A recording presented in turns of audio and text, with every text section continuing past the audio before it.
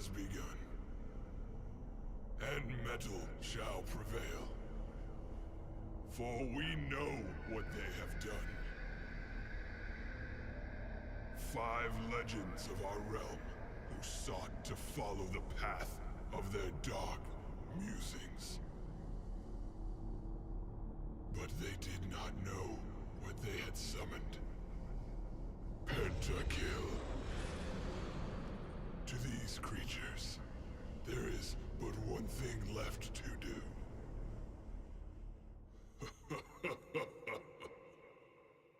Heavy metal.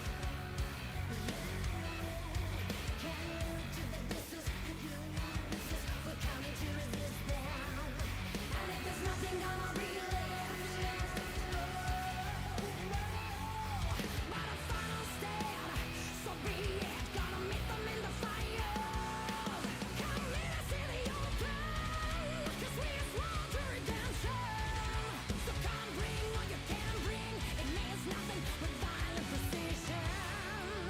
So very unforgiving.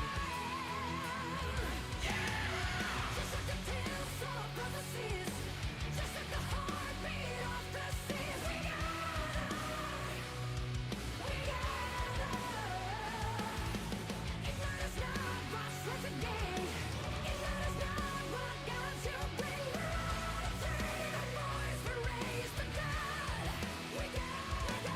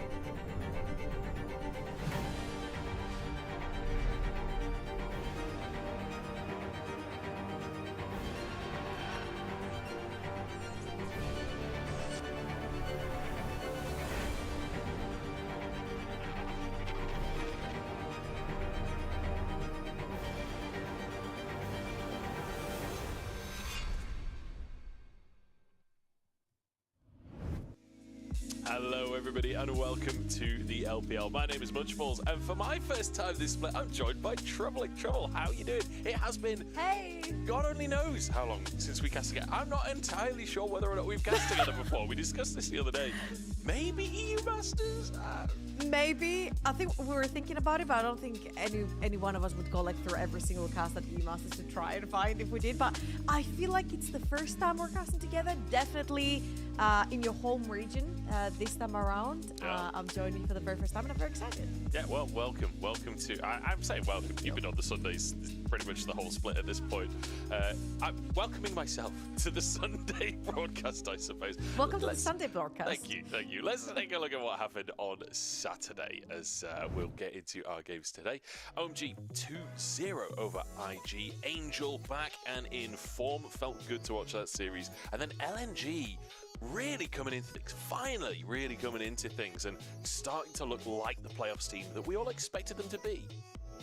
I mean, honestly, with the start of the split that LNG had, thank God they started having performances like the one they put up versus WE, because WE were definitely one of the contenders for the playoff spots as well. So you definitely want to be picking up these victories on teams that are around you on the scoreboard. Yeah, you definitely do. We'll talk about playoffs implications a bit later on, but that sort of 9th to 12th right now is really the fighting zone as OMG have locked themselves into playoffs at this point. We can take a look at the bottom half of the standings as well, as we've got AL and Thunder Talk. Those are the two. So it's Weibo, WE, AL and Thunder Talk. Those are the teams still vying for those playoff spots. But we'll be looking a little bit further down the standings to start ourselves off today. LGD and Rare Atom. That'll be our first series as we can take a look at today's schedule. We're kicking off with a little bit of a sort of battle for the wooden spoon. Not quite. They're not quite down at the bottom, but yeah, two teams that have struggled so far this split. Then we'll go on to Top Esports versus AL. Very important series for both teams in terms of playoffs. And then JDG versus EDG. An important series for JDG to try and contend with Top Esports at the top of the standings. Yeah, absolutely. I feel like, especially for the second series where Tess is playing, JDG will be eyeing that series, especially if Tess has another whoopsie and drops a game right there. But you know what, Munch? I'm very excited for the first series because it has pretty much no implications. You can't ruin anyone's day by taking them off of playoffs contention. And I usually name this, it's usually the battle of the bottom of the table, but I call it the battle of the bottoms because it's two teams, so it's plural. So this is what it is. It is the battle of the bottoms. And honestly, when the pressure has been taken off you to actually get into that playoffs bracket, maybe you play a little bit more freely. We see what we wanted to see from the teams to begin with. Yeah. Because especially for RA and LGD, I feel like they have a very similar background this season. It's like all the coulda, woulda-haves with really good players on both teams that just never click together. Yeah, one thing I will say for both of these teams, there have been some good things recently, and we could start off by talking about kind of building for summer, which is something that I think applies for both of these teams, but especially for RA. This is a team that at the start of the split, really rough series, not that much to talk about, but as the split has gone on, honestly, RA have started to look better and better, and I feel like, especially when it comes to the team fighting and the skirmishing, this team actually is showing some promise for summer. I mean, I feel like they have their alarms set on their phones for 5 minutes into the rift. Everyone goes over the top side of the map. They love taking void grabs every single time, and you'll see that with no miss, you'll see that Zora is always top side of the map to try and find with Vikla and Nayu. And I feel like Vikla very recently has had some pretty damn good series trying to facilitate for the jungle. You still are here on the area as well. These skirmishes is what wins them the early game, and they seem like if they have a pretty good grasp at that 5-minute mark, they do really well. I feel like RA really shined in playing that early game aggression, and then in the series versus FPX, which is that one series that they did end up winning, the game, sorry, that they did end up taking off of FPX, they played a completely different playstyle to try and match that prowess that FPX have in the bot lane, and it actually did work for them. Got their kills on the Kalista and they snowballed the game. Yeah, Assume getting a head down at the bottom side, and like you say, two very different styles. One, a couple of clips there of them playing for the top side, playing for the Grubs, playing that kind of 3v3. But then a bottom side play as well. The one thing that I want to point out is all of these plays, pretty much relying on getting some advantages in the early game and snowballing, and we'll see if they can find that today. But on the other side, LGD as well, they've been living up to the Gyos. For anyone that doesn't know, at the start of every series at LPL, we have our Gyos, which is where the teams, the audience, shouts for their teams, and LGD often get a Gyo even when they're not playing. And it feels like they are finally living up to that a little bit again, as they managed to upset Weibo earlier this week in a shocking defeat. I love how you were trying to explain to me how LGD is kind of like the TSM of the LPL, and they're like, now I get it, because it has been a while since a huge success for the team. You know, we talked about it, like 2015 was the last time they won, 2020 when they went to Worlds. Apart from that, it's been a little bit of a mid situation when it comes to playing in the LPL, but honestly, I feel like a lot of it comes off of Haichao playing these extremely aggressive mid laners like the Ahri, Birdle, having some incredible moments during the team fights. And honestly, again, a lot of the skirmishing that we know and love about the LPL is what gets these teams that have these players in them that are playmakers kind of like ahead of the pack when it comes to these fights. Yeah, I feel like the solo lane is going to be the name of the game here today, as you've got, you know, we've seen Ahri plays from both Vikla and Haichao across this B-roll. Obviously, Kepler getting a bit of spotlight in this play after they managed to get Elder Dragon for themselves. But yeah, that mid lane matchup on who can get Ahri, who can get a playmaking mid, get priority to go for these early skirmishes. But then also, we got to look towards the top lane, right? Because when you look at Birdol and Xiaoshu, this matchup honestly could be pretty exciting. These are two players that I feel are better than the teams that they are on. They've both had incredible moments across the split where they've carried individual fights or plays. Xiaoshu especially getting a quadra kill earlier in the split on Aatrox. We just saw a Birdol Aatrox play after that Elder Dragon clip, and you can see the damage per minute really good for Birdol. When it comes to team fights, he's really up there for top laners in the LPL, but when it comes to actual laning, Xiaoshu is the one with that massive CS advantage. Second best in the league for CSD at 15. Absolutely, I think Xiaoshu has been an absolute monster when it comes to lane defense. He actually does end up choking that top lane so hard. This is why we said that Vikla and I love to play towards top zone map. They love going for the Void Grubs 5 minutes in, because it's top lane nirvana every time. The wave is always pushed.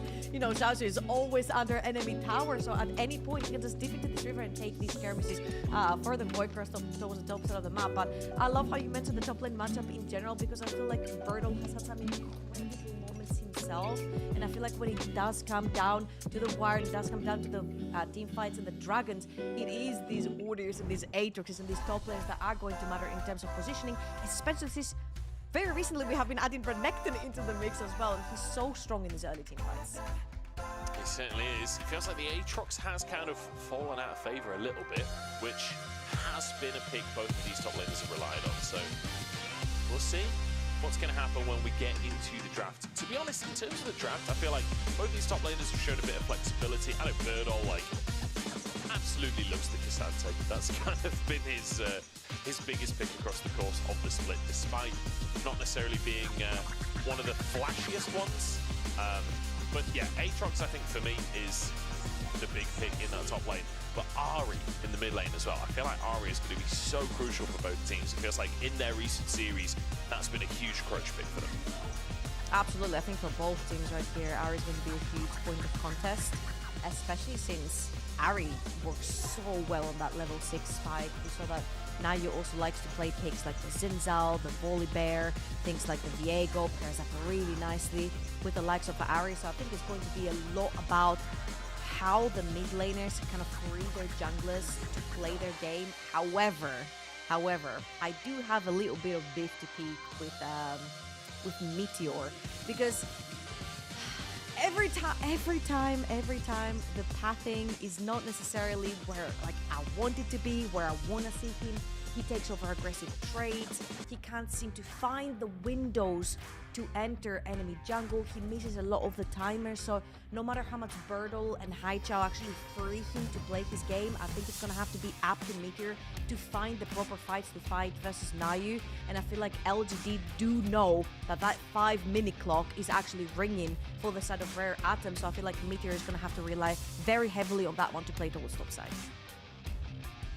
I definitely think as well, LGD, I mean, that series versus Weibo, they went to the late game multiple times in that series and did just about manage to win one of them out, but whether or not they're comfortable going to the late game every time is a different question.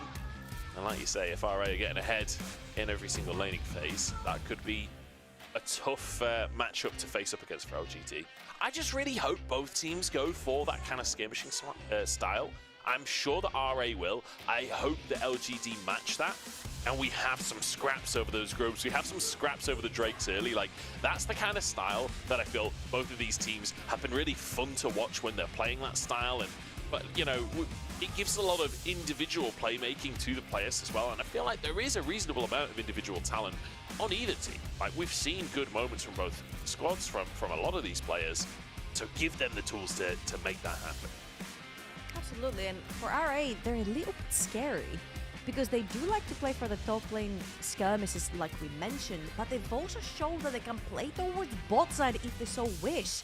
They have put consistently their eggs into Asum's basket, especially in the likes of a Kalista, diving early on, getting that Kalista ahead, transitioning her around the map. So I really hope that actually LGD can match the tempo that RA bring to their games, because RA are gonna lose their game or win their game around 5 minutes, whether they bot a dive or they lose a skirmish or they win the skirmish and they are successful with the dive. They are gonna take the fight to you, and LGD have to be ready for the fire. They absolutely do. We'll see if fire is something that they can handle with. Hopefully they've brought a water Hey, they do hose. play Rumble. They do play Rumble, that's true. We've seen a bit of Brand this year. Meteor brought that out one True. time, so... Now you has played it too? Yeah, maybe we get a bit of fire. We're Brand not gonna did mention get Smolder, right? it. Well, I don't want to talk about it. I will say Brand got a ever so slight buff / nerf, I guess change in the most recent patch, right, 14.5. I think his damage to jungle camps got increased by 25%, but I think his ult cooldown got slightly reduced, or increased, sorry. So it's a slight nerf to the team fighting aspect of Brand, but a slight buff to his ability to take those neutral camps. So we'll see. To be honest, I don't know why I'm talking about Brand Jungle. I really don't expect to see Brand Jungle today. I'm kind of just going down a rabbit hole by myself here, but... Well, you say that. I say that, yeah, you know, famous last words right there. I think when we start talking about the draft, though, you know, you already mentioned the Renekton, very much a contender for early picks. Things like the Nautilus, things like the Ahri could be on the cards when it comes to, like, B1 lock-ins. But then even things like the Karma, the Xin Zhao, even Taliyah has been something that can be worth going for an early pick, because it feels like Taliyah has become one of the premier mid laners for not just these teams, but for the LPL in general. And I feel like it suits their playstyle a lot, especially in the LPL. You love playing for your sides, you love playing for those skirmishes, and Taliyah has such a powerful tool around skirmishes and around dragons and barons and like all the neutral objectives, especially the wall. You use this also as like the old Ornn ult, quote unquote, if you want, to zone people off of a tower really easy. You zone off the opposition, you take the tower, you back off. It's like on a very shortish cooldown as well, so you just rinse and repeat whenever you want.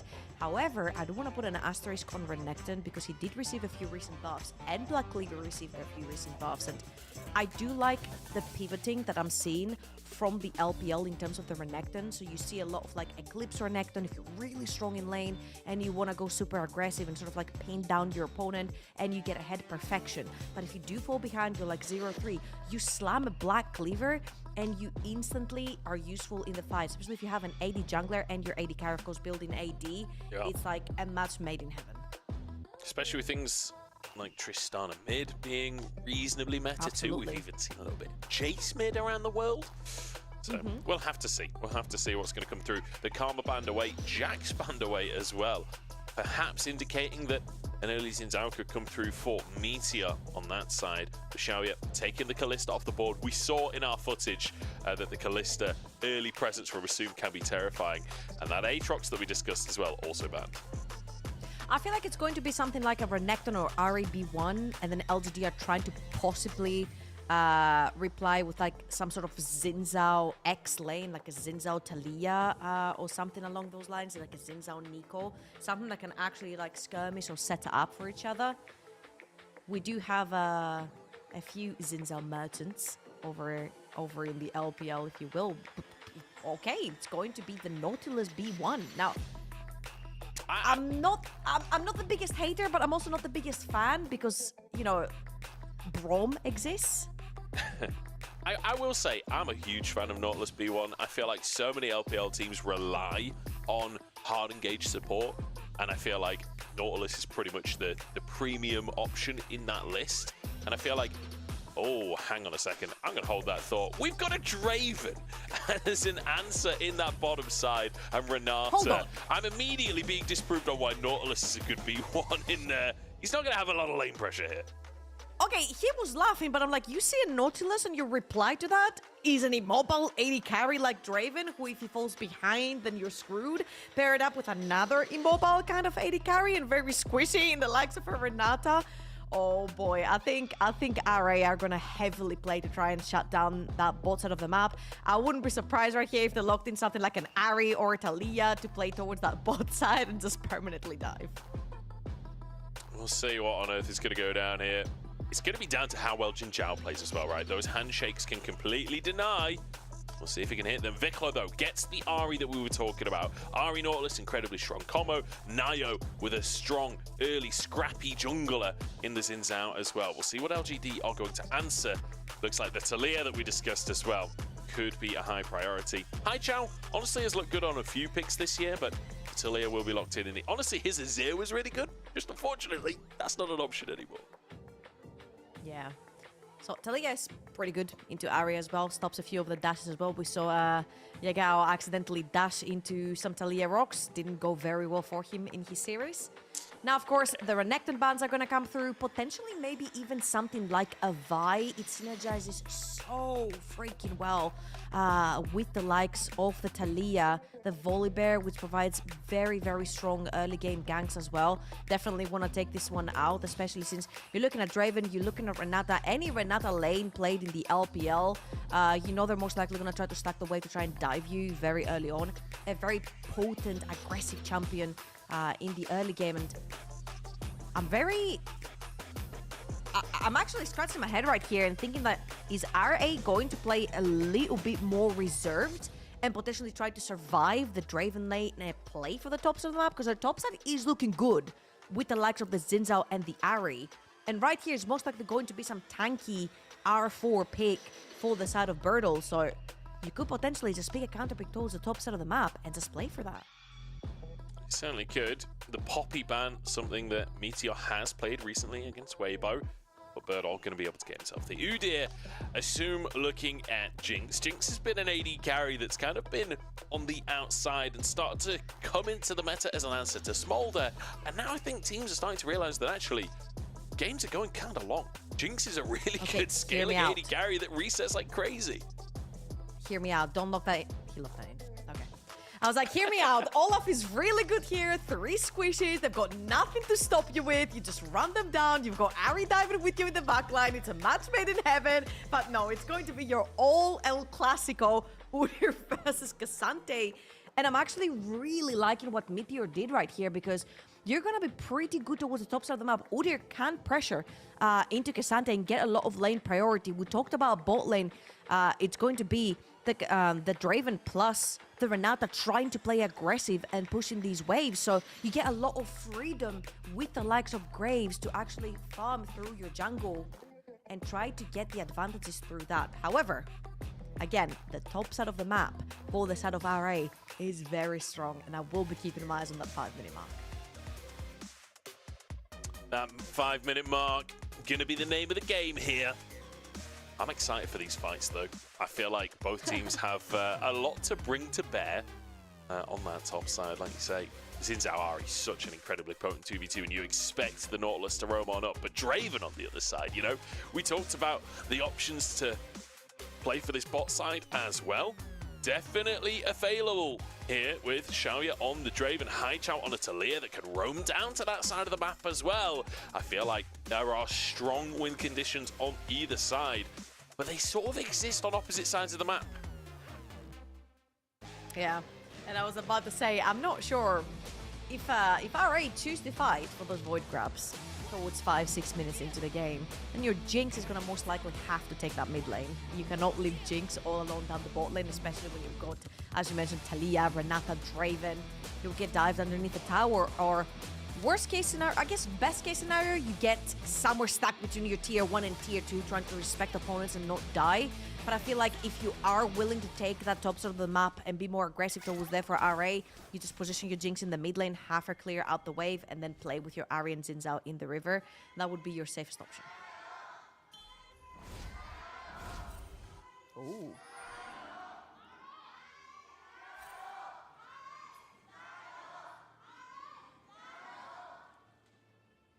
All right, reasonable Gios. Very good. We'll see if LGD can live up to them, as we joked about before. Yeah, for level 1 stack here, but no invade, despite the fact you've got the Nautilus deciding, all right, not interested in going for that one. So we'll be keeping our eyes on the junglers. Obviously, jungler pathing, always important, but especially when there's a Graves in the game. Graves plays a little bit differently to a lot of the meta junglers. Plays pretty differently to things like the Xin Zhao, the Lee Sin, these champions that want to try and start things early on. Graves very much interested in getting as many camps as physically possible. Yeah, and as you'll see right here, usually when you're playing against a Renata Draven lane, you're kind of scared for your bot lane to potentially get pushed and even dived early on, getting these stacks early onto Draven. I'm pretty sure it was Jackie Loves Draven that walked in 16 minutes in with a triple item. So yes, the Draven can get pretty scary. If ahead and you see the early game traits, how much they favor. Oh, hold on. Might have overdone it. As I said it, the getting caster curse. ignited. Assume gets some serious damage down onto Xiaoya as well. What looked like a really good trade for LGD really turned around. Yeah, I think you took one step too much, because once the Guardian is proc, that's perfect. You take your trade while Guardian is up. Once the Guardian is down, you see that Zora instantly turned it around. And again, we mentioned it, like, you played into a Nautilus lane. Those two champions, Draven and Renata, are pretty squishy. So if you get caught without your Guardian, Ignite was popped there as well. There was a little bit of potential for... Oh... for a trade, and Meteor is already... What psychopath pathing is that from Meteor? He wants to make this play on the bottom side. Zora forced to flash, but the handshake gets it after the prediction. First blood for Meteor. Who needs camps when you can farm champions? Hold on, okay, I'm really glad I didn't get to set it up, because I was like, hey, you know what? Xin Zhao is very clever right here. He's pathing towards the top side of the map. He doesn't care. It's very difficult to dive. You've got a Graves. There's no way you're going to get dived underneath your tower with a Graves that is level 2 or level 3. So very good for now. He's pathing towards the top side of the map. Well, guess what? Meteor did the unthinkable. He did red into wolves into bot. Yeah, I don't know what kind of pathing book he took this out from. I guess it worked this time around, and they cut Zora a little bit too far forward. As you can see, they were trying to shove in their wave because it was going to slow push anyway. So Zora a little bit too far forward. His anchor is not going to save him this time around. Luckily for the side of RA, he's going to be the Graves that cashes in on the kill. So yeah, it doesn't free that Draven lane to play that 2v2 yet. Good stuff from Meteor, though. He'd actually started his Gromp as well, and then just like, he was like, hang on, there's an angle here. Runs into the bottom lane, grabs first blood.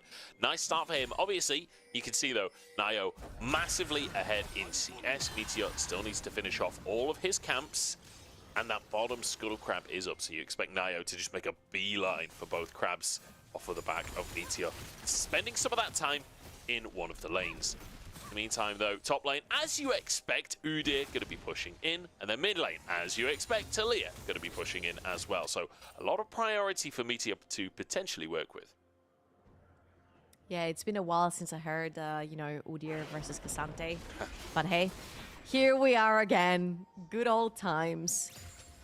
Now he's going to find himself on the bot side of the map, and I assume he just didn't want to walk into the river first, creating his Krugs right now, because there is that threat of the Draven and Renata walking in. They didn't necessarily know the positioning of Graves as well. You know, Meteor is a little bit crazy in terms of pathing, so they did spot him at wraiths, chickens, birds, raptors. There will always be race for me. you know? Yeah, I'm on the raid straight There's as spawning well. in there, so they're like, hold on, I can't just walk into the river blind. So pretty good right there from Nayu. But would you look at that? Nayu, level 5, ding, ding, ding. He sees Void Grubs, he locks in Void Grubs in his vision. He's beelining for them, baby. Yeah, he's been able to just farm up a Storm to start this one off, get that that 5-minute mark grub start. Meteor in the meantime on the bottom side of the map started off that Drake, but it starts to move on over. Haichao gets the flick back as well onto Vikla. Incredibly good trade from Haichao and Vikla. Unfortunately, once that charm's gone, the trade is gone. Yeah, because he was also playing onto the E of Talia, so you definitely cannot dash to try and take a more favorable trade. Very good sidestep right there from Haichao. However, the lane right here does belong to Vikla. You'll see that Nayu goes top side of the map, takes the first Void Grab, which gives him the most of XP and gold, and then dips towards the bot side of the map to try and stop a potential Dragon take-in. They do find them. Xiaoshu They do all find out themselves in in skirmish top bot lane, but side. top. I think Birdall just runs out of this one, right? He is Udyr, has Flash available, not the Ghost, but doesn't even have to use it. Keeps himself safe up top. Yeah, and there was about to be a skirmish down bottom as well. There is. The hook is buffered on the handshake. Jin Zhao goes down. Zora is low though, and Meteor wants a bit of this action. Not level 6 on the Graves, so no ultimate to come to the table. And unfortunately can't trade it. Nice bit of play from RA to answer the lead on that bottom side. Absolutely, and Jinzhao, a little bit of an overzealous play right there, overextends in the lane. They have pre-spotted Nayu playing towards the bottom of the map, and they did know that their jungler was around as well, but they walked a little bit too far forward. A very nice buffer on the Q right there from Zora. Does get handshake away, but managed to grip himself back in. Even though Meteor was around, it just wasn't quite enough. I feel like walking up like this again, this is what we talked about. Yes, Draven Renata, very potent, very strong. You can dive in the bot lane, but like, you've got Graves in the jungle. That doesn't necessarily strike me as a champion that wants to dive you under tower early on, especially when you're playing into a Nautilus. And again, you're very squishy as Draven Renata. If you get caught by one Q from the Nautilus, you're going to end up going down, and it was the case. Yeah, I feel like Jin Zhao a little preemptive on his hook there as well, because you know, you kind of got to wait for the Naut Q to come out before you use the handshake. Otherwise, you can't stop the Nautilus engaging on you. And instead, we saw the buffer the other way around, right? Nayo, in the meantime, grabs himself a second grub. Meteor moves in. Doesn't want to let all three go over. Wants to get a little schnacky schnack for his jungle pet. Will be able to get that bonus XP. As Xiaoshu taking some heavy trades to the top side. But realistically, this is Udyr versus K'Sante. We ain't seeing any solo kills. Oh no! Oh. He walks out. There's a gap between the minions for some reason. That's going to be cleansed from Xiaoya, unfortunate. And I take it back on the top lane violence because Meteor's hanging around. This easily could be a dive angle. Birdall can tank. Meteor's moved over, and Haichao's even going to use the wall to be a part of it. Does get himself that assist, and Birdall grabs the kill. Just about. Now he's going to reply right here with potentially a dragon for himself. There is a Scuttle Club towards the bottom of the map.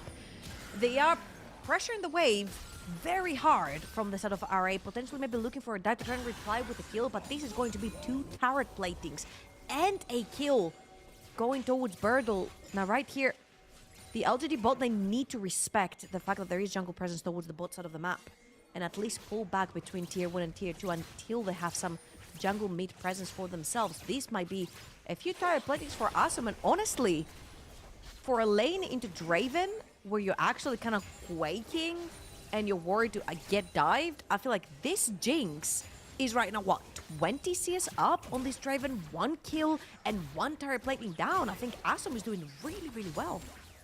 Yeah, a lot of that off of the back of the opportunity Nayo found down in that bottom side, threatening the dive there. I like that Xiaoya and Jin Zhao pulled the Gromp out, so Nayo can't just grab that as an answer in the meantime.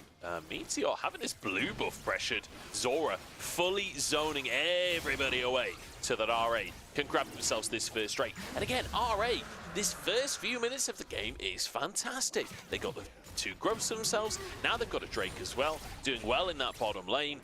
CS relatively even elsewhere. This is a fantastic start.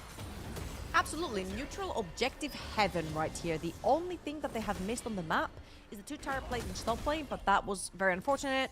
Zaju ended up getting dived right there. But again, I don't think Udyr is the one you're definitely scared of right here, because Jinx is a Kraken Slayer AD carry. She is a tank killer, and you've got a bunch of peel around you. You've got the Ahri, you've got the Xin you've got the Nautilus. You should technically, and I'm always going to put technically right here, be safe into an Udyr. Udyr is a very linear champion. He sees champion, he runs to the champion. He's like a better version of a kind of an Olaf. But talking about Udyr and how he's a better version of an Olaf, this better version of an Olaf might get even more fed as he grabs another third plating.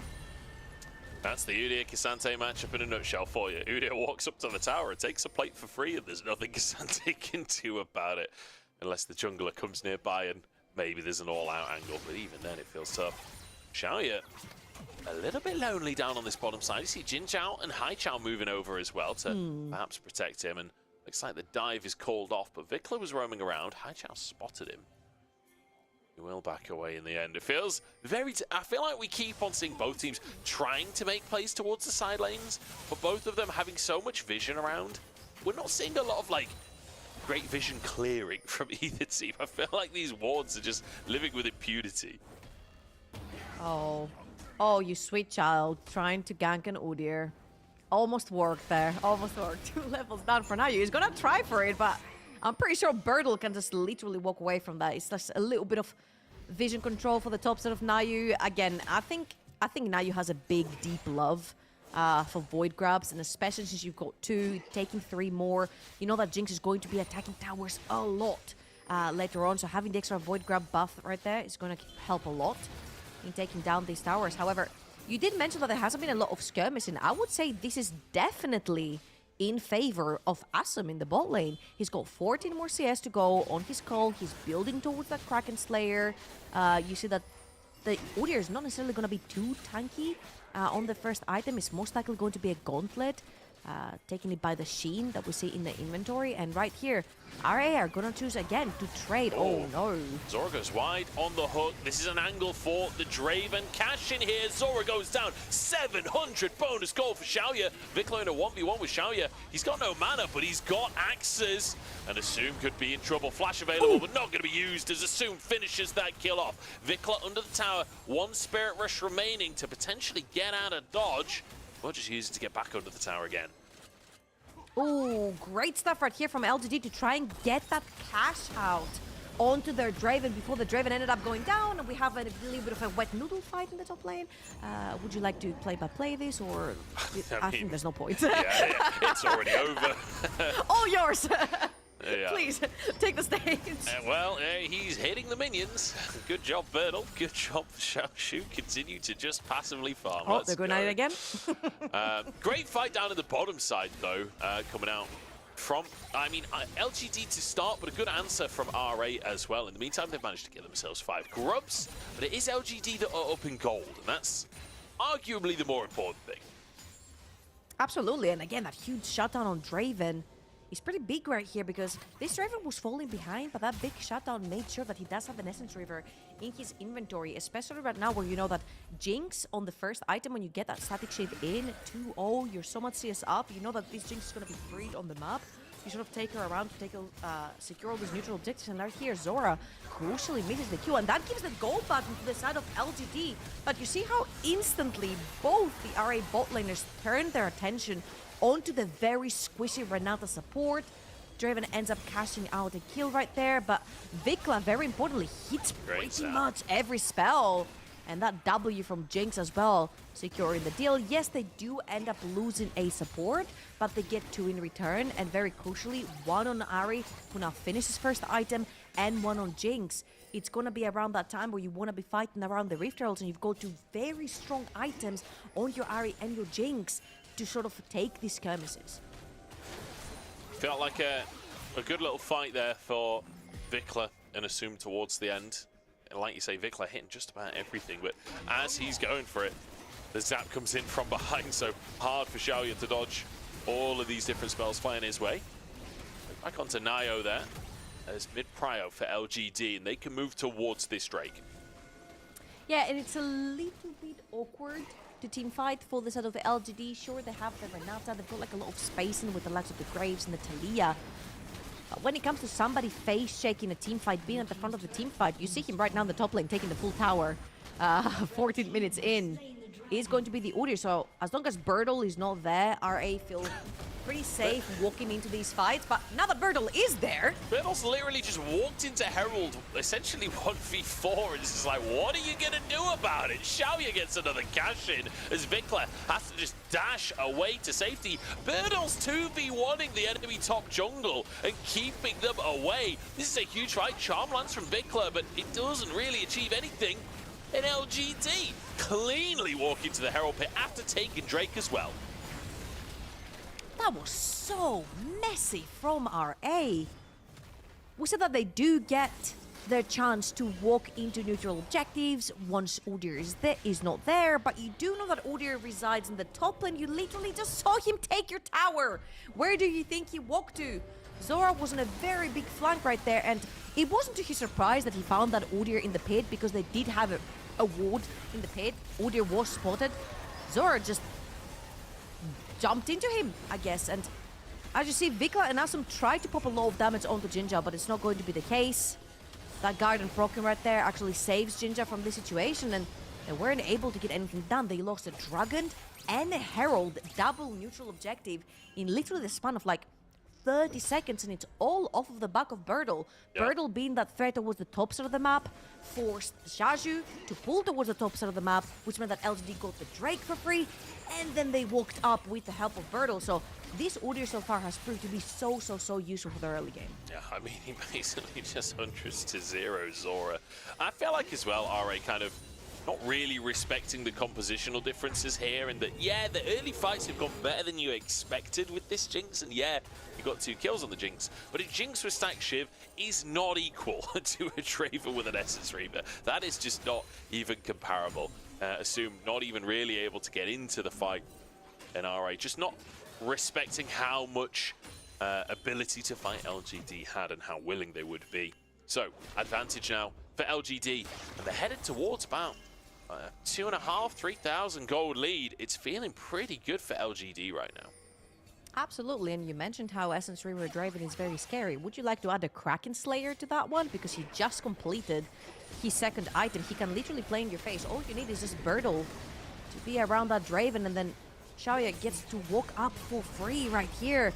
RA caught sleeping no one on the mid lane rotation. Asum, of course, cannot walk up on the Jinx. They're gonna lose one tower. LGD are gonna choose to take another headbutt onto another tower. Birdle, of course, doesn't care if he gets caught midway. Vikla is in the Zora? flank from the right. Zora flashes to get that knock up. Here's Charm from Vikla as well. Gets a bit of damage down, but Jin Zhao survives, and now Vikla could be the one in trouble. Instead, Meteor's trying to chase it. This may be an overchase from LGD, but no. Turns out Birdle can literally just walk at them, and it's going to work out. LGD, they take one for free. Okay, I sniffer an Udyr ban for game 2 because Birdle has been absolutely running RA over, winning them both neutral objectives, winning them team fights. You saw Vikla sees the Nautilus ult go in. It's like, it's fine, it's on a Renata. I can 100% to 0 Renata, but at this point, this Ahri doesn't look too much like an assassin. Oh, You're the not that far Void Grub. ahead. You're not even. Did you see the hook from Zora there? He hooks, but the Void Grub spawn out from the Herald, so it hits a Void Grub instead. Depth charge comes and down. It's a bit Look of at Vikla right but here. He thinks about it. He thinks about another R in to try and kill Jinja, but then he's like, how do I get out? In hindsight, you probably take that. You try to get the kill onto Jinja, because at the end of the day, you do end up trading 1-4-0, and it's only gonna be getting harder right here for RA. Your side lane pressure is pretty much non-existent, because at this point, Talia can match Ahri very well, and Udyr is absolutely unstoppable. 1-0 and 2, building towards a Frozen Heart is going to be a huge hit. Running towards Jinx with a Frozen Heart, even though you have Kraken Slayer. We said, hey, if this Udyr runs up on you and you have a Kraken Slayer and he has a Gauntlet, hey, maybe you're Gucci. You've got so much peel. But that's not the case right now. Frozen Heart already completed for Birdle. I mean, he's invincible, isn't he? He's completely invincible. One Drake I miss those days. as the third one spawns up onto the map here. 10 seconds till that's there, but realistically, I don't think there's much of a way for RA to fight for this. I'm surprised that they're fostering like they want to. I feel like this is a take the tier 1 top angle as opposed to fight for Drake. This is becoming a little bit difficult now because you've got a mega tank in the likes of Udyr and you only have an AD carry with consistent damage. Vikla. Jin Chao's found here, bailout available for him, but he walks away without needing it. Xiaoya uses that ultimate just to try and deter the fight. RA doing a good job actually in this scrap and a hook onto Meteor as well, but the damage is plenty. Haichao with the first one as Xiaoya charges forward on his own. Maybe went a little too far forward there, just takes a chunk. Vikla gets a charm in the mid lane, but this barrier, or I can't remember what it's called, Archangels onto Haichao, the Seraphs of Praise, that's the name of it. Gets Honestly, mega props to Haichao. I feel like this wall absolutely won them the fight. When you are playing versus an Udyr and you've got so much peeling for your Jinx, you want to be able to sort of zone him out, run backwards. But that wall from Haichao stopped them right dead in their tracks. And as we see this again, Vikla sees an opening right there. Again, Jin Chao is the target. Pretty good, but they just do not have the follow-up damage. And once Haichao puts that wall down, you see that Vikla no longer has the ult, cannot walk up, and the Jinx can just not walk backwards and take advantage of all these peeling through the team. They're all stuck in a little corner into Taliyah. Very, very, very dangerous. So again, LGD bringing it up to team fights. They play in their own terms. The wall was perfect. Bertel tanked for days. And what I was about to say is that Bertel doesn't even need to build any MR if he does not want to. Vikla on this Ahri, and Ahri in general, is more of like an assassin burst AP champion. It's not so much of a consistent damage dealer like the likes of Azir, for example. So Bertel can very, very easily actually tank the Ahri at this point and just keep on just building up all that armor into the Jinx. It's feeling pretty good for Bertel, isn't it? He's feeling pretty untouchable in this one. It's the 4,000 gold lead as Baron has spawned onto the map here, and you can see a lot of vision control in that top half for LGD. So many red wards littered around that river.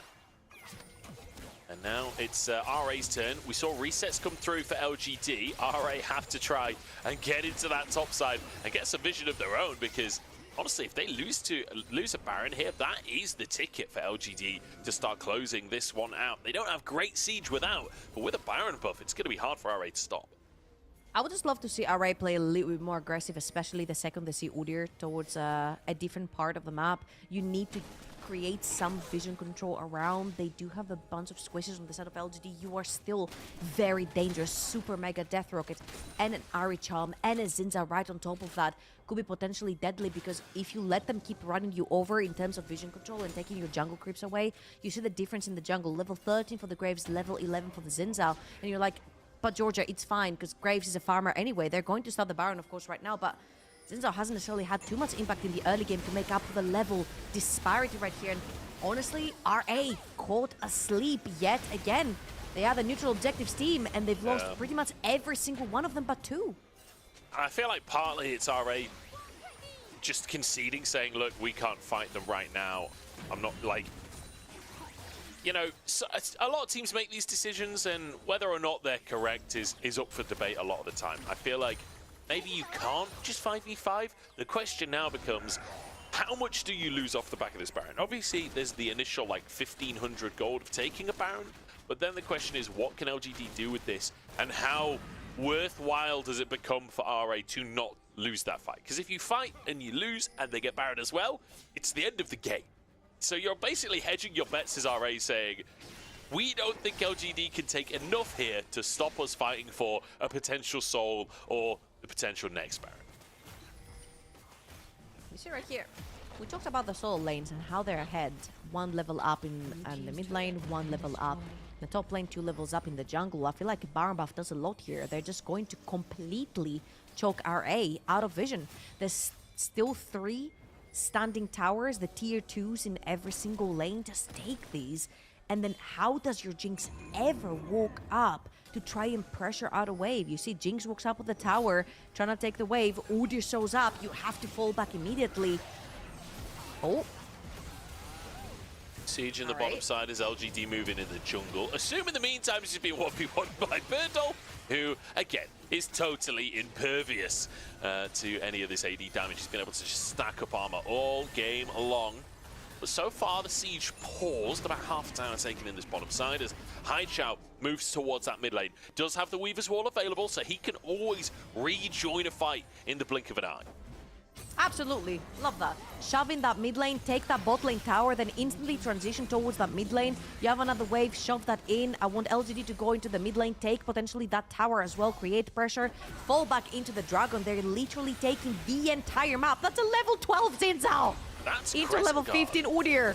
That's Crescent Guard gone. Like, they don't have a front line anymore. Xiaoshu can try and be tanky, but Tier 2 gone in the mid lane as LGD try and force something. It's another good charm from Vikla here. Meteor forced away, but the Whirling Death does so much. Zora flashes, but he's stunned up, he's CC'd up, and Xiaoya is cleaning up. Double kill on the Draven, and LGD will break the base. Well, we're talking about only the tier 2s going down with LGD having the Baron, but this is going to be a fight that RA tried to take, and unfortunately, their timers in terms of taking these fights, try to make picks, have not been it. They did end up losing another tower, and this time it's going to be a tier 3 plus an inhibitor, and right now, they don't even need to back because they know there's still death timers on the side of RA. They're just gonna back off, take that Dragon, and then rinse and repeat. Yeah. That was a pretty successful Baron right then. You see the dash forward. Zora only Qs a level 15 order. You're 5 levels down. You Q in, you have to instantly run away. Vikla's initial charm misses as well. There is not much damage, and you're like, oh wait, the bars are pretty low. But the second Draven starts pumping up, throws R in the fight, suddenly everyone starts disappearing from the side of RA, and it shows you the strength of this champion, the patience that they actually had in the early game to try and get that Draven ahead, that early gank with the Graves. Later on, the dive underneath the tower. Shire casting out right there, getting his Essence River really quickly, right before the neutral objective fight started. Yeah. Has actually won them significant pace on this game. Huge control for LGD. Really nice ultimate from Xin Zhao in that last fight as well, just completely obliterating any chance of an engage from RA. I feel like Vikla has been kind of hit or miss on his charms this game. He's hit a few good charms that are like, you know, in one of the Dragon fights, he hit a charm onto Xiaoya. In that one, he hit a charm onto Meteor. But the problem is, he's like often throwing the charm when the rest of his kit isn't available, but also there's no follow-up from the rest of the team. Oh no. That's a flash from Assume. Cheeky little bonus there for LGT, honestly. I'm not sure why RA are even trying to contest that. But yeah, it feels like quite often, mechanically, it's good from Vikla, but it's not necessarily, the timing's not quite right. There's no one that can follow up on these charms, including himself. So, feels a little bit rough right here for RA. And LGD, though, this is clean. This is a really nice game coming out from them. They got their advantage in the bottom lane, and they have snowballed it so effectively. Like you said, just complete control of all of these neutral objectives. Yeah, the grubs didn't go down, but that was while they were getting Draven ahead. Absolutely, you have to pay attention to the side of the map that you want to protect the most. And it just felt like the most important thing for them was protecting the Draven stacks until they could cash them out. Birdle gave them so much freedom towards the top side of the map, and RA collapsed through that. We said how they do love to play around their mid jungle, and it just didn't happen because Xiaoyu just kept falling further and further behind, lost his tower, lost his tire platings, went down a kill, was dived early on. That freed LGD, freed that Udyr onto the map. That front line that Draven actually needed to walk up, press R, start auto-attacking in these team fights. And ever since then, they've just been running RA over. And unfortunately, I feel like RA have lost their timer right here. The second you see Udyr on a side lane, just walk up, try to get a pick. Uh-oh, now Birdle is looking for a pick. That's Crescent Guard used very early once again, not even in a fight. That all will be fine. He'll walk away from this one. And again, we're going to see the exact same situation that we saw last time down with the bottom inhib, this time at Baron, where Nio has to use the Crescent Guard so early, he cannot be a frontline. Zora is going to go down as well. Birdall happy to tank. Xiaoshu moves forward, but what can Xiaoshu do on his own here? He can get a Q3 back. Jin Zhao will be picked off. That's what Xiaoshu can do. Birdall next chopping block, but no. Assume goes down. It's a disaster. It looked so good, but they're so far behind. It's just not enough. We were winning until we ended up losing. Skara said this at one point in time. That's what I already believed in this team fight as well. It looked good until it didn't. LGD only lose the support, the squishiest member. You can sacrifice sometimes supports to win the entire game. They looked pretty clean. From shielding the Draven early on to cashing out the stacks to using that Udyr, this monster later on in these fights. LGD are going to be closing out this game pretty cleanly. Potentially looking towards 5 wins if they can repeat this performance. LGD, great little showing here against RA in game number 1 as Xiaoya is just styling at this point. A double kill to finish things out. 14-4 and 9 kills for Xiaoya on his Draven over the course of this first one. Dominant win, honestly, for LGD. RA, great first, 7 minutes. I feel like RA are like me when I have to do my taxes, you know?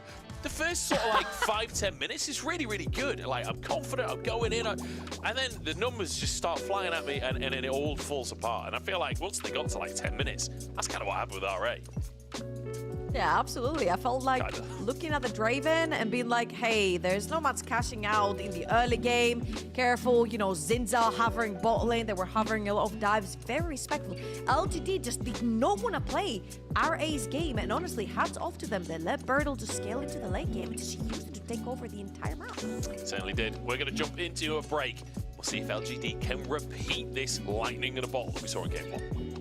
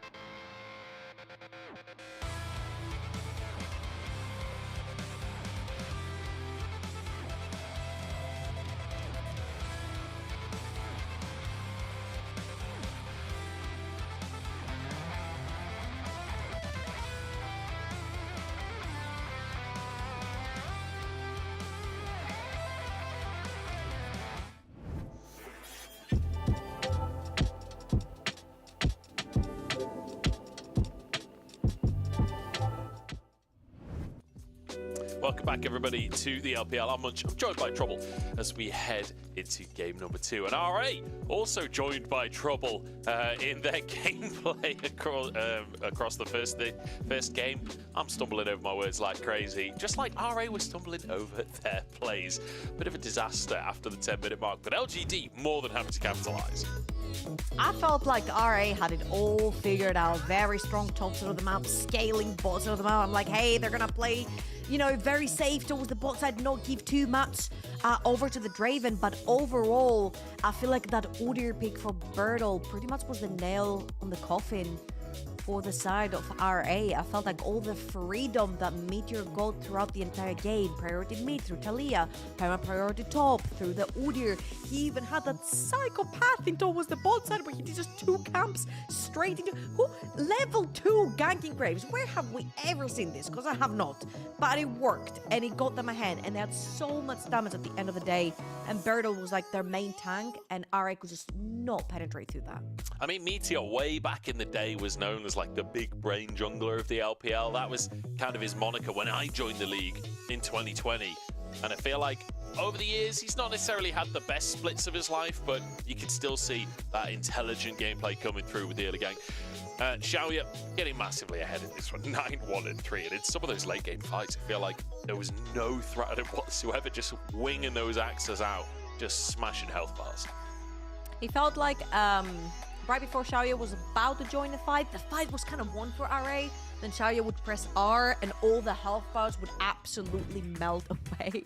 So a pretty good performance. Honestly, this kind of like Draven, the last time I have seen it, it was kind of like at EMEA Masters. A lot of these teams were like playing it that sort of way where it's like, hey, I'm gonna get as many stacks as possible and sort of cash out towards that mid game right before the neutral objective fights. I felt like they were very, very respectful to RA's timers and how RA liked to play those 5-6 minute skirmish towards the top side of the map. They didn't fall into that trap. They waited patiently until that Draven cash out came, and when it did, they just used him all around the map to try and actually take that fight and take that heat towards RA where they like to fight. I feel like so much of Draven, like you say, the early cash outs, right? And managing to get those early on. I mean, hey, we saw Jackie loves Draven. The Grubs or the Herald fight where it was like a 700 gold cash in coming through for Xiaoya. Or maybe, no, it was the bot dive, I think. It was a bot dive, yeah. That 700 gold influx. And it's just like, at that point, you're permanently half an item ahead. It's just too hard to play against. Here we go, though. LGD on the blue side this time around. Tristana banned, Renekton banned, Jax banned. And RA, not having any of what happened in the bot lane last time around. Draven and Renata go. Absolutely, but remember now, Kalista is up for grabs right here, as well as potentially an Ahri B1. Ashe is going to be banned out. One of the champions that Kalista really struggles into, so let's see. Is it going to be LGD taking this one away? Because I'm pretty sure if they don't, RA are going to dive straight into that. They have been so strong playing Kalista, X, Kalista, Nautilus, or whatever you want. What was the bottom of the map? Asum and Zora have really made the difference with these champions. That's the one problem is with Renata banned, it doesn't feel quite as good to lock in early on. We'll see if that's going to stop RA, because we have seen, like you say, Assume play it without the Renata alongside it's coming. Nautilus available for sure. Could also be like an Ahri angle, but whether or not you need to lock in the Ahri right now, you already know you're against that Karma. I'm just waiting. I'm just waiting. They might not lock the Kalista yet. Oh, they take away the combo of Zinzal plus Karma, but it works very well with other champions as well. The likes of a Lee Sin, the likes of a Viego. Those two are pretty heavy skirmishes as well. They really like to take the heat on you on the early game. So Karma will find her pairing sooner or later. Varus available here. Lucian would also be available which is a decent matchup into that Kalista, depending, you know, somewhat of a skill matchup, but the Virus is going to be locked in. It's so flexible, it's so strong, and honestly, the bare bones of somewhat of a poke composition available here for LGD if they go for the lethality. Varus alongside the Karma there in the mid lane. It's a lot of long range damage, but you can also go on hit depending on RA lock in. So Alistair there for Xin Zhao, just to protect Xiaoya. And we'll see what RA are going to answer with, whether they go for that bot lane or if they feel like they want to answer mid lane. It's a little bit scary playing Kalista into Varus Alistar combo. A lot of your power is also diving enemy bot lane, so diving an Alistar is never a fun situation to be with. They're gonna switch the plan instantly right here. Oh, never mind. You know what? Okay, they say nice. don't talk about the hovers. They say never ever talk about the hovers. It is going to be the Kalista that we talked about. And honestly, yeah, I should have stuck to it. Actually, yeah. Honestly, I would like to see even potentially something like the Talia locked in here for Vikla, or something like the Hui, something that creates so much space for Kalista to play around. Yeah, I feel like LGD probably banned the Talia, right? I feel like it's such a strong pick for Vikla specifically. It also works really great with the draft coming out from RA. So I wouldn't be too surprised to see that banned alongside the Ahri from LGD. On the side of RA though, banning junglers out here. You know, you've already got your Xin Zhao, Jax is already banned, Poppy taken off the board. Now Kindred removed from Meteor's pool as well. Meteor not necessarily as famous as some of the other Kindred players in our league, but Meteor, he's an old school player of the Kindred. He's been playing there for a lot of years. Is this going to be another tank matchup? That's what I'm thinking. I feel like the Hui here is a no-brainer. Creates so much spacing for Kalista in this team fight. So anyone walks forward, the fear, the damage, everything, the zoning that comes out of this champion is going to be so important for RA to play around later on team fights. And let's see what LGD are going to choose to put again. I feel like for the top lane, I think Udyr worked so freaking well for them, and they can definitely play that again. So much priority mid lane with Karma, Varus bot lane, potentially Udyr top. I feel like you can slam anything like Graves or any farming jungler here again for Meteor, and it just works out because you have such great potent solo laners. I mean, I feel like Graves Karma as well has always been the backup to if you can't get the Xin Zhao Karma, you can't get Jax Karma, and you can't get the Kindred Karma. Graves, like, steps into that conversation as well. Birtle gonna go for the K'Sante. We may have just the opposite of the previous matchup. The Udyr available, but Xiaoshu wants to take things into his own hands a little bit, hovering that Aatrox. It's kind of fallen out of priority a bit, but locked in for Xiaoshu, and he's had some incredible games this split on this pick. Absolutely, and as you can see, both teams all hands on deck in terms of team fighting. You see all the shields coming out from the side of LGD, all the protection with the K'Sante and the Alistar. You've got so much spacing again with the Varus and the Graves plus Karma to play those team fights. However, on the side of RA, this time around, you've got a Hui. He can reach you from a super far distance. The only thing that makes it a little bit more difficult for RA to play these fights is that you have Zaju, who's going to have to get extremely creative in terms of finding himself in the backline of these fights, because playing front to back into a Karma K'Sante is not going to be the easiest thing. It's certainly not. That's a lot of powerful long-range damage. Curious which build we're going to see from Xiaoya here as well. There's a reasonable amount of front line on the other side, but I think there's a solid lethality angle here. The amount of power you've got from the rest of your team as well to potentially try and play at range. We'll have to wait and see, though. Keeping our eyes on Asu. He's on that Kalista. It's somewhat of a signature pick for him at this point. And we've seen how well RA can play around that bottom lane. It's just whether or not LGD can answer it like they did in game one. Absolutely. You see Asum right there, he was fixing the armrest as well. He is ready, he is locked, he is loaded. Of course, again, implications of this game, not really much. Both of these teams are sitting just about outside the line of playoffs, but pride is in the line. You definitely do not want to be going out 0-2. If you are RA, both teams are tied currently in score, so you definitely want to be taking this one, especially since RA have showed such great skill expression through their solo laners, which got very eloquently shut down by LGD's solo laners in the previous game. So let's see if Zaju this time on his infamous Aatrox, which he got a quarter kill earlier on in the split on, is going to be the difference maker this time around.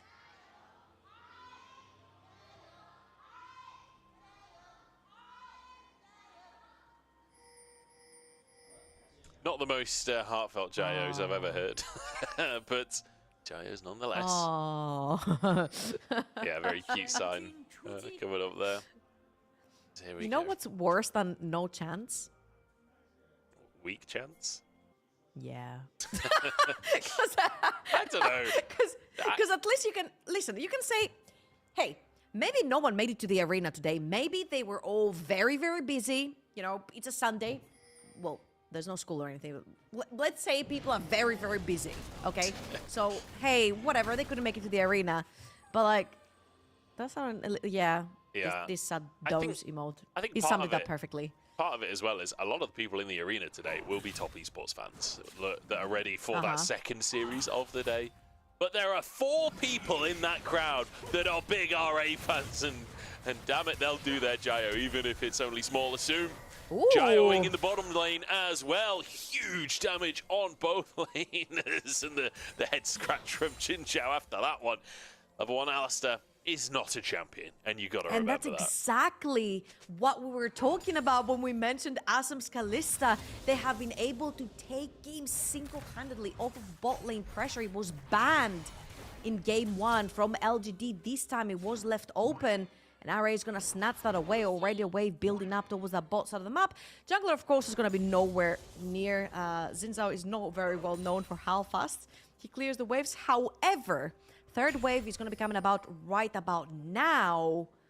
And Xin Zhao could potentially maybe even look towards the bot side of the map. It's not going to be the case. He's already starting the wolf, so we're not going to be having a dive anytime soon. No, just going to be crashing this massive, massive minion wave. Assuming Zora. Wonder if they'll go for an early recall off of the back of this. It's such a huge wave, and the fact that the next wave will push off, but you can try and find place instead. With that many minions hitting onto the tower, it's half a plate taken already. Almost a plate, yeah?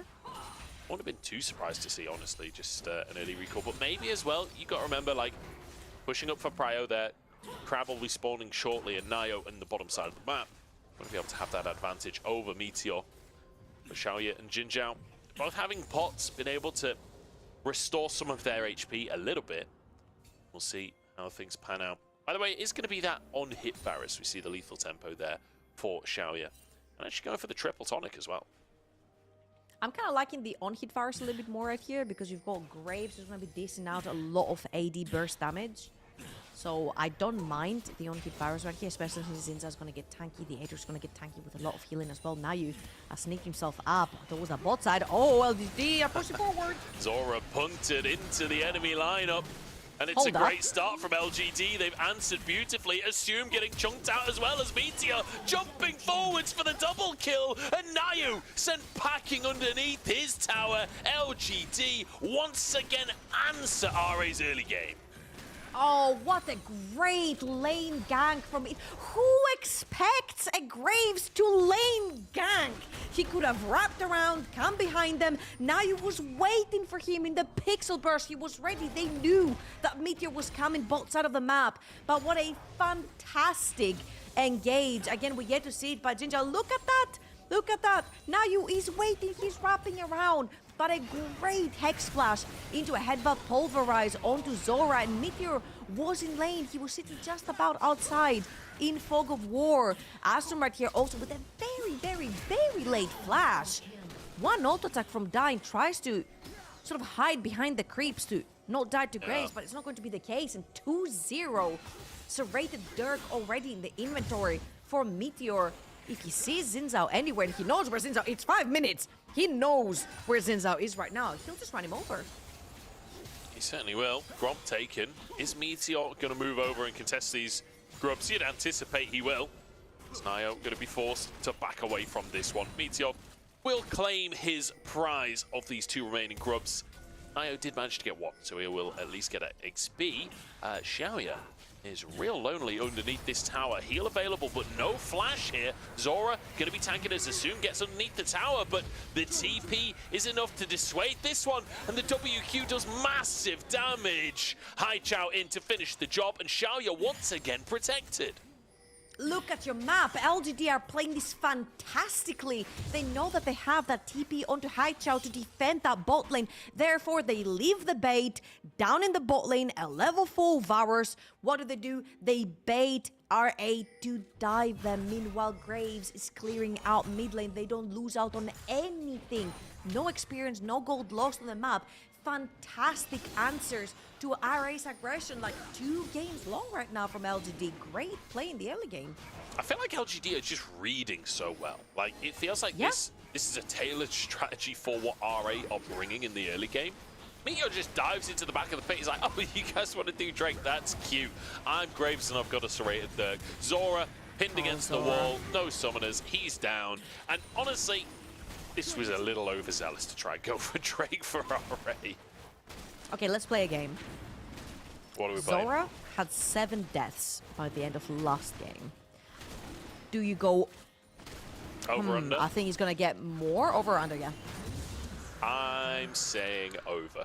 I'm saying this. You're playing with the odds right here. I like it. I'm saying over for Zora. I'm saying he's pretty much the only significant engage on this team. He's going to have to go in, and RA don't exactly have a scaling composition.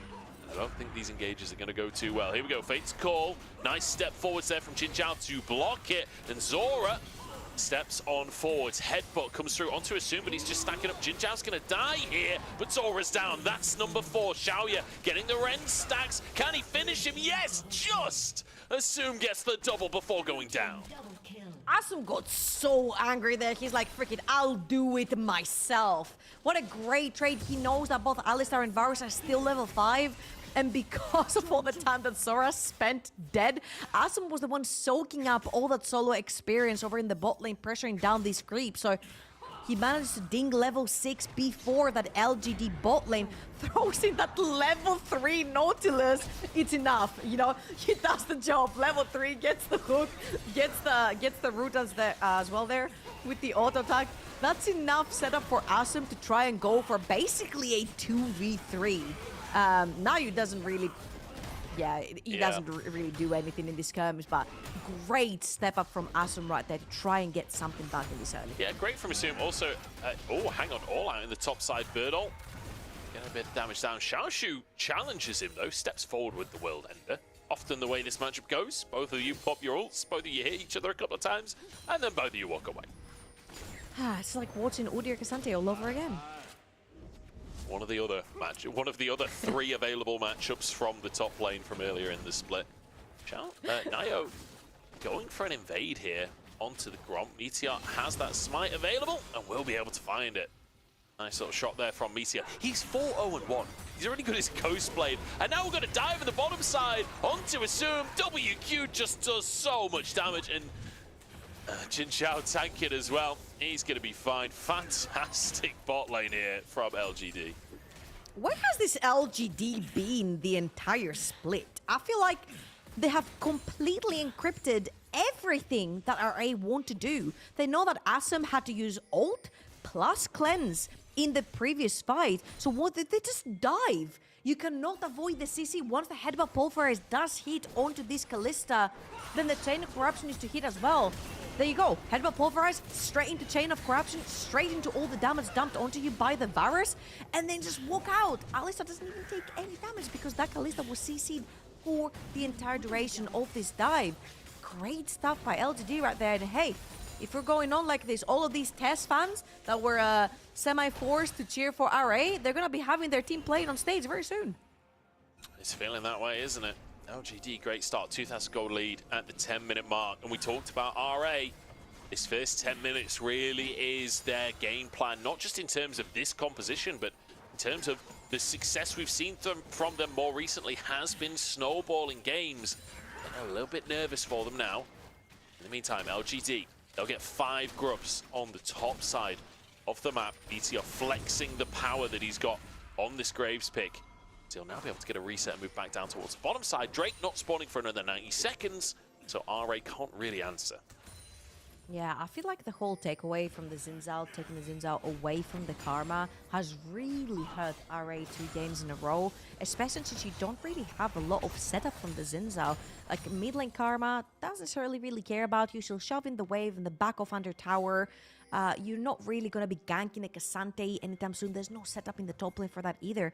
Literally, your entire setup is bot lane, but that Nautilus was level 3 when enemy bot lane was level 6. It was very difficult for you to show up in that bot lane as well. So I feel like even though Nayu is one of the more aggressive junglers that we see early on, likes to fight around that mini fight towards top side of the map, there hasn't really been any activity from him in the past 2 games. Zora's going to face check this. Drops a ward, keeps himself safe. Wards save lives, everyone at home. Zora is only alive because of that Gromp. Going to be taken here by Nio. Has a control ward in the brush, so knows he's safe to just grab that smite and will protect his own Gromp. But I love that LGD are pressuring that deep anyway. Absolutely, they're so much stronger right now on the map. And you know that you have your Karma hovering as well. So I wasn't expecting to see that much pressure coming in, especially with the Graves. I'm like, hey, you most likely cannot die very easily, but right now this is a 4-0-1 Graves. You've got Ghostblade, you've got another Serrated Dirk into your inventory. You can pretty much bully anyone and everyone that's going to face check you. Nayu has fallen 1 level behind, and as you can see, usually it's RA that love their neutral objectives. The Void Grubs, the Dragons. At this time around, it's LGD with 2 in the bank, and at around 22 minutes, there's going to most likely be a soul fight. And with how LGD are ahead right now, how they're pressuring. So here's the problem with the Graves when he gets ahead. He's going to be pressuring your jungle for the entire time, which means inevitably you're going to be falling further and further and further behind, whilst also having to cover for your lanes in case of dives. This is a very difficult game for Nayu to play right now because he has an extremely immobile mid lane who, if Vikla face checks any potential bush like the one we saw before, he's going to die 100%. So Nayu has to play extremely cautiously on the map, which slows down a lot of the progress that you get early game with the Xin Zhao. I want to go back to the conversation we had at the start of the day as well. That the over/under? Oh, okay. Less of the over/under. I'm still going over for Zora here, but more the like playing towards summer. We talked about it for RA, but honestly for LGD as well. I feel like their recent series, you know, managing to beat out Weibo. Yeah, Weibo had a bad day, but LGD honestly played well in that series as well. They did a good job of using their win conditions and finding advantages.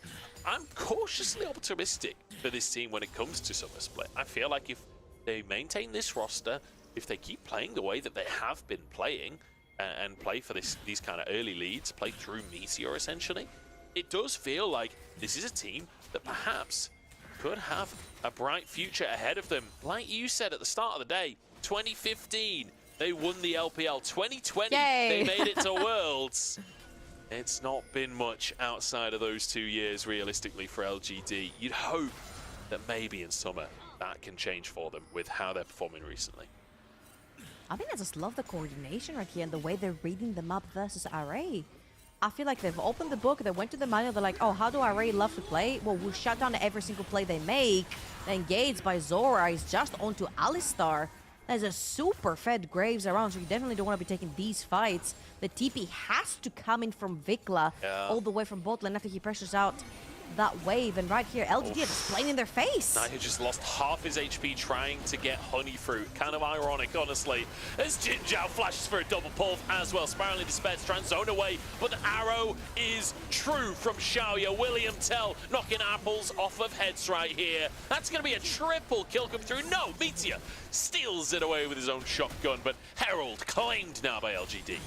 Yeah, LGD clinic right here. Vikla is looking, but he doesn't quite have the damage. The ultimate was also used in the previous skirmish. Level 11 onto this way. He's just trying to bully out Meteor, but at the end of the day, 5-0-3 on these Graves. It was inevitable to get ahead onto the Xin Zhao, but I feel like this particular pick on the Graves has absolutely crippled Nayu in the jungle. He hasn't found any replies on the map, picking that Xin Zhao, knowing that the Graves is coming. And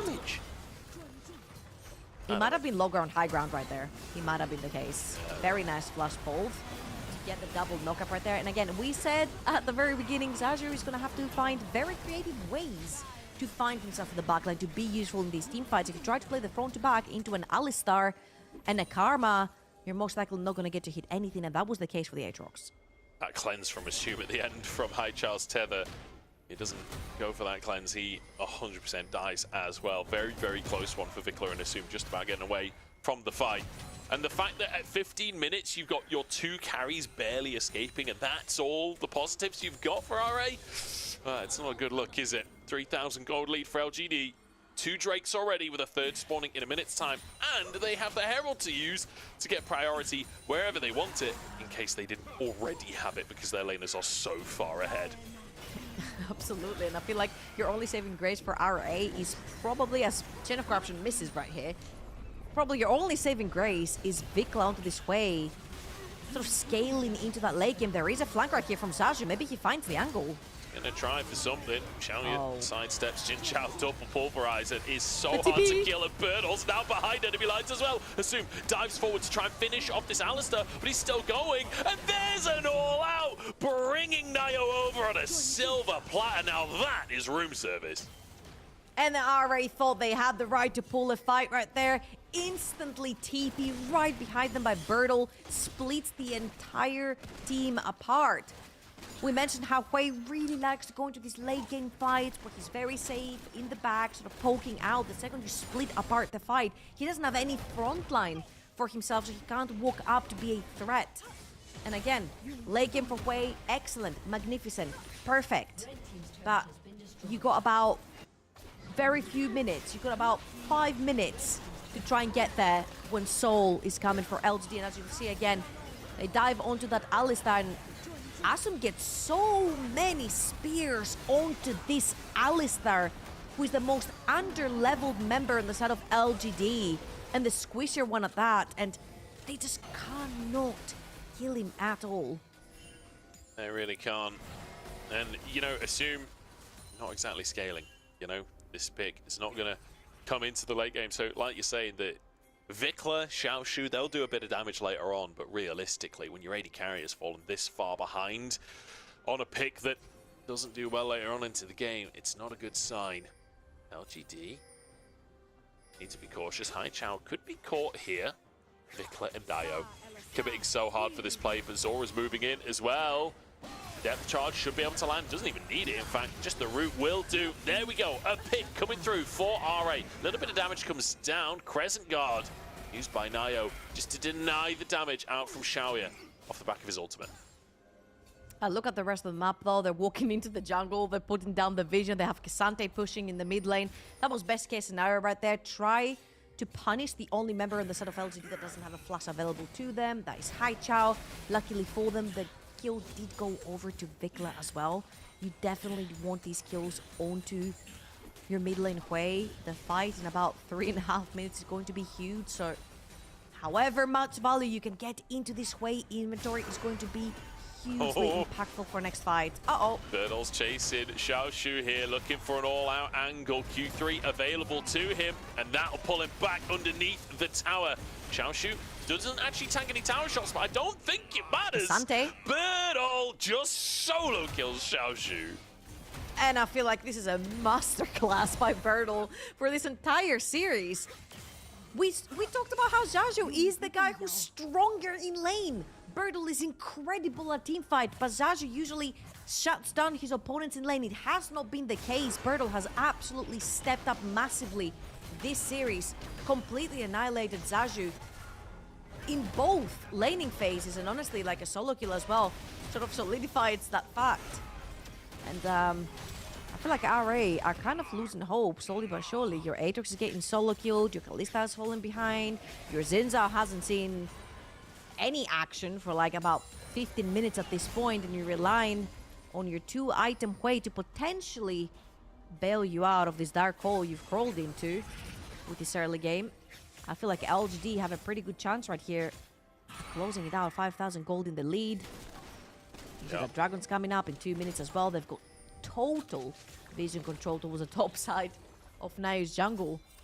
And let's talk about the development a little bit of LGD across this year as well, because, like, you know, looking at that Birdle play, like, Birdle had a pretty tough entrance into the LPL. He had some pretty rough games to start his split off, but I feel like he's also had some pretty fantastic games, this one being one of them. The K'Sante, like, showing that he knows how to use this pick, knows how to punish an Aatrox.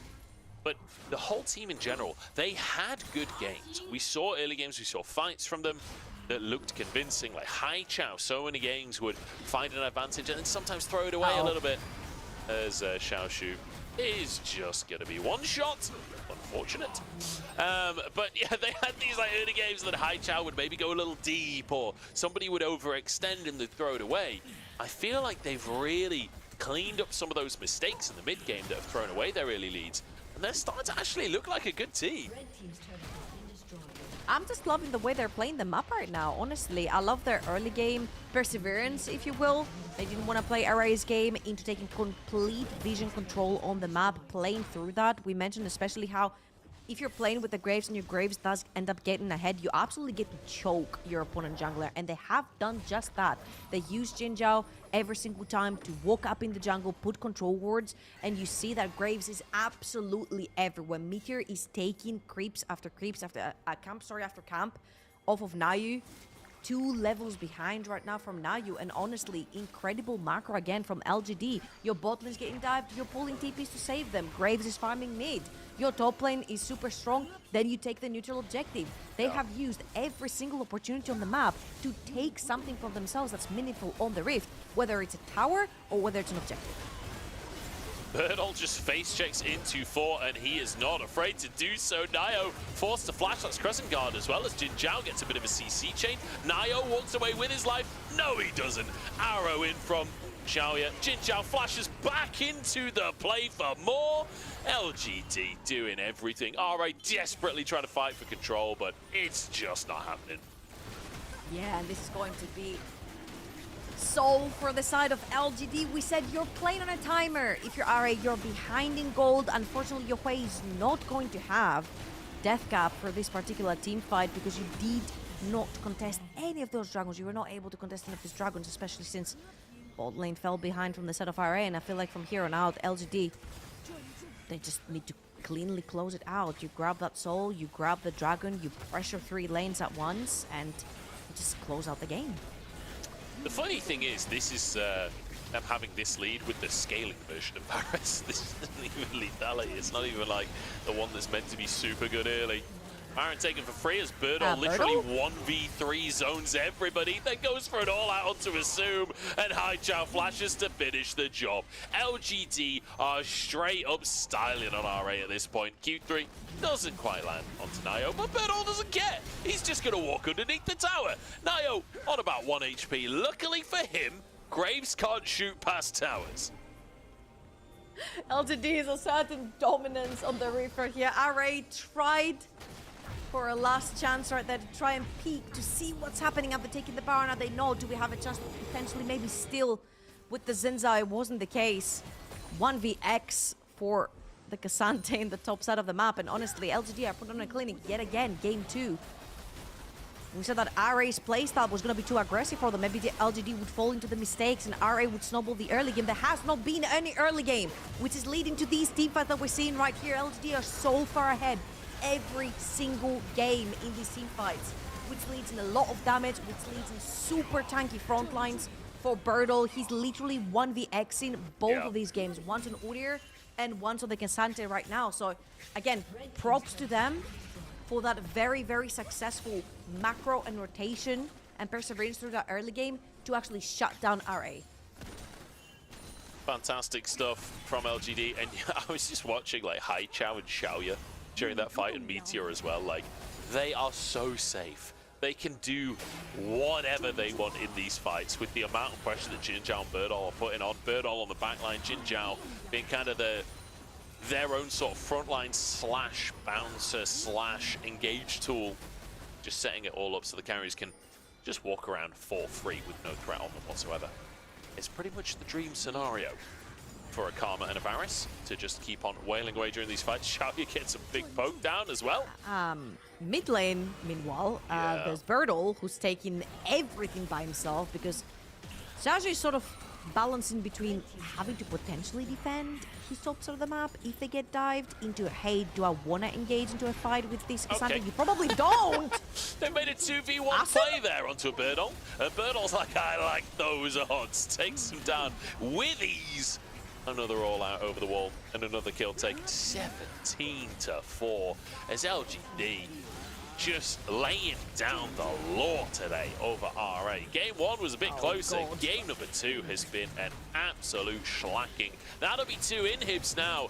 I think LGD can just end the game. Absolutely, you have 2 huge waves coming in, both Baroned up, only 3 members of RA to defend. They're going to try and get on Xiaoshu. Zora tries to protect his top laner. No can do, I'm afraid. G flashes onto the fountain as Vikla flashes forward, gets a bit of a combo. It doesn't really do anything, but hey, the combo looked cool. Xiaoshu goes in and gets shut down by the shotgun. Xiaoya diving the fountain at this point as Assume desperately tries for anything. Meteor flashing in for a bonus, and unfortunately I was wrong. Zora, only 6 deaths, so under the 8. But LGD, I mean, smiles across the faces, and rightly so after a performance like that. What a huge shut door in the faces of RA from LGD right here. I cannot describe it any other way. Every single opportunity, every single opening RA tried to find on the map was shut down by teleports, by counter ganks, by psychopathings that resulted in the level 2 Graves down your bot lane ganking you, by lane ganks where you don't expect them. Absolutely fantastic gameplay coming in from LGD, and again, huge props to Birdle.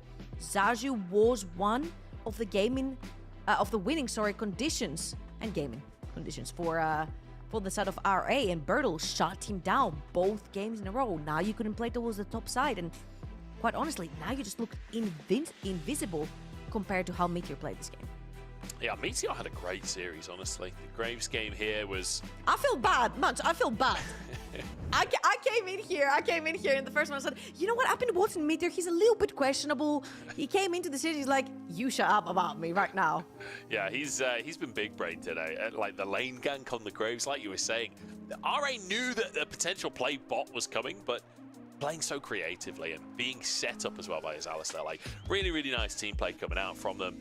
Honestly, feels fantastic for LGD. This is the kind of thing that we wanted to see from them. We're finally starting to see it. They've got 1 series remaining against RNG. That'll be their last series of the split. And I really hope we can get more of the same. I really hope we can get these like snowbally compositions that scale decently as well. It feels like almost mid-game compositions coming out from them, but being able to neutralize the early game that we've seen from RA and then snowball from there. They just looked clever. That's the way I can actually describe it.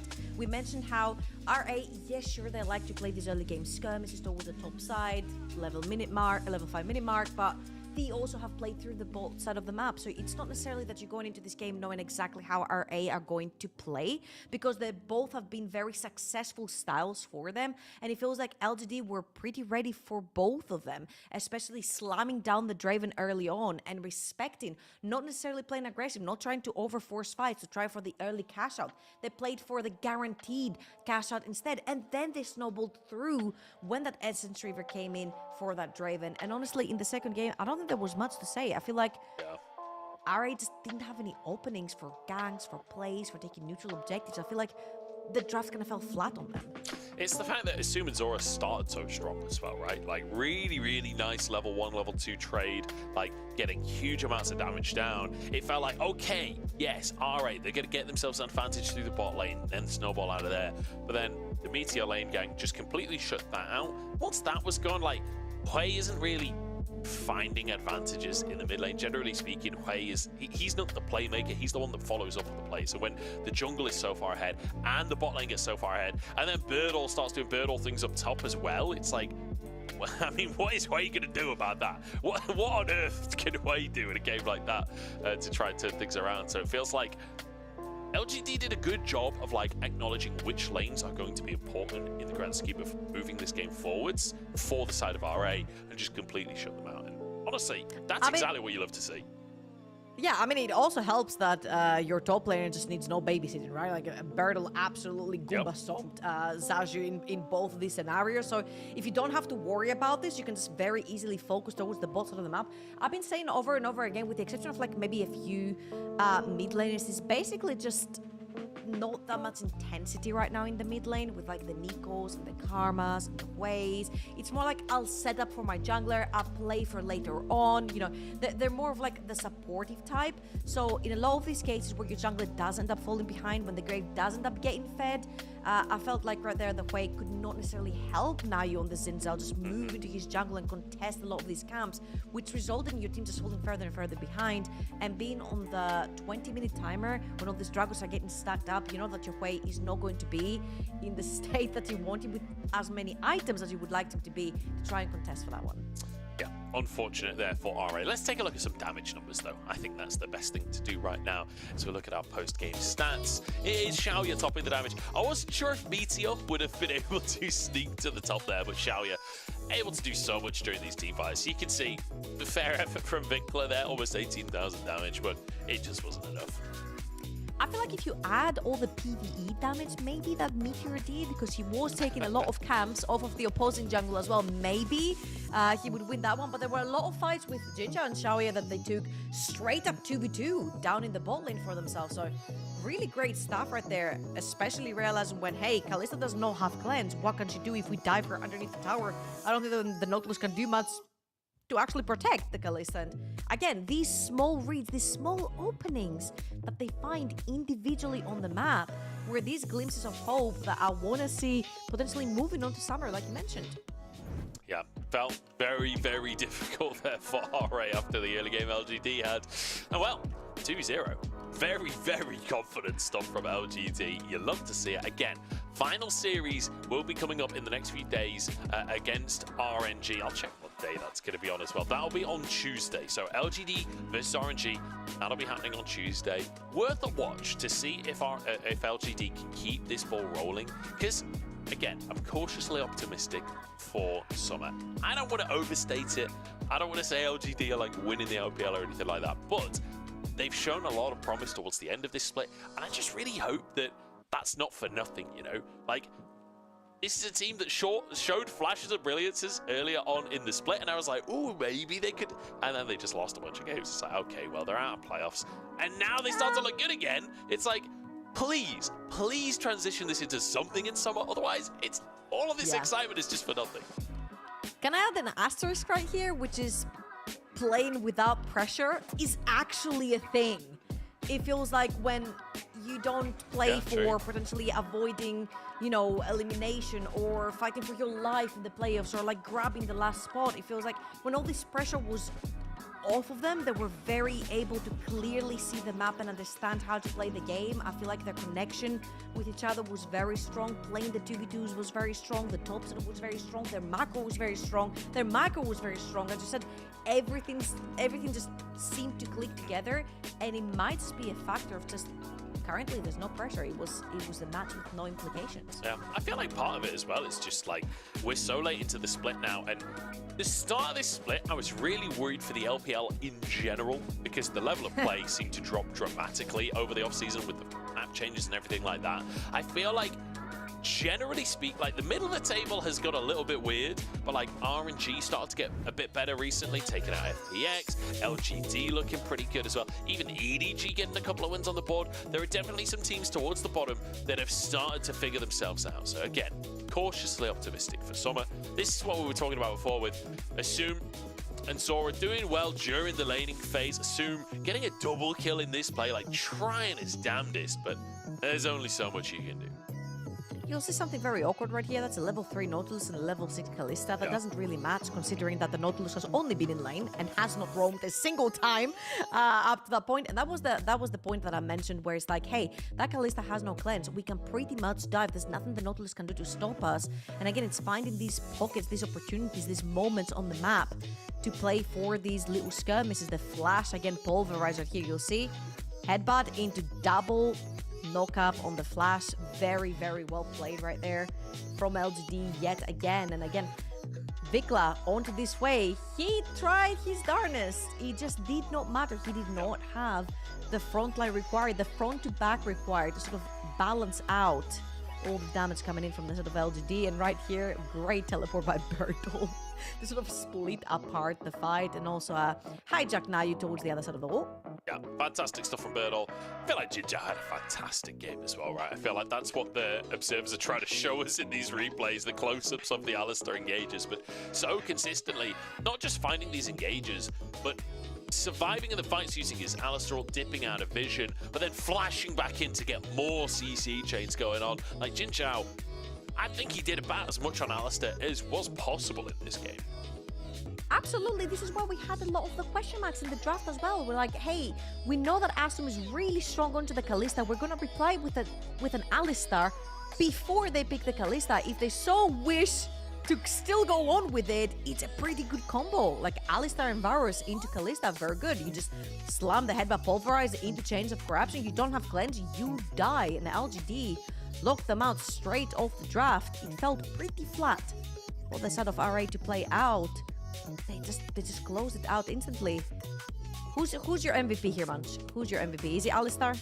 I think, Jin yeah, Zhao? I think I'm leaning Jin Zhao, honestly. He didn't do a lot of damage, but you know what? He set it all up. And there we go, 0-2-19. I am cheating because the replays often give it away. They were zooming in on him. I feel like I knew it was coming, but I think it's deserved. I think it's deserved. I think Jin Zhao, honestly, has become quite an impressive support over the course of this split.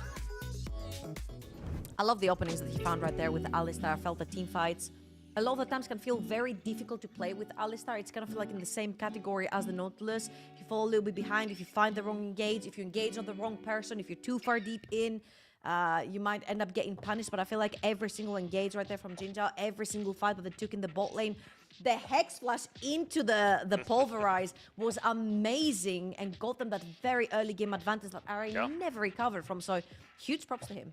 Fantastic stuff from Jin Zhao, a well-earned MVP there. And that is going to round out our first series in incredible time. LGT have absolutely smashed already. That means we're moving to our second. Top Esports versus AL coming your way right after the break.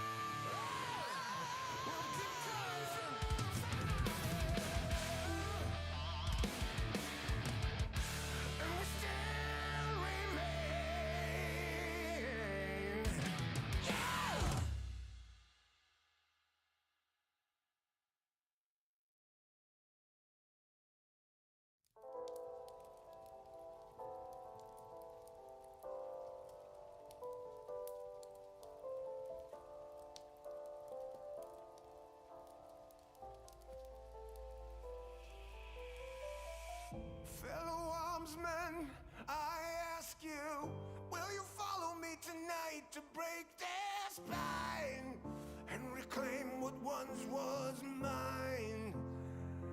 Those cravens backstabbed me, deceived me. Never shall I tolerate their crimes again. Now let the hunt begin. Oh, 7,000 souls scared and daunted, such a tale of woe. Not too long ago, this village was a golden scene of hope. Call down the reckoning to bring back hope and peace. Restore our Gloria to live forever. Bring down the dark regime. I know how to unleash eternal power. Lead us to order. I am the light bringer. Fellow warriors, I ask you, should my campaign come to an end, there's way more to avenge. Oh, 15 million souls living in this realm without much hope. Not too long ago, this kingdom was a golden state of hope.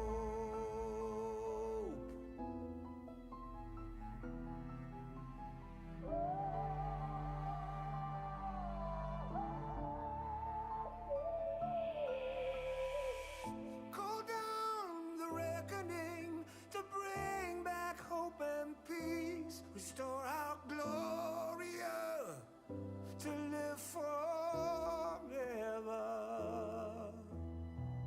Bring down the dark regime. I know how to unleash eternal power. Lead us to order.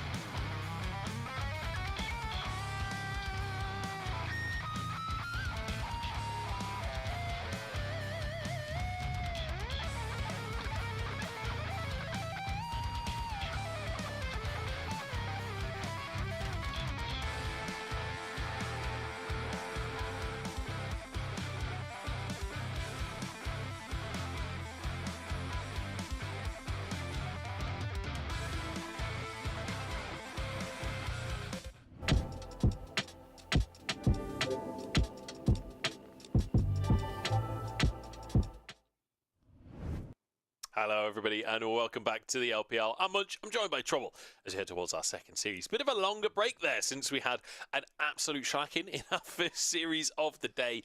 But now we're into a bit of a doozy because, Trouble, this one is all about playoff standings. Both Top Esports and AL have a lot riding on this series.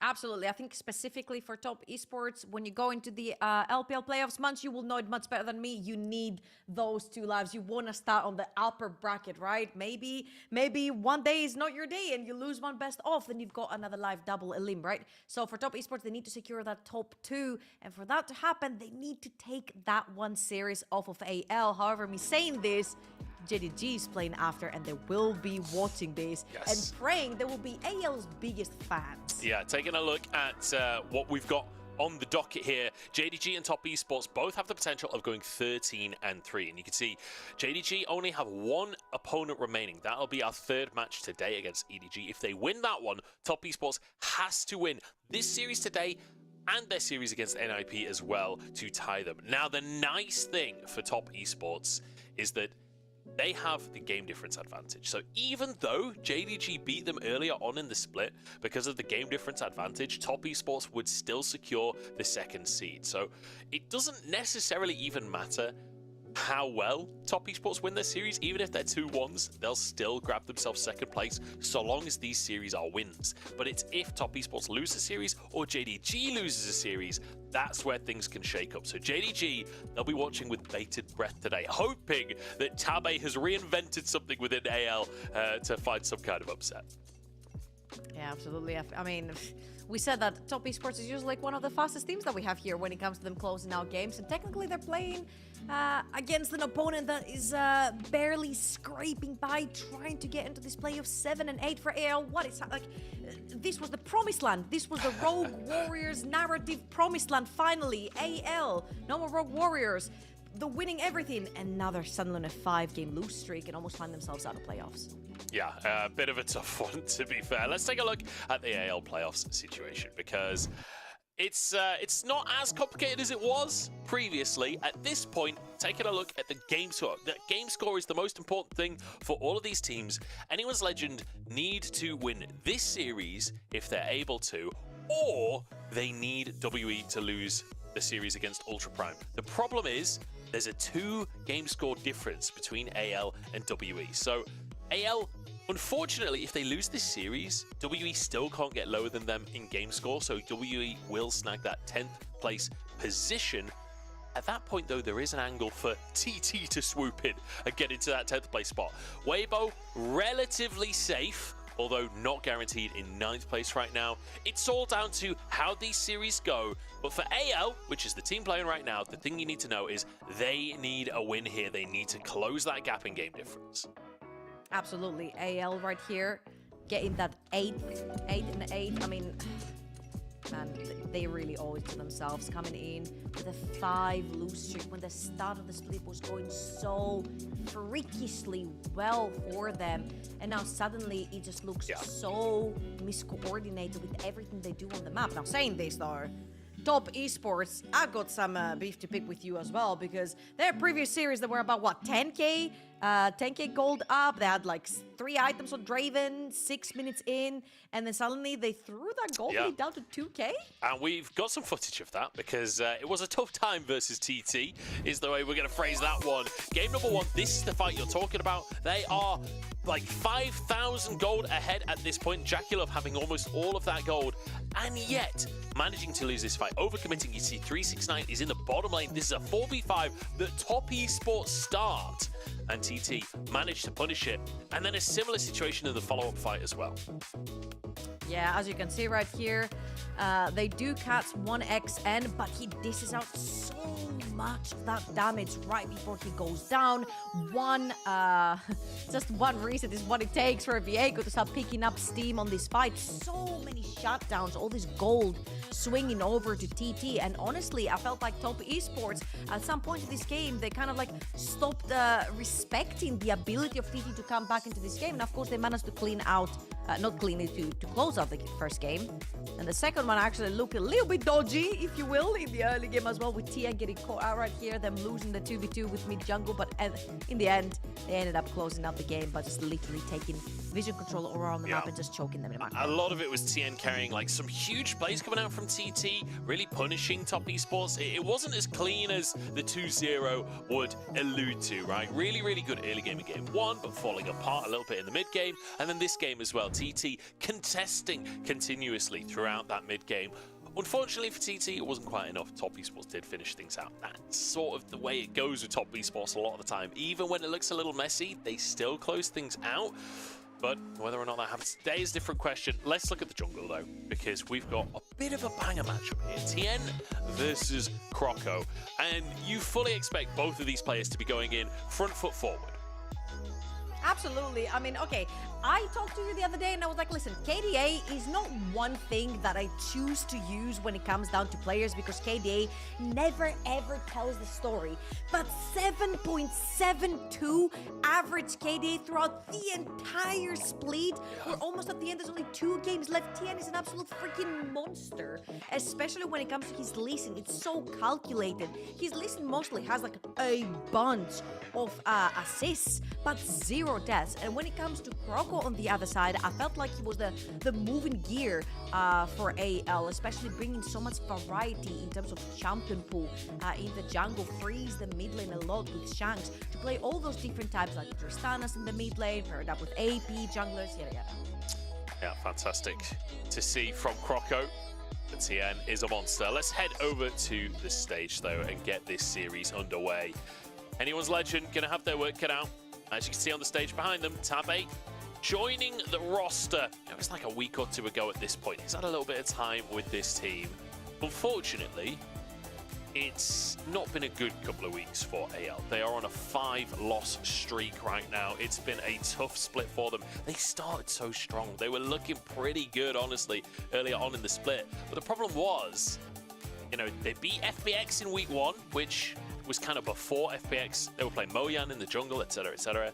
And they managed to beat LGD, Ultra Prime, OMG, TT, but these were all teams that were not necessarily performing that well at the time. So I feel like they lulled us into a false sense of security. And as the split has gone on, we've seen the real performances from AL, and we've seen why they're now fighting for their lives instead of being at the top of the standings.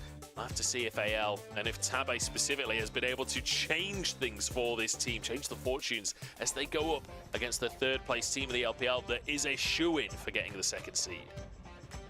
Yep, triple world champ team in the side of on the side of Top Esports. It's a tough task for any team to sort of go up against them. But if AL can do this right here, not only do they mostly secure themselves, as you mentioned, a spot in playoffs, getting that 8th win is so huge for them. So huge. Then they don't have to rely on anyone else, on anyone else's results, try and make it in. But also, they're kind of helping JDG out here, because JDG then are playing the next series and they have a chance to catch up with Top Esports and take that 2nd off of them. Yeah, I think they will technically still be relying on other results. I think they need WE to do badly too. Right. But right. We'll have to wait and see. We'll have to wait and see what happens with WE. Let's get into the draft here. Top Esports versus AL. Game number 1. And already mid lane bans galore from Top Esports, setting up Cream for success, but most importantly, shutting down Shanks. Yeah, I feel like his Tristana has been a beauty in the mid lane. All that aggression that you get, all that priority that the champion gets. Shanks also so good at the champion as well. So get it out the way once and for all. Now, Kalista is a thing that Top Esports really, really love, especially with the likes of JackeyLove, so oppressive towards the bot side of the map. And let's see if it's going to be the Karma, actually. So I wouldn't be surprised to actually see a Kalista locked in for JackeyLove right here. They do love to play aggressive. They do like their Lucian X and the Kalista X in the bot lane. There we go. Kalista locked in. Now, I just want to quickly mention that Kalista, JackeyLove only with a 57% win rate this split, which basically goes down to him being 4-3, so 3 losses on the Kalista. Top Esports have only lost 7 games this split. Almost half of them have been Kalista games. So even though Top Esports, a very strong team and a very good team in the early game, Kalista's in the grand scheme of what's been successful for them, it's been one of their least successful picks. It's still a positive win rate, but actually, on average, it's not looked as good as you'd expect it to with the way that Top Esports have been playing. Okay, I feel like at least there's a double-edged sword. You're either gonna get super far ahead in the early game and snowball the game, or you're gonna get shut down and then be able to get back in. Also, JackeyLove does tend to have some JackeyLove moments himself. So even when he does get ahead, if he missteps and gets shut down, it becomes a little bit dicey to get back into the thick of things. Now, of course, Varus locked in here with the Renekton. I feel like supports kind of need to wait right here unless you want to lock in the Renata, but I would assume that here would be like a mid-jungle duo or something like that along those lines for Top Esports. Cream's Akali, famous Akali is open. But I mean, here into Varus Renekton, not the best scenario, but setting up with a Nico, I'm thinking Viego, Lee Sin potentially for TN coming out. Yeah, so early aggression across the board here for Top Esports. Ooh, Kindred could be locked in.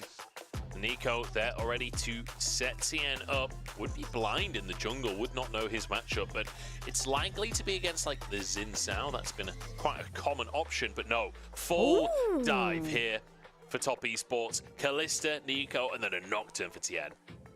I am a huge fan of Nocturne, not only because you take away all the vision that your opponents have, but also his build path has become so much better for him. Having that Tiamat into the stride breaker is actually huge for the clearing speed of the champion. The Annie now locked in for the set of Shanks, and honestly, I'm just seeing all-in champions from the set of Top Esports. So things like potentially the Alistar in the bot lane, something like Blitzcrank could be a bit problematic from the set of AL. Yeah, we'll see what they're going to go for here. Oh, Munch, I know, it's all coming together. It's all coming together. 369 Ornn, Alistar bot lane. There you go. Done. Boom. Maybe.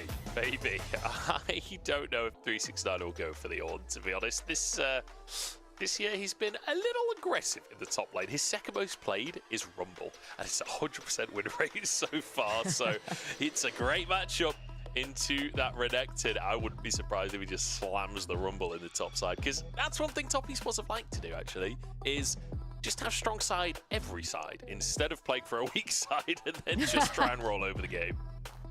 I mean, that's fair. A girl can only dream, though. His Ornn is to be fed. Look at this Ahri ban as well. This is AL, respect to the fact that the Nico could go down to Mako in the bottom lane. We have seen Nico as a pairing with Kalista this year. So respect on the flex. I hadn't even considered the flex actually coming out from the Nico. But actually, the more I think about it, the more likely it seems. Absolutely, and also you have the likes of Orianna, right? If you want to go for a wombo combo together with a Nocturne, it all depends on what AL choose to go for right here. Is it going to be a blind top lane pick? A jungle pick rather. But Renekton's already been locked in. It's too early. I just ate my breakfast. It's okay. I'm just processing the food so I can get some ideas into my brain. Yeah, there we go. That was the nice thing about how fast the first series was. Is we had a little toast break in between the games. It's going to be that Xin Zhao in the end for Croco. Now Top Esports have to reveal their hand. Were they bluffing? Is this Nico going over to Mako? Or is it going to go into that mid lane? Because either way, the bluff was paid off. They got a ban towards each of those roles. So it kind of works either way for them. Ooh, okay. We mentioned Cream's Akali earlier on. So there's the reveal. Nico gonna be going to the hands of Mako and Cream on that Akali. What a great combo with Nocturne diving into that backline. Throw the Nico into the mix. Now, like K'Sante throws me off a little bit, but someone has to take one for the team, right? Someone has to play the tank. Someone has to be the front line. It's going to be 369 onto the K'Sante. And what is the reply right there for the bot lane? Because you kind of have to play a little bit defensive right here. You need to sort of keep your Varus alive, to keep your Annie alive. You do have a few tools, but Rakan makes it so difficult to play these heavy dive compositions. Yeah, it's kind of amazing to see Top Esports locking in the K'Sante, honestly. When you look across this split, 369 has only played 2 games of K'Sante. When you compare that to pretty much every other top laner in the league, they've all got like double-digit amounts of K'Sante games. So 369 on that tank duty. It's not something that they often put him on this split, but does concede it You know this what it time, is? knowing how aggressive this bottom lane's going to have to be. The man just didn't want to play it while it was OP, you know. But now that Now it's it's been nerfed, brought yeah. down, now that it's a little bit more of a skill diff, if you will, in the lane, he's like, you know what? I'll pick the champion back up. Now it's maybe worth me outplaying my opponents instead. But yeah, let's look how these mid to late game teamfights will go, because this is a one-way ticket kind of composition coming in from the side of Top Esports. You've got the Akali diving in, the Nocturne diving in. You've got the Neeko being thrown in by the Kalista as well. So that's a one-way ticket. Everyone all in. If you do not manage, however, to get that first kill and everyone is overcommitted, I feel like AL have pretty good counter replies to these engages. The Rakan in the backline, the chain of corruption, the T-Birds, the shields coming in from the Annie as well, the Xin Zhao that can push everyone back out. So the raw replies is just how coordinated and how stuck together AL can play Yeah. to sort of sniff out these ultimates coming in from the Nocturne. We'll have to see. Big dive comp from Top Esports. But like you say, Snap Engage is available for anyone's legend. And honestly, a lot of potential to play for picks. Play for that burst damage, like you're saying. And maybe play through this Renekton on the top side. We'll have to wait and see. This could be a bit of a banger down on the bottom side. We've got Kalista Neeko up against Varus Rakan. And you just know Top are going to be aggressive. Let's get into game one.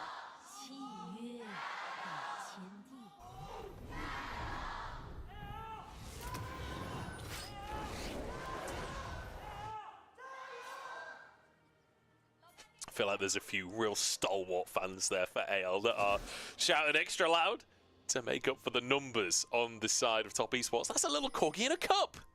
That was adorable. That is really cute. No corky corky though. Thank God. Thankfully for us. Yeah, Thankfully, I'm okay with that thankfully for fact. us. We've got Akali and Annie, a little bit more interactive, if you will, early on. Now, the thing with the bot lane is because you're playing into Rakan Varus and you've got the range and a lot of the wave clear with the Neeko as well, you get to push really freely with the Kalista plus Neeko. But the only issue is that Nocturne is kind of the type of jungler that wants to get to level 6 as fast as possible. That is where the power spike comes through.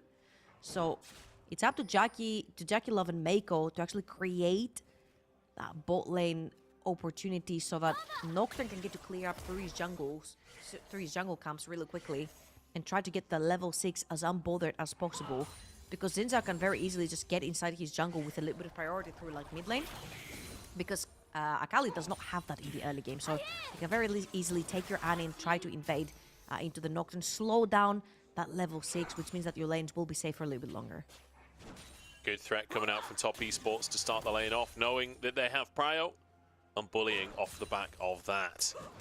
So very, very good start. Good CS JackeyLove. I mean, it's all just tickety-boo. As I say, good CSing. He misses his CS, which is always somewhat amusing. But yeah, AL, they're going to struggle for the first couple of levels. It's once those abilities come online that Rakan and the Varus can start to do a little bit more.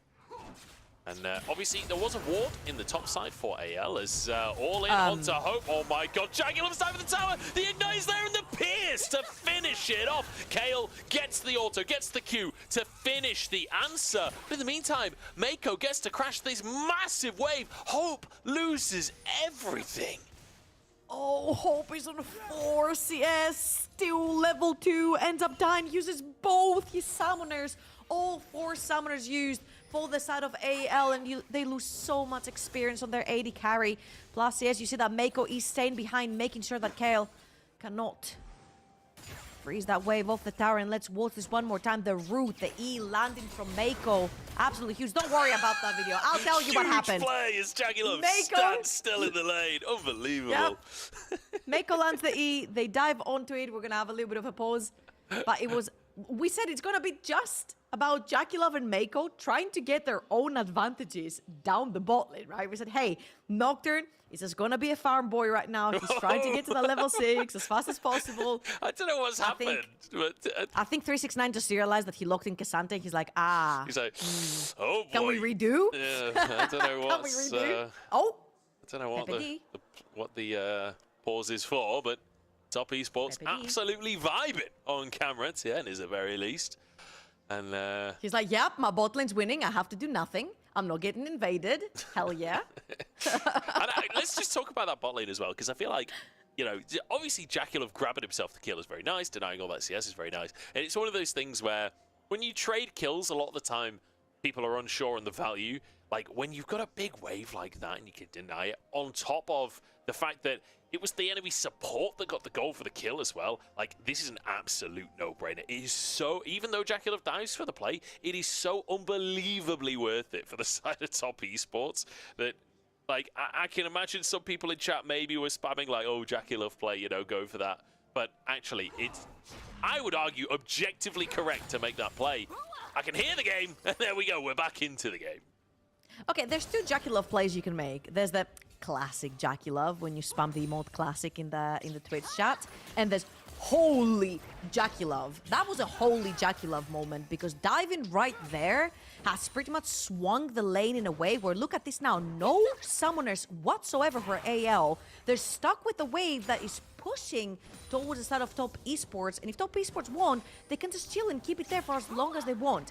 And if they decide to re-engage, if an E lands from Mako, they can just rinse and repeat and run them over. So a fantastic showcasing of early game power onto the Kalista from the Top Esports bot lane. Great poke coming out from Jackulov here. He'll weave forwards, get an auto on a minion, hit the enemy a couple of times, and then rend to finish the minion. And it means that you still get the mana refund, you still get the cooldown reset, but you also get to poke the enemy out with that rend. Nice stuff from Jackulov so far in this lane. Obviously, CS lead not quite as big as you would hope. Honestly, Jackulov not hitting all of the minions that you would hope he's hitting, but still a pretty sad. He's mostly hitting opponents, The no? fact that I can say that and he's still basically 10 CS up is, that tells you how big of a dive that was earlier on. However, big CS lead up top for Harry, bit of a CS lead in the mid lane for Shanks as well. Obviously, Akali, early laning phase, not exactly known for its dominance. Flash forward for the route onto Hope. He's got no summoners, and he's got no health. Jackulov finishing his second kill of the game. That was all of the back off of that level 2 kill. Basically, the lane bounces. They can never crash it. They need their jungler. Their jungler is top lane. He's doing void grabs. Now you know he's actually doing void grabs because he didn't show up for that bot lane skirmish. So it's all going down here for AL, and Top Esports bot lane again, as dominant as ever. We mentioned there are no summoners. Look at where the wave is slowly pushing Mako with the flash E yet again. Gets another route. Capitalize on the fact that there is no flash or cleanse or anything on this Varus. Yeah. And now that Kalista 2-1 monstrous, almost double CS on the Varus. Kale's like, right, I've got to get out of this lane. I've got to do something elsewhere. But unfortunately, that's an Akali in the mid lane. Akali, notoriously pretty hard to gank, as Tib is actually going to come out from Shanks as well to try and bully Oh, Cream that's very clever. out of the lane. TP not available for Cream, so he's going to have to try and walk his way back in. I don't know if he found some honey fruit. It's kind of just chilling in the river. That was very, very clever right there, because if you look at AL, they're dipping towards the bot side river. They may be trying to free up some space and some time to try and get a dragon going for themselves. As you will see, again, the bot lane wave is pushing, so now they need to get Annie towards the bot side of the map to try and secure potentially a wave crash, but they cannot. The second they step up, Mako just takes 50% off that Rakan's health. Yeah, nice try for AL. Tib is going to time out in the mid lane as well, and that means Cream now has ult advantage. And yes, Shanks has more health. Okay, Shuriken not quite there, but there's always threat from that Akali, especially from Cream. You know, Cream, I'm going to hold that thought. Kale goes in the bottom side. Double root comes out from Mako. 1 HP and take it down. Croco gets one for himself. Tien is here too, but level 5 Nocturne ain't bringing much to a fight. Might have to flash. W comes in. Hope getting some damage down as Jackulov trying to return it. Shanks has even moved over to make sure this play works for AL. I was a little bit too over-aggressive. They knew that Croco was towards the bot side of the map, but Mako is super squishy on the Nico. Gets knocked up and absolutely annihilated by the Varus plus Zinza. We get to see this again. You see that Top Esports are just basically walking through the wave. They don't have the advantage they did before. They have no flash onto their Nico this time around. So Nico gets pinned down and instantly deleted. Now Tien loses his flash in that exchange as well. which means that the old flash follow-up is not going to be likely for him. Luckily for him, though, Hope did have to use both of his summoners yet again. Tian's level 6 is very, very, very near, so once again, Tian's gonna try to clear his top side towards bot and try to potentially go for a dive level 6. He's gonna take that smite off of Croco. Oh, good spell shield as well on the W. Means that Croco can't follow up. Shanks was moving over and has that Tibbers available. Good shield out from Shanks last second there. Blocks the damage coming out from Cream. As moves back to the mid lane. That was Cream having a second there to hit the minion wave. Doesn't happen often in this lane, I can tell you that. Absolutely not.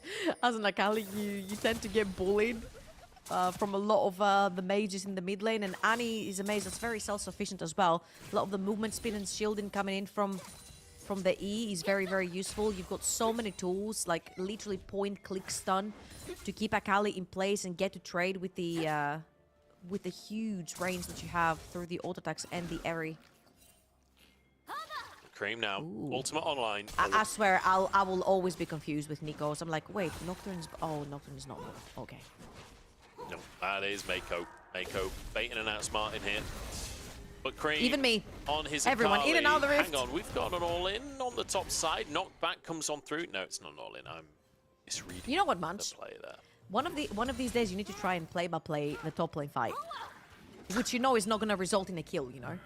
Yeah, the problem is I've done that by accident too many times that it loses its humor. Oh, Harry lost a flash here by 369. I mean, just a bit of an overstep there. Gets the plate at least, but I'm not sure that was worth a flash. No, and that makes potentially Harry a target right here. Also diffuses a lot of that backline access that we were talking about if they want to take a fight towards the Void Grubs on the top side of the map for AL.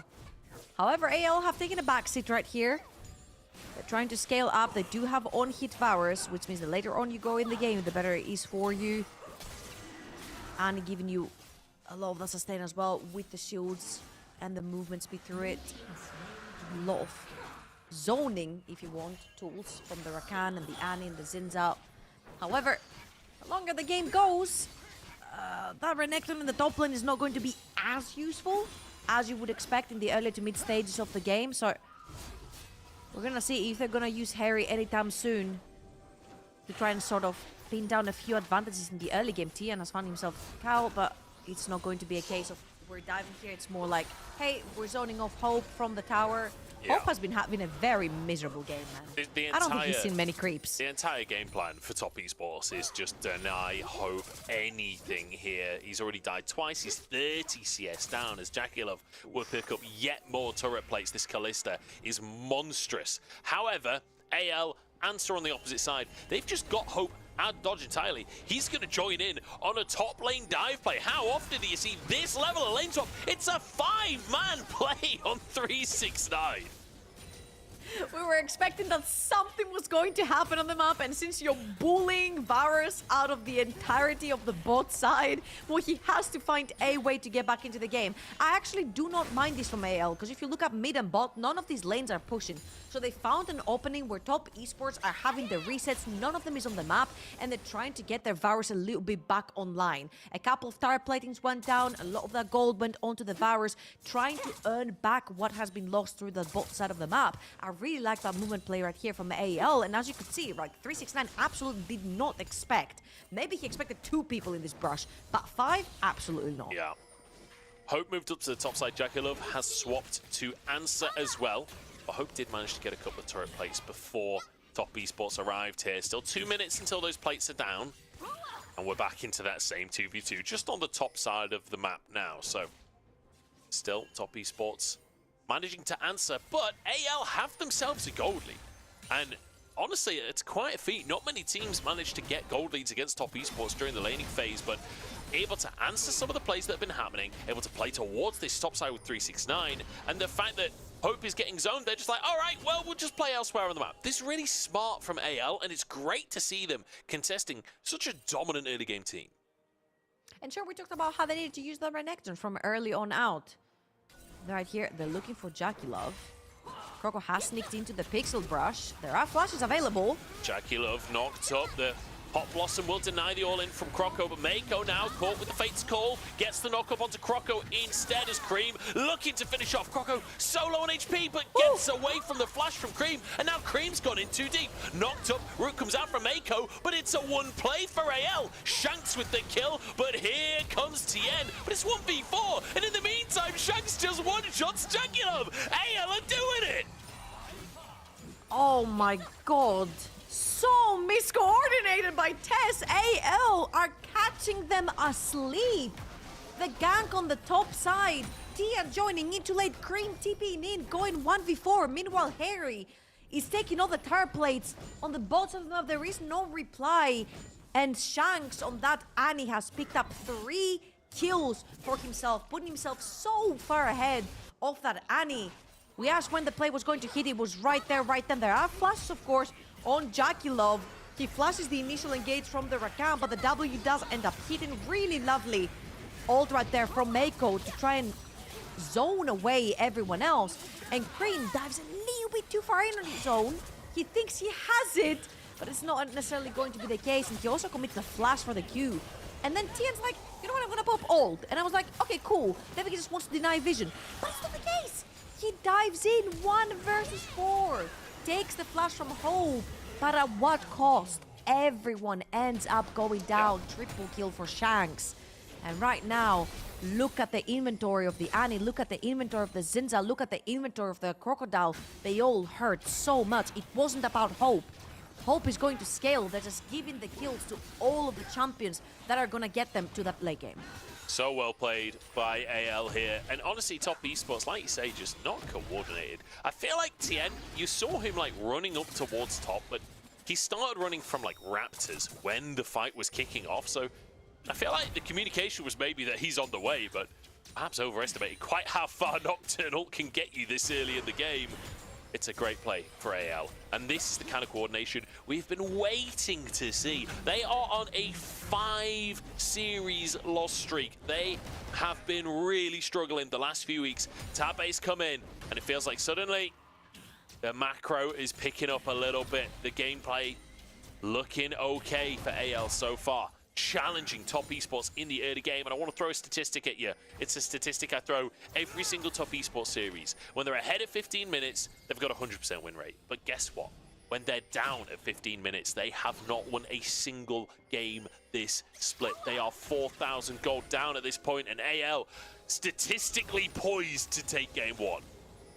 And remember what we said, they have 2 assassins. The tankier AL starts getting, the more difficult it will be for Cream to dive in the backline and find assassination. Same for Tien. If everyone is higher level than Nocturne, and look at the levels, right? Level 10 for Zinzao, 11 for Nocturne, Renekton, 11 for Annie as well. 1 or 2 levels up for every single member on the top side of the map for AL. How in the world does Tien ever press R to dive into this team? Now, of course, there are a few ways. There's one. That's how Hope's There's caught one. in the mid lane. Look at the damage coming out from Tien. There's the follow-up. Mako finishes the job as Shanks. His Tibbers will answer 1 for 1. So it's an 80 carry for a jungler, but in the meantime, 369 takes a tower. But it still doesn't matter. This Varus has been suffering the entire game.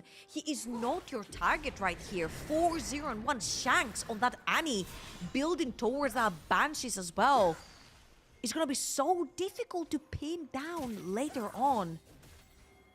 And top esports are trying to find ways, but again, this was not coordinated. This is why we mentioned a potential wombo combo, right? With something like an Orianna guaranteed to hit. Party again, Tien flies in on his own. Ends up paying the price. They do trade 1 for 1.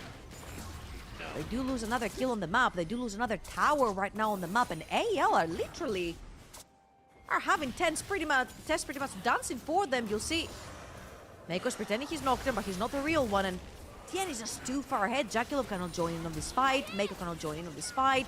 And when the T-Burst goes down and he gets pinned under tower, it's just too late for Tien.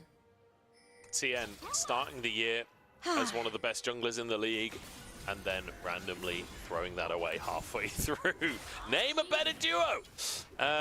Yeah, tough game from Tien here on the Nocturne, honestly. Feels like he's not on the same page as the team.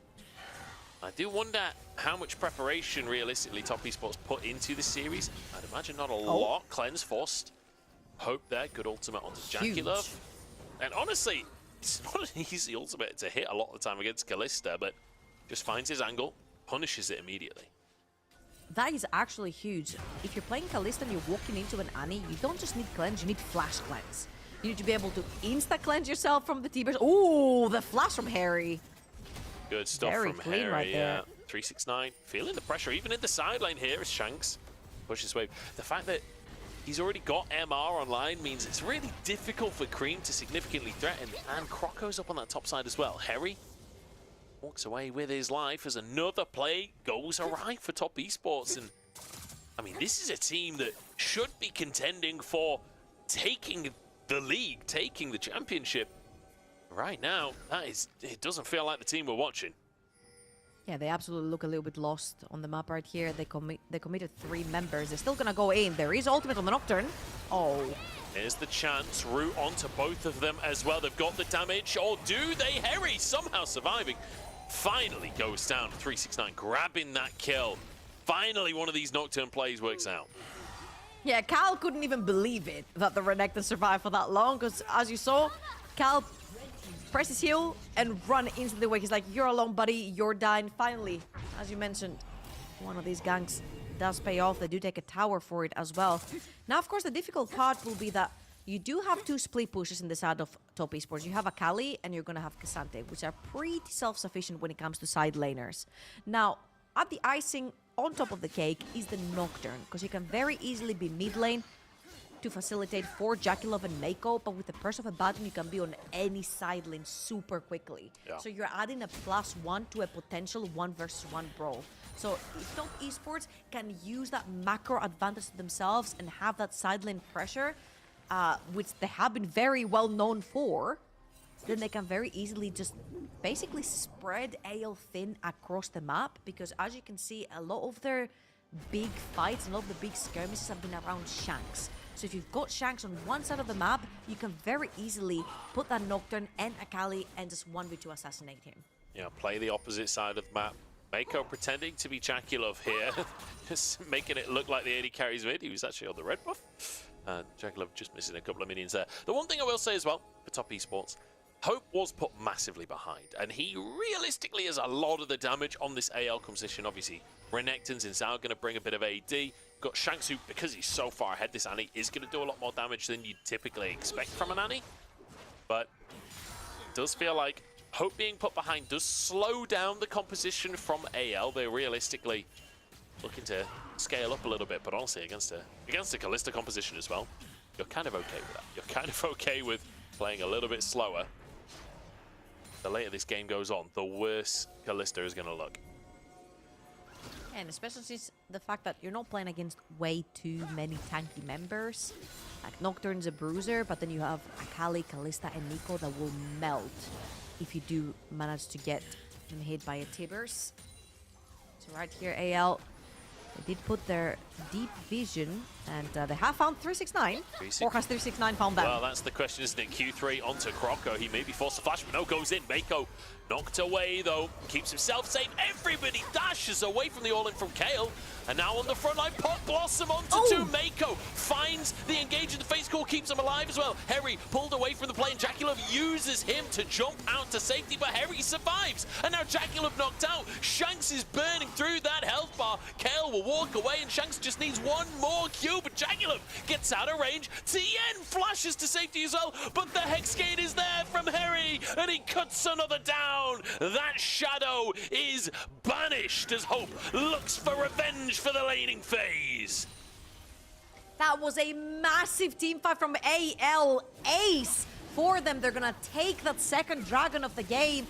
And we said at the very beginning, hey, use that Renekton, use that early to mid-game power spike that you've got with the very fed Annie with the Renekton on 2 items, and they did just that. They seem to engage on 369. Okay, 369 is fine. He's the tankiest member on the side of Top Esports, but a very, very nice. Look, keep your eyes on Cream right here because he very sleekly tags his E onto the Renekton and then takes it back to dodge the Rakan.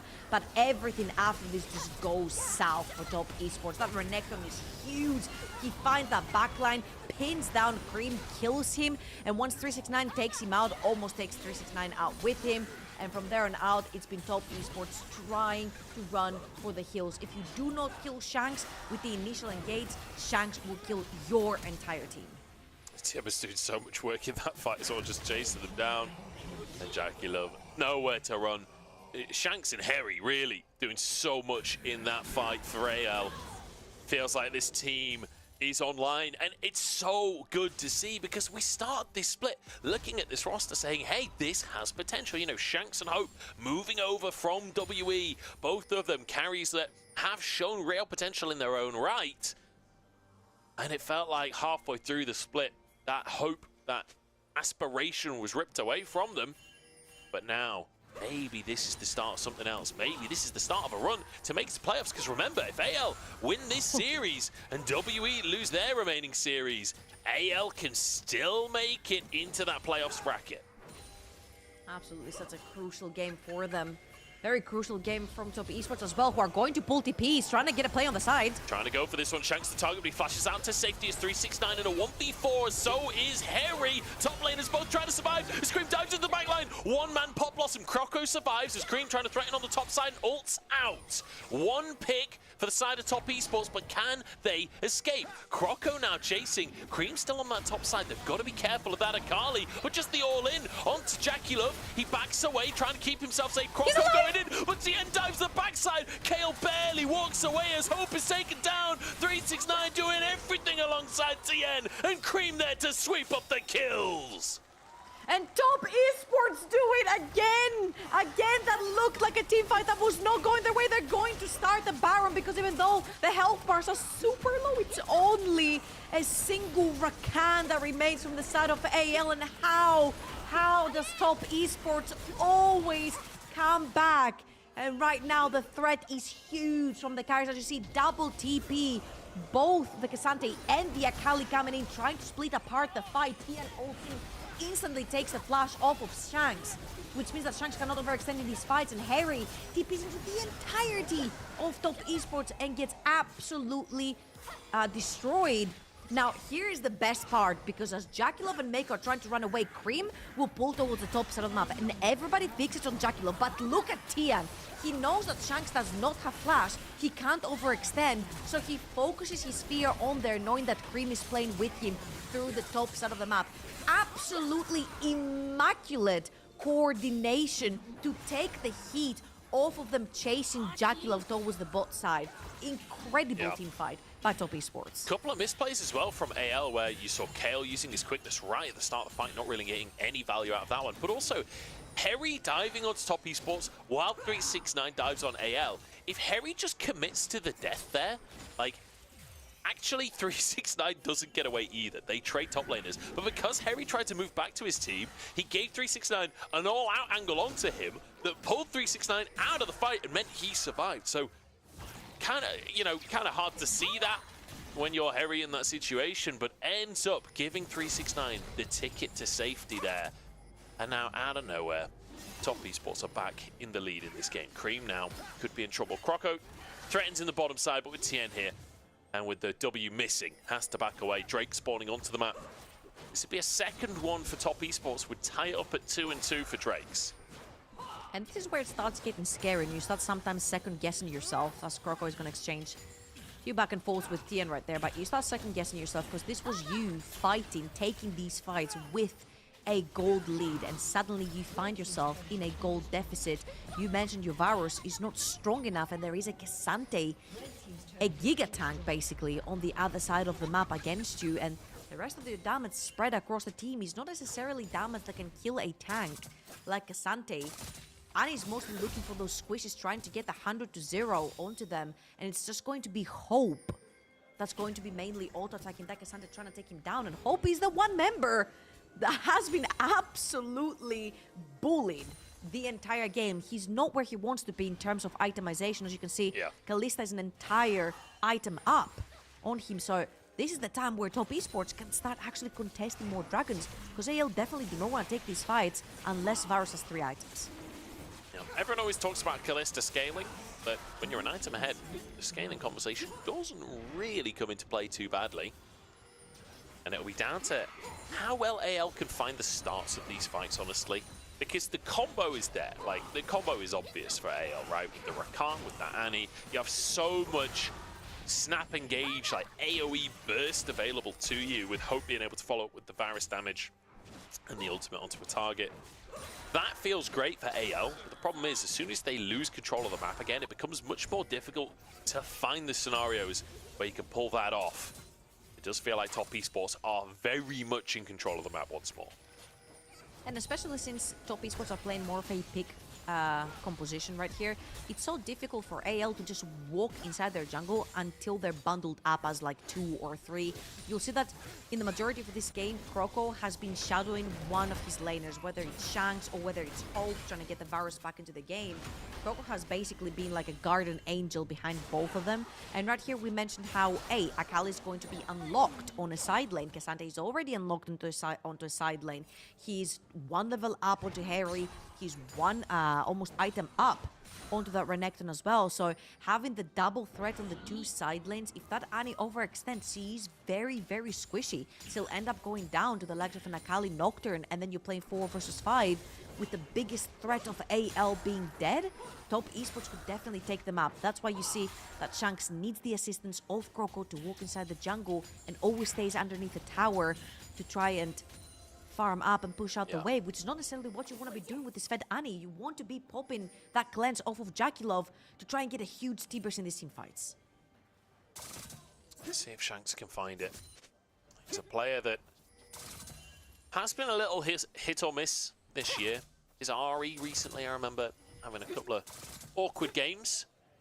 But generally speaking, I'd say Shanks is a pretty trustworthy mid laner to have your lead, especially on a champion like Annie, where realistically, fairly easy to get your value if you've got your flash available and your tibs available. Often fairly simple, and so far so good from him today. Let's hope that he can keep that up, but 3,000 gold lead now for Top Esports. That Baron being used so effectively. It's one of the things that I think is really impressive about Top Esports, is how quickly they will gain control when they get something like a Baron, like the speed at which they can close out games. Now, obviously they were behind, so not able to close a game out off of the Baron, but able to wrestle a very significant lead for themselves. Talking about Baron, there's another one coming up in about 25 seconds. He's going to be the next neutral objective spawning on the map. And why I dislike the situation that AL have found themselves in is because Annie is literally sitting there trying to absorb all the side waves pushing into AL. What Shanks should be looking for right here is maybe catch Jakilov in the mid wave, trying to push out that wave. Go into E, into R, trying to take that early cleanse from Jakilov. Again, that Kalista cannot walk up into a team fight without one of her 2 summoner spells. She needs both, playing into Rakan and playing into Annie. So making sure that you take at least one of the 2 summoners off, whilst Harry is trying to take Cream off the map, but it's not going to be the case. Yeah, he's just W, but the Taking Shroud. one of the 2 summoners. Yeah, the Shroud keeps him safe. Baron's up. There's a Kalista in this composition. And AL know it. They've got to try and do something about it. Croco moving over to get vision. Control Ward in the back of the pit. But with the Rend, I don't even know if Top Esports care that the enemy has vision. Okay, AL gaining control of the Raptors area is enough to push Top Esports away for now, but immediately just threatening that. I mean, I think they were trying to get the TP off of Harry right there, but Harry held on to that trigger for a little bit. They were trying to see from the side of AL if Top Esports is actually going to commit to this Baron. But there's a more important, well, for now at least, and more easy to teamfight around neutral objective that's going to be coming up, and that's the Dragon in 40 seconds. So Top Esports and AL have to make a choice. You can let the Dragon go and play towards the Baron, which is going to be a very scary prospect if you're AL. Tian? Okay, Ooh, TP they lost actually vision. going to be used by Shanks down in the bottom side. Cream trading ultimates with Harry. Kind of funny to see Akali versus Renekton side lane. Not a side lane matchup you often get to see. But that's a TP down, so Cream will be happy with that bit of play. That was a pretty good preemptive TP from Shanks. Once Paranoia goes down, it's very, very difficult for you to find an opening to TP anywhere onto the map. So he tried to back up his top laner. For now, there is no dominance onto the Renekton, which is one of his huge team fighting tools. However, there are no ultimates on Nocturne and Akali. Akali is going to get hers very, very soon.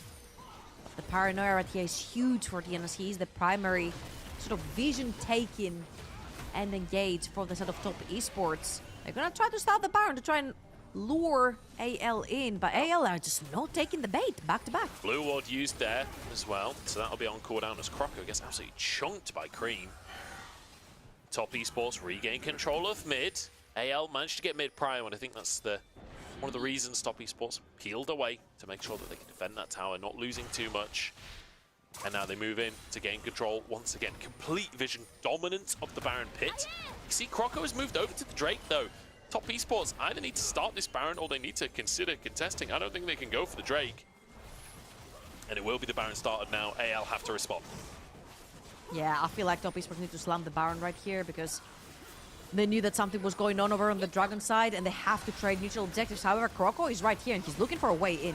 This is like infinite Ren stacks on the Baron. Jaculum's been hitting it for so long.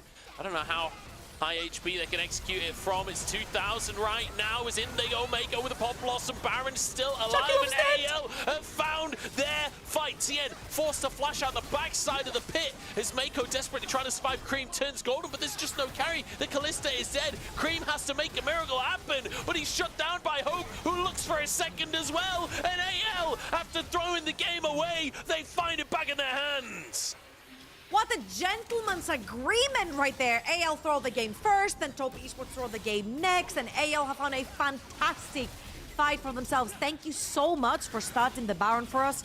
Top esports, AL are gonna take those. They only lose Shanks in that process, and let's watch this replay yet again, because you said, hey, Jackalope is just sitting there, he's doing nothing, he's just auto-attacking the Baron. Everyone and their moms pile up onto Jackalope.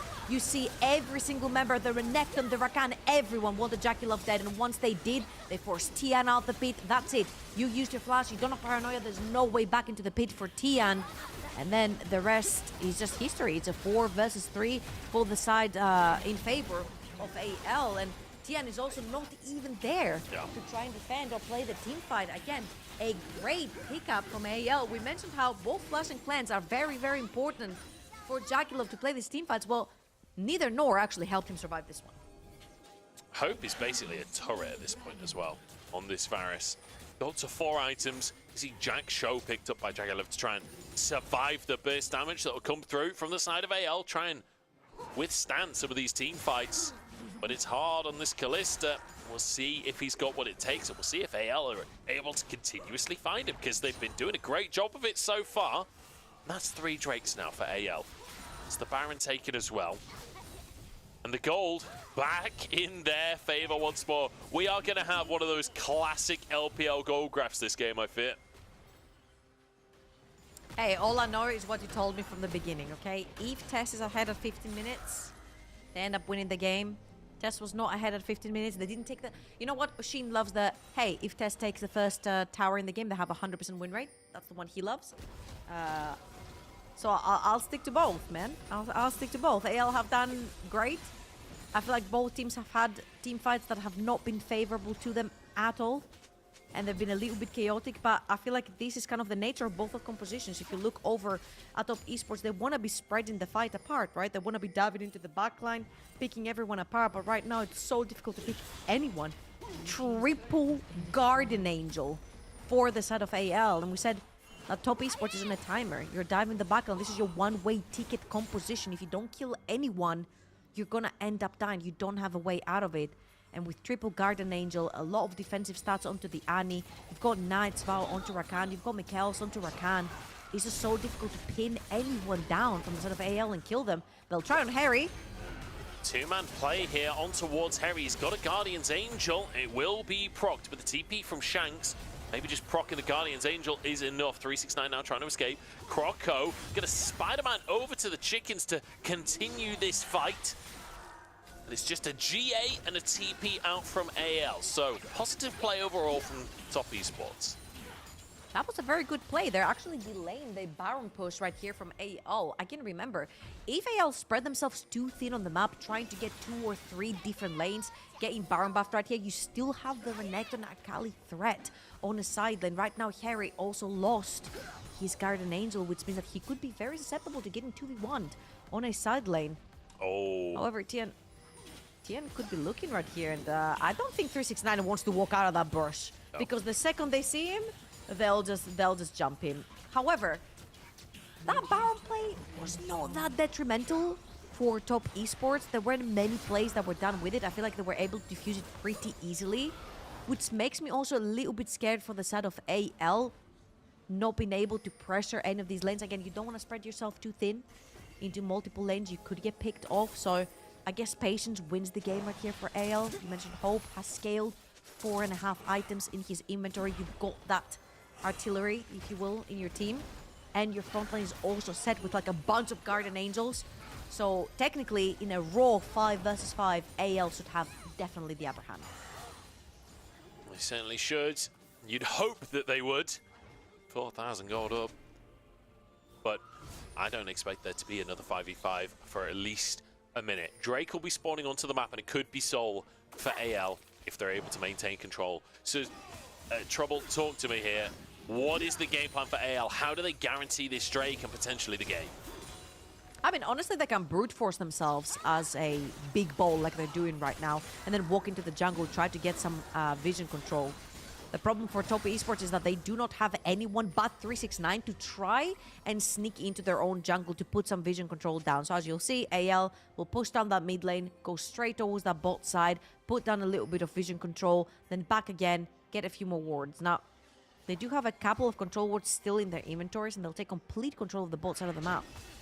And there is a very cheeky control ward where Renekton is right now, if you look on your map, right above him in the tri-brush, sorry.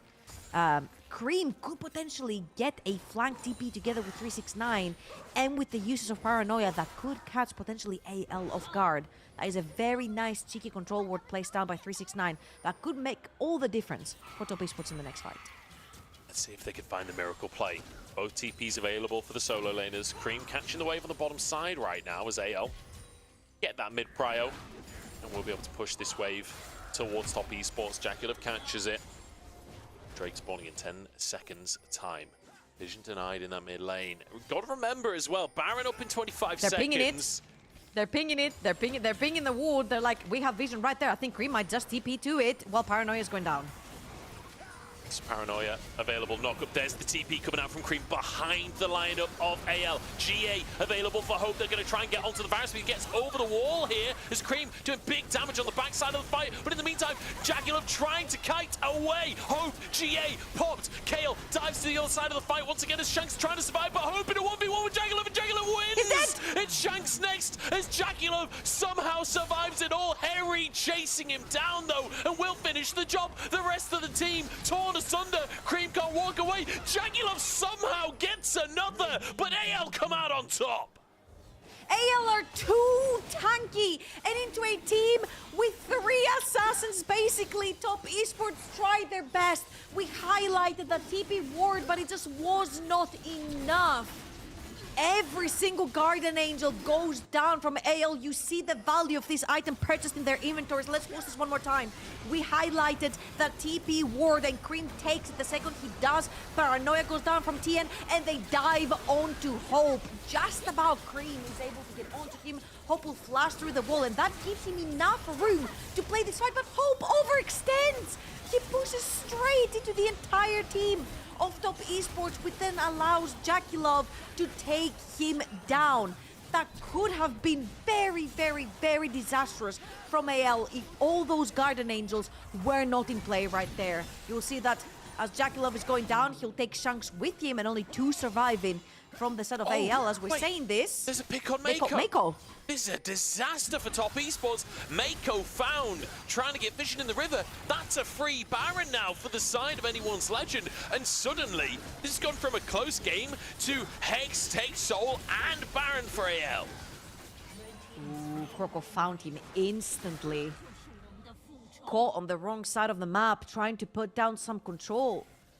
Vision for the side of Top Esports, but what are you doing all alone there, Mako? You still know that there are 2 members of AL alive. And right now, AL on full siege mode. They have Shanks as well that can TP him into this one. There you go, TP straight onto that creep, and Top Esports have to make a last stand right here. Mid turret going down, 369 buffering a lot of the damage, but then Shanks gets the stun afterwards. 369 might go down. Cream threatening onto 5, but perfect execution out of the play. That's so much used. Cream basically has no threat remaining. And this is a Baron push with Hextech Drake. TN wants to go for the dive on the back line. This is the last ditch effort, last hero play for Top Esports. Here we go. Harry dives onto Jackulov though and just keeps him away from the rest of the play. TN gets one shot and Cream doesn't have his ultimate. The solo laners go in and Mako dies before his pop can blossom. And that's a triple kill for Hope. That's a bit of vengeance for the laning phase. And that is a 26-13 scoreline as AL take down Top Esports, doubling their kills in this upset game 1. And what a fantastic start for AL. They absolutely rely on that win. This is the first step out of 2 to them making it into the playoffs. They need this win 100% no matter what. And they still have to rely on other results, right? But what a huge display, taking down Tess in the early game. And apart from one fight where it was slightly misplayed and also outplayed from Top Esports, I'll give them credit for that. I think that was so cleanly played from AL. Really great to see from AL. They need this to make it to playoffs. And so far, so good. I did not expect this to happen, but AL are coming out swinging. Let's get into a break and then get to game 2.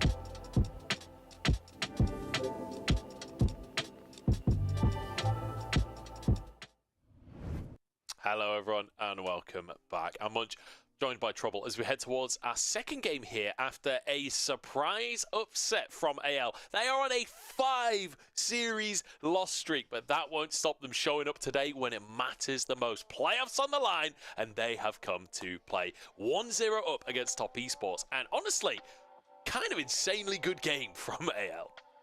Absolutely. I love the quick thinking from them. I feel like Top Esports made a fantastic showcasing of how strong they are early game with a Kalista lane towards the bot side of the map. AL said, no problem, we'll get the heck out of this lane. We'll escort our Varus towards the top side of the map. Kroko was always shadowing the correct lanes. When they did escort Hope towards the top side to get the plates, Kroko was there.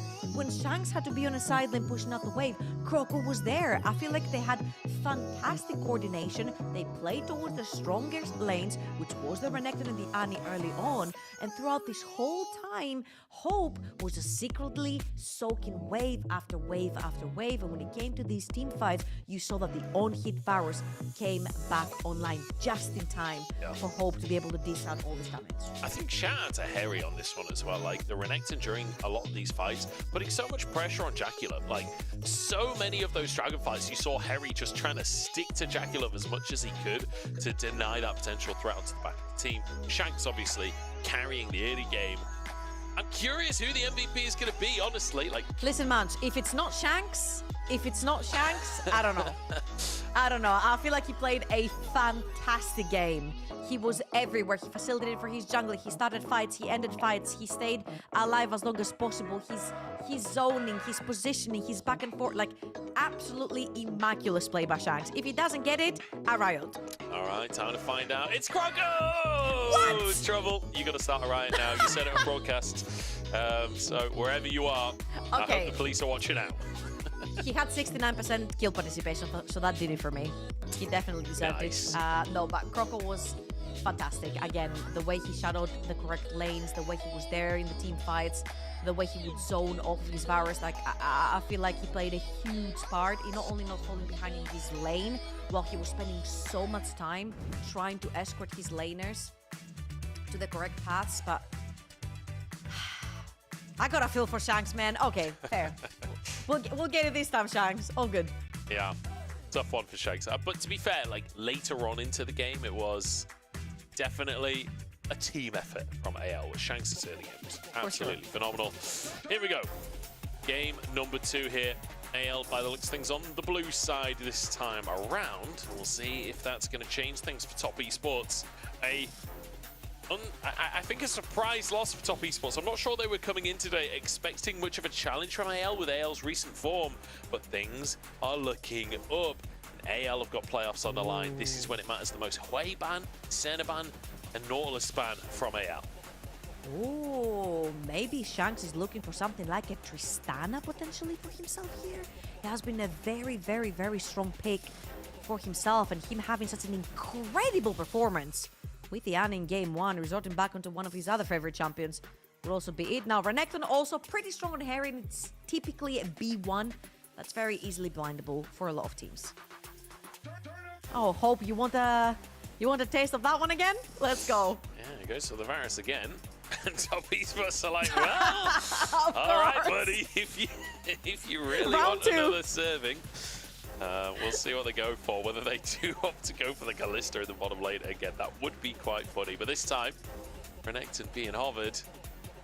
I want them to do it. I honestly want them to do it. And I want them to have a composition that plays harder into the bot side of the map. Because having that Akali in the first game did not give them enough priority for the Akali to roam around.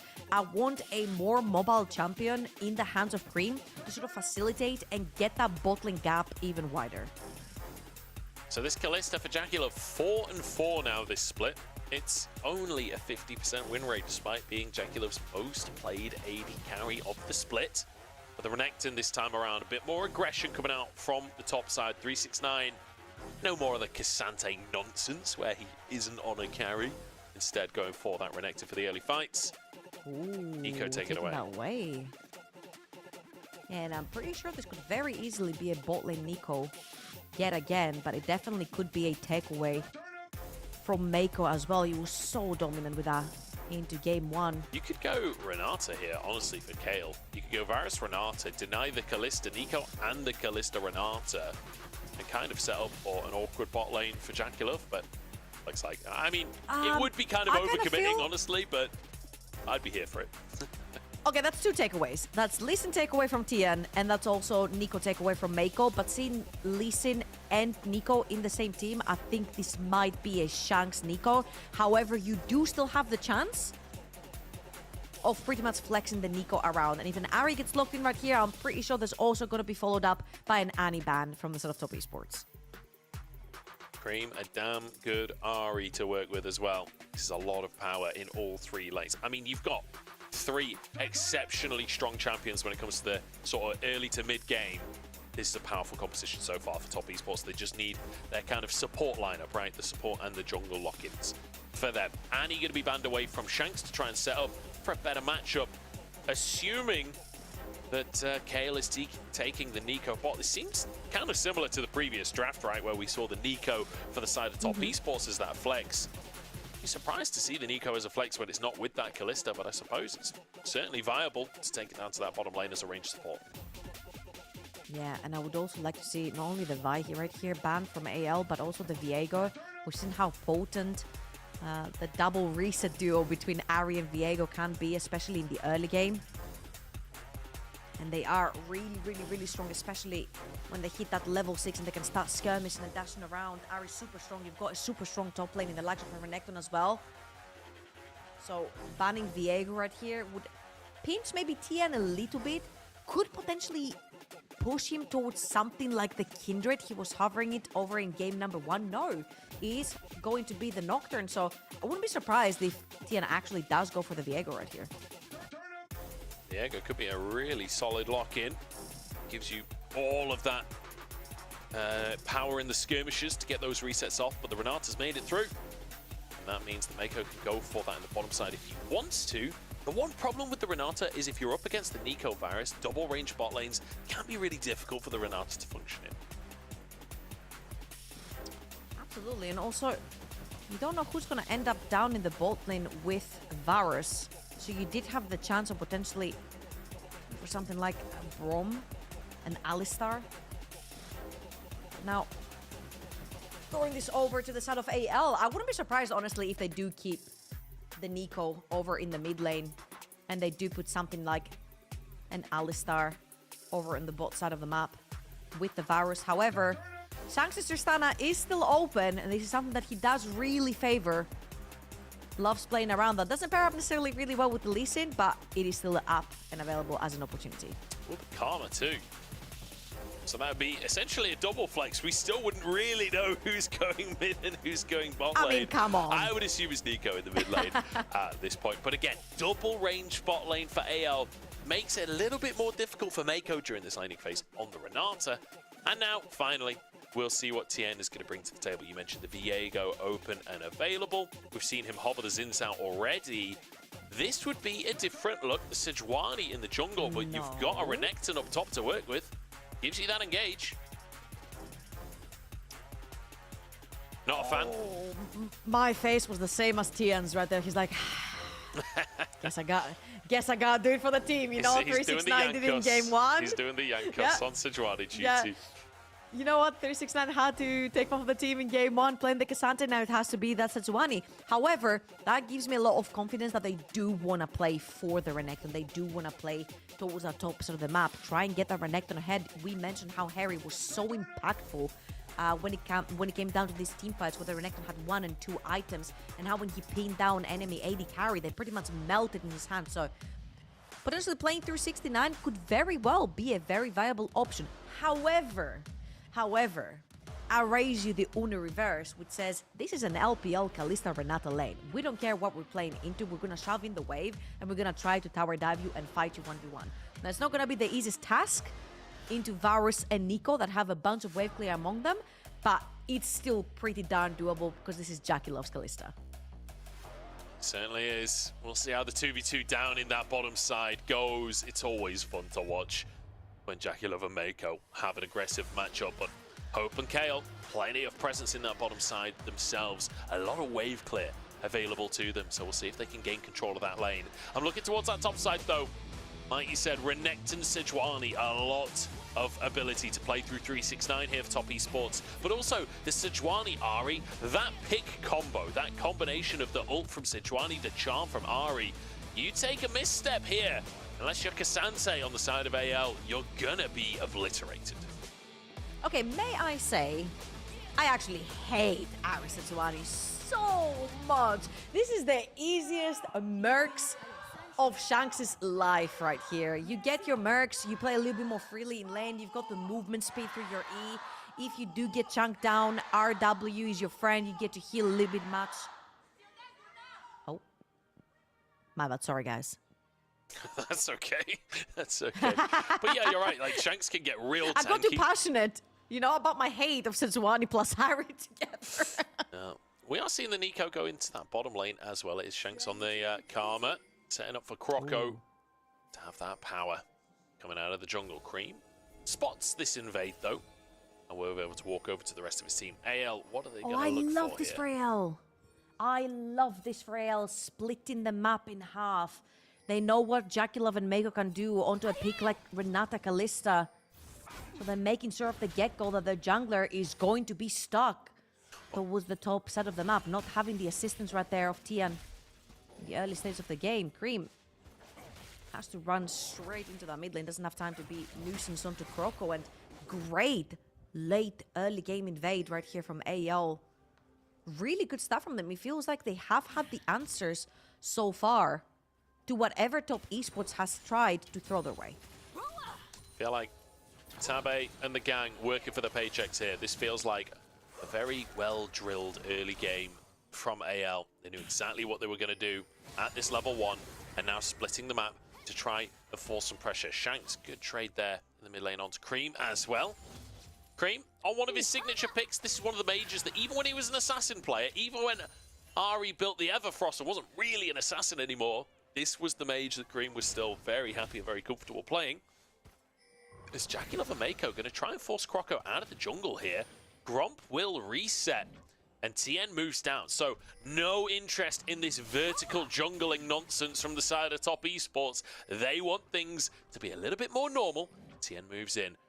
Both junglers stood on a ward, looking at each other menacingly.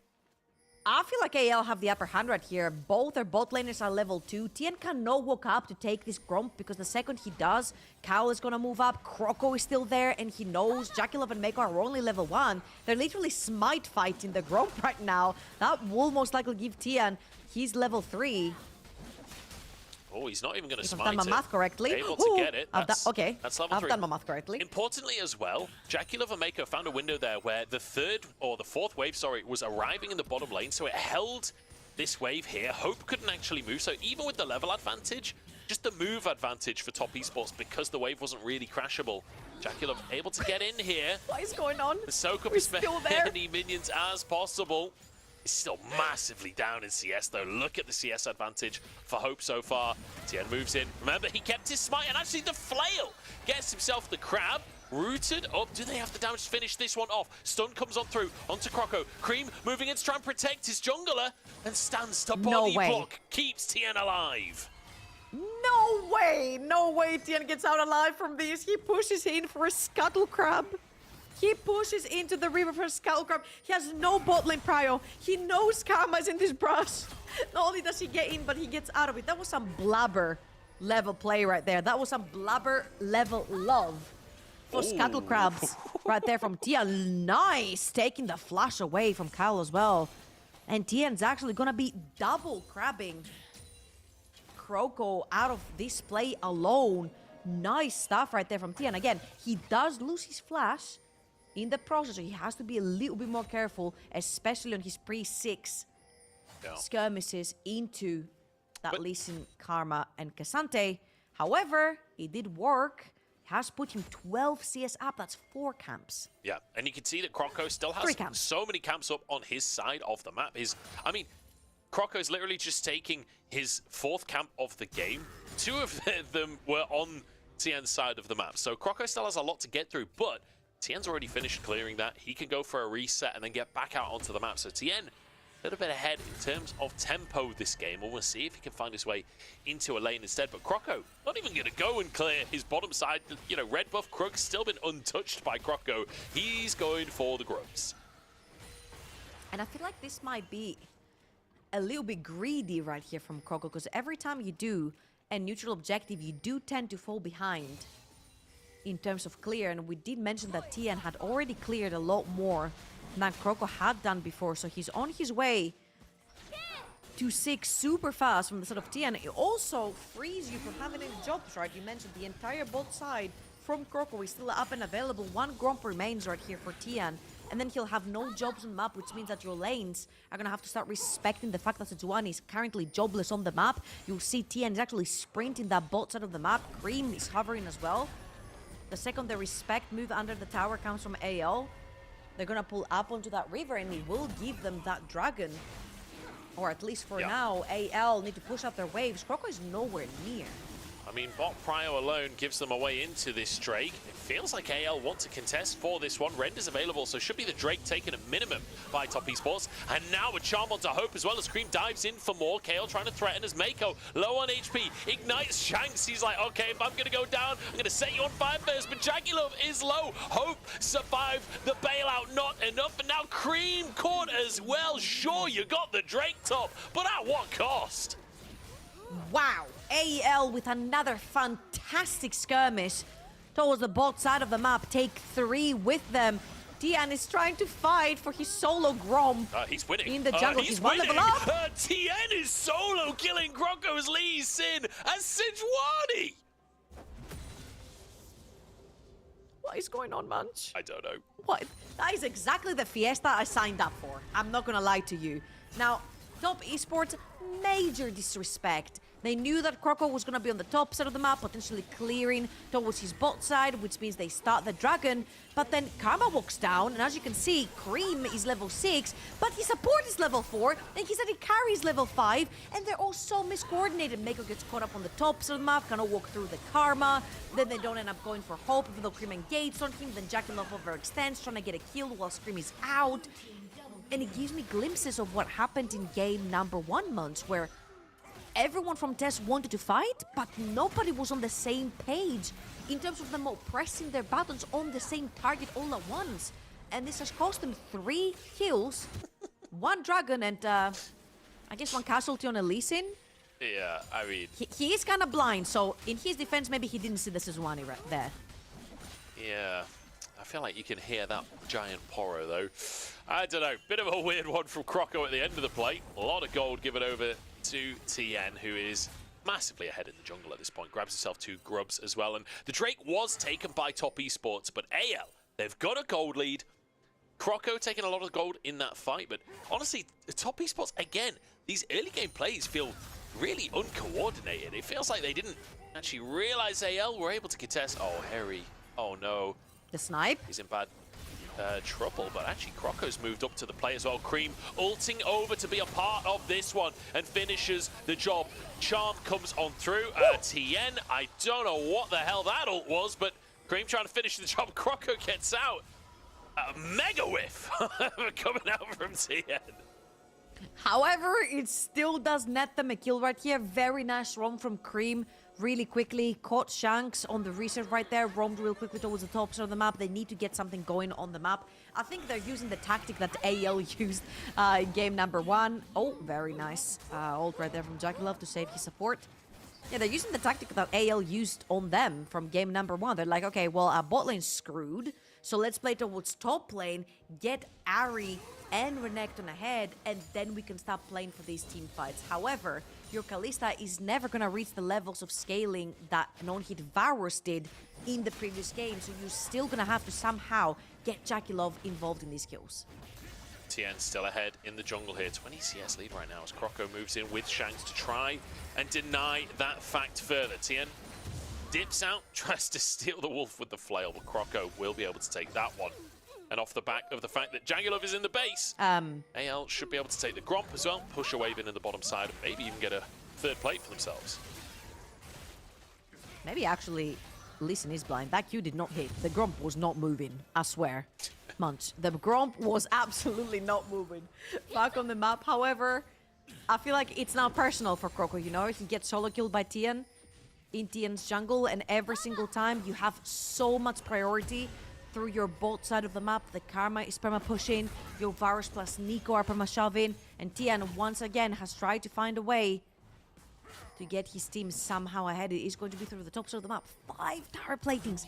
5 tower platings have gone into 369's Renekton, and Yeah. if I've ever believed in any top laner carrying any team through, it would be probably 1 the Shy, and then 2 369 for sure, alongside I mean, Bin. I trust 369 way more than I trust the Shy. Are you kidding me? Like the See, Shy. I had the Bin in there as well. Come on. He's famous for completely sprinting after taking a massive lead.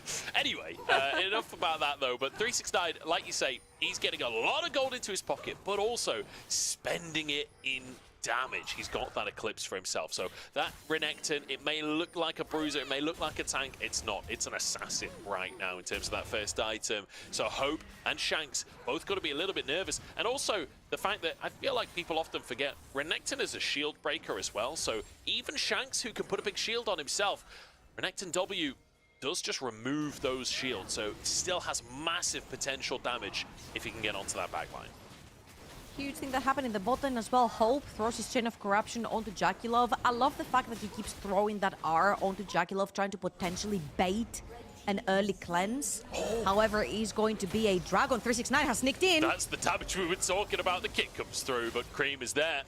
No Dark Okay, Seal, Munch. unfortunately, but still a kill from the solo laners. Croco versus Croco, who wins? I think it's got to be Croco at this point. Tien there. Yeah. Tien's ultimate is available, but Shanks should definitely be safe in that scenario based on the first ult we saw this game. As we've had a couple of whiffs from both junglers, honestly, but I'd say Tien, aside from that Sejuani ult, that's been looking pretty good so far. Grubs up once again. 2 picked up out the first 3 for top esports, and with the tower destroyed already in the top lane, they can move in to try and get some more as well. Ooh, however, look at the rotation. You've got Cream all the way back in base. Tian, you need to get The out! hostile takeover is huge from Mako. It saves Tien's life. He got 1 grub, but Croco can move in and finish the other 2. So 3 for 3, great contest from AL.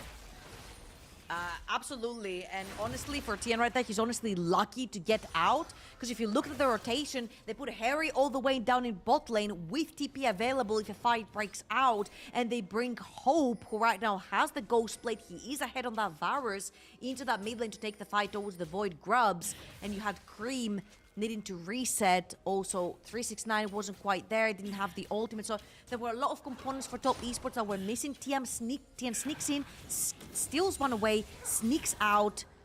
It was a pretty good sneaky play right there by Tian, and overall the map is looking pretty healthy.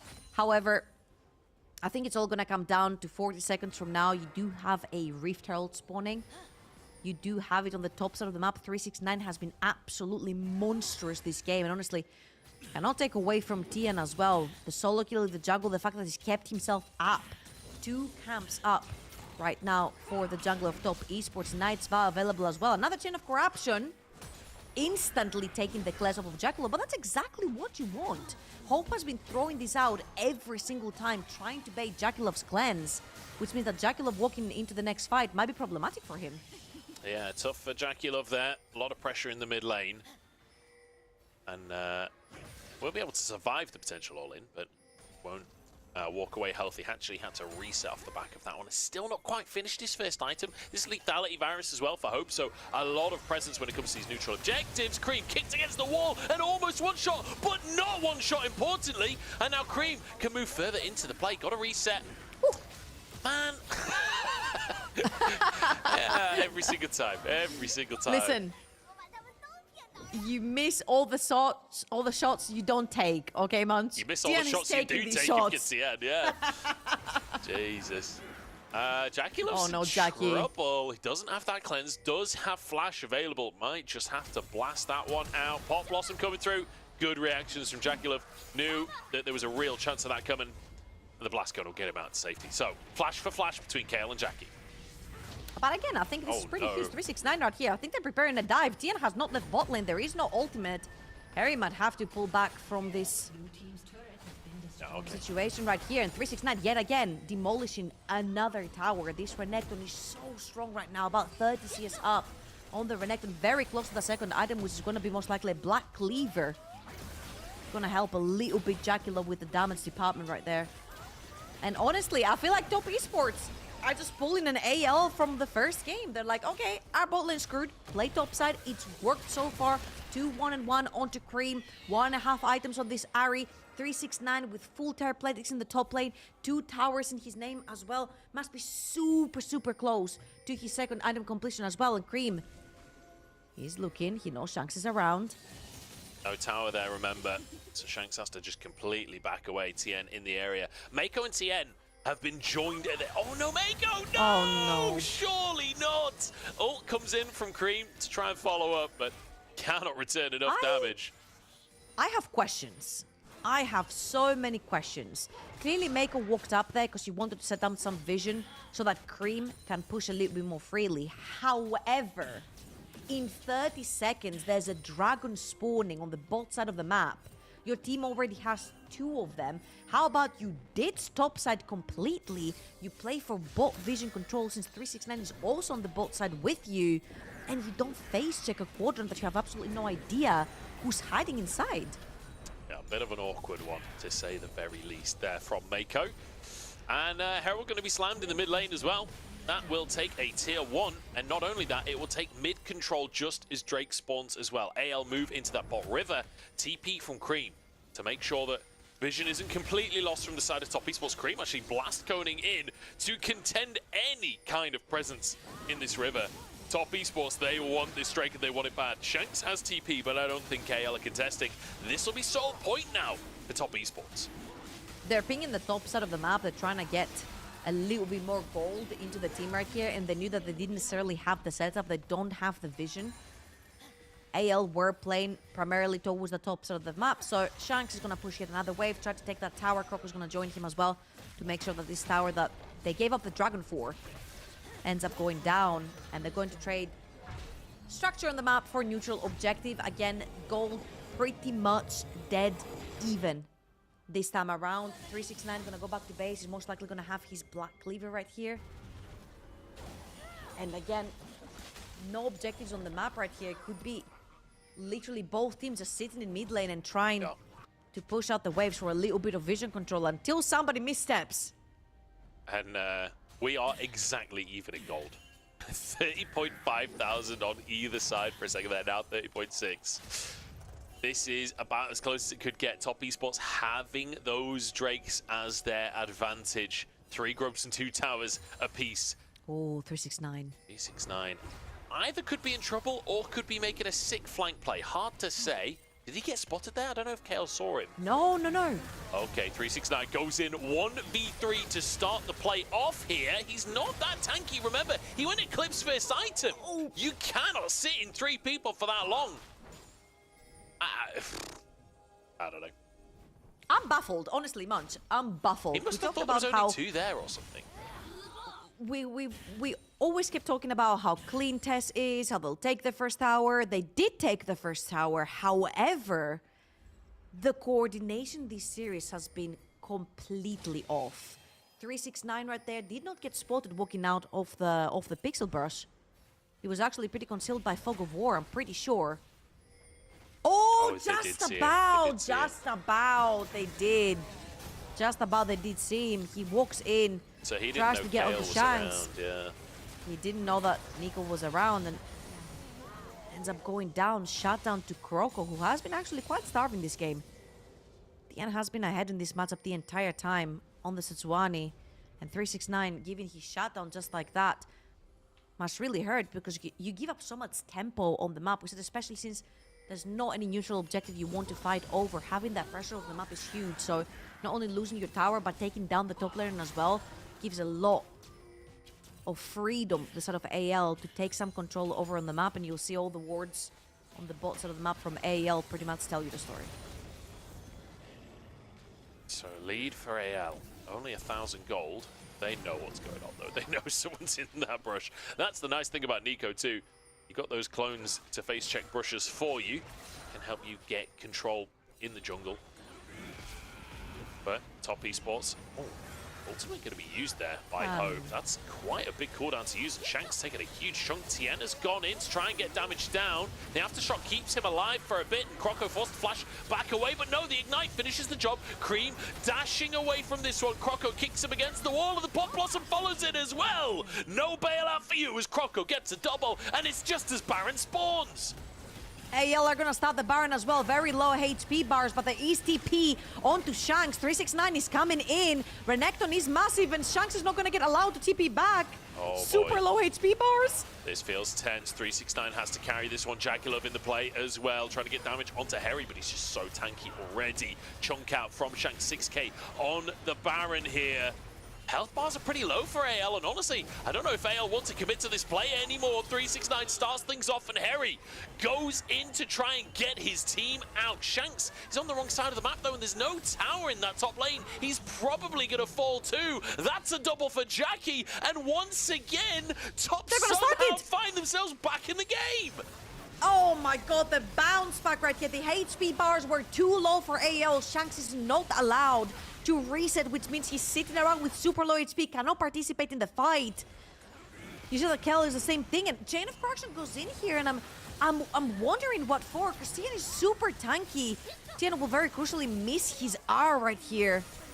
Oof, that goes super wide. Cream dashes in to try and follow up on that ult, but it actually missed.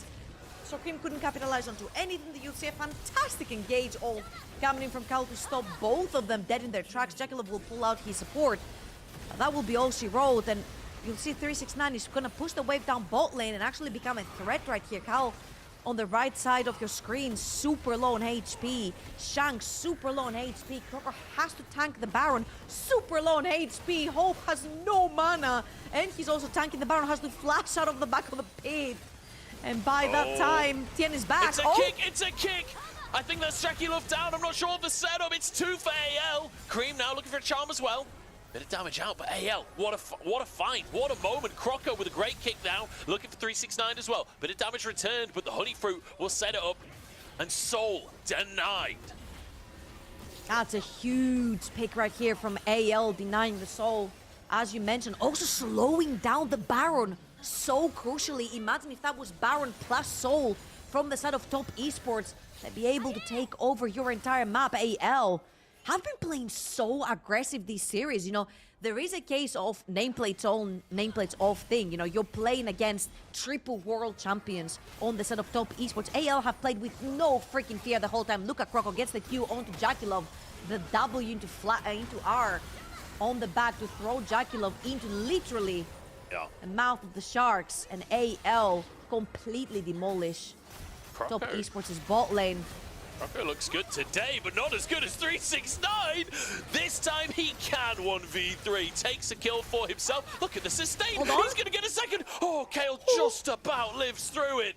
My God, 369. He is taking matters into his own scaly hands.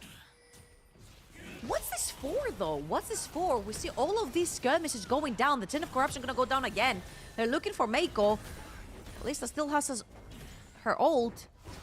But again, there's just so many skirmishes going down. It's sort of like a display of how strong is 369. And we get it, he's really, really strong. But he keeps ending up going down in scenarios where he's 1 versus X without a singular teammate on site. However, with a little bit of Baron that they have on the side of Top Esports, they're trying. Not quite there from Kale. You get that mid lane tower. Nice try. Him and Croco both trying to brute force and engage. It won't work out for them. Baron only got 15 seconds on it, and Top Esports not even able to finish this mid lane tower. I don't know, with 10 seconds, maybe this wave will get in time. I don't think it'll matter. I think they can pretty much just take this tower regardless of the Baron buff, but you want it for the Baron power play, guys. There we go. There you go. Just there it nudges is. it higher as the Baron times out. So, yeah, ultimately not the most impactful Baron we've ever seen from Top Esports. As I mean, Shanks just gets 100 to 0'd. Yeah, it's kind of huge right there from 369 that he does find the Karma, but then he gets kicked way too far back into the jungle, and you see that Tien is like, you know what, buddy? You're kind of alone. I cannot follow you in there. Kalista is all the way in the mid lane. Ari's all the way down the bot side of the map. No one is TPing into your favor, so it was a 1-for-1 trade overall. Losing your Renekton always hurts because he is your one threat over in the side lane. He is your one man that's putting down the pressure on the map. So again, back-to-back, losing 369 on the map has really halted the progression that you really want to be seeing from top esports right here, especially since they have that trio of death, the Ari, the Sejuani, the Renekton. I don't quite feel that the Renekton has gotten fed enough or ahead enough in this particular game to be such a huge threat. There are a lot of shields coming in from Karma, you know, and kicks from Lee Sin. It's going to be so difficult to get onto Hope. I think that's part of the problem as well, is that 369 feels like he has to carry in this mid game because you've got this Kalista composition again that didn't work out in the late game for them last time around. Bit of damage at the bottom side. Tien forced to flash away here as the siege begins. But yeah, compositionally, you like what AL are bringing later on into the game. That said, Cream will still do a lot of damage. Mako, I am so confused. Oh, hang on, Mako's in trouble here. He stepped too far forwards. There's a flank from the top side. I think they're going to get away. Croco spotted now on the Scryer's Bloom. Top Esports walk away with their lives. Look at your mid-wave, Top Esports. Look at your mid-wave. Lane assignments. Back to school, lane assignment. Push in that mid-lane wave. They're piling up as 5 on the bot side of the map. There is nothing on the bot side of the map but a tower. And you're not necessarily going to be diving anytime soon with your composition into a Varus Karma Lee Sin. It's not going to be happening. That wave that was pushed in early by Croco when there was 5-man bot lane down from Tess resulted in the tier 2 mid lane tower. Again, we keep hitting on the same thing, but the coordination from Top Esports, the macro on the map, has completely been torn apart by AL's movement. They're faster, they're smarter.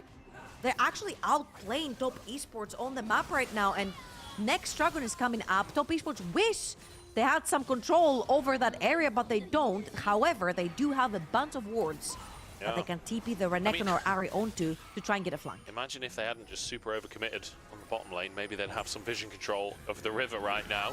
Like you say, though, those deep wards maybe make it worth it with TPs available for Cream and 369. No universe. Top Esports can fight for mid-prio here.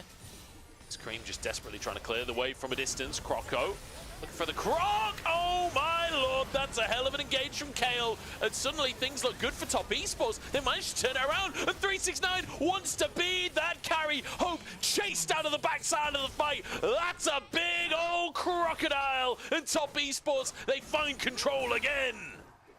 AL over push right there and get caught. They overcommit onto Renekton, and Renekton bites them back. There's 2 crocodiles on the rift right now, and 369's is the strongest one. Top Esports are gonna walk away with 3 kills. They're taking the Baron as well. They're gonna take Soul, most importantly here as well. So now we can actually see how they can put to use all this pressure. And let's watch this one more time. Croco gets a Q onto the other crocodile on the map. And this is overcommit. Tien's ult hits on spot with the Ari charm. They instantly destroy Croco. And then the overcommitment from AL onto Mako. JackeyLove just pulls him out, throws him back out.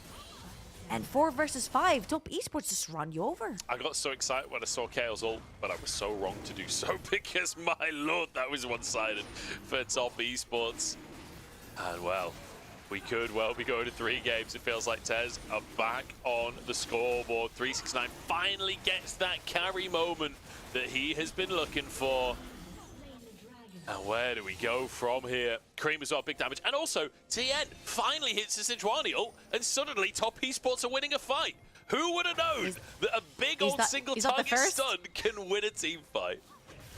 This might have been the first that hit this game, I'm not sure much, but it sure did make the difference in this particular one. Now, of course, you've got double lanes pushing right here for the side of Top Esports. You've got Renekton pushing mid, you've got the rest 4-man on the bot side of the map trying to siege.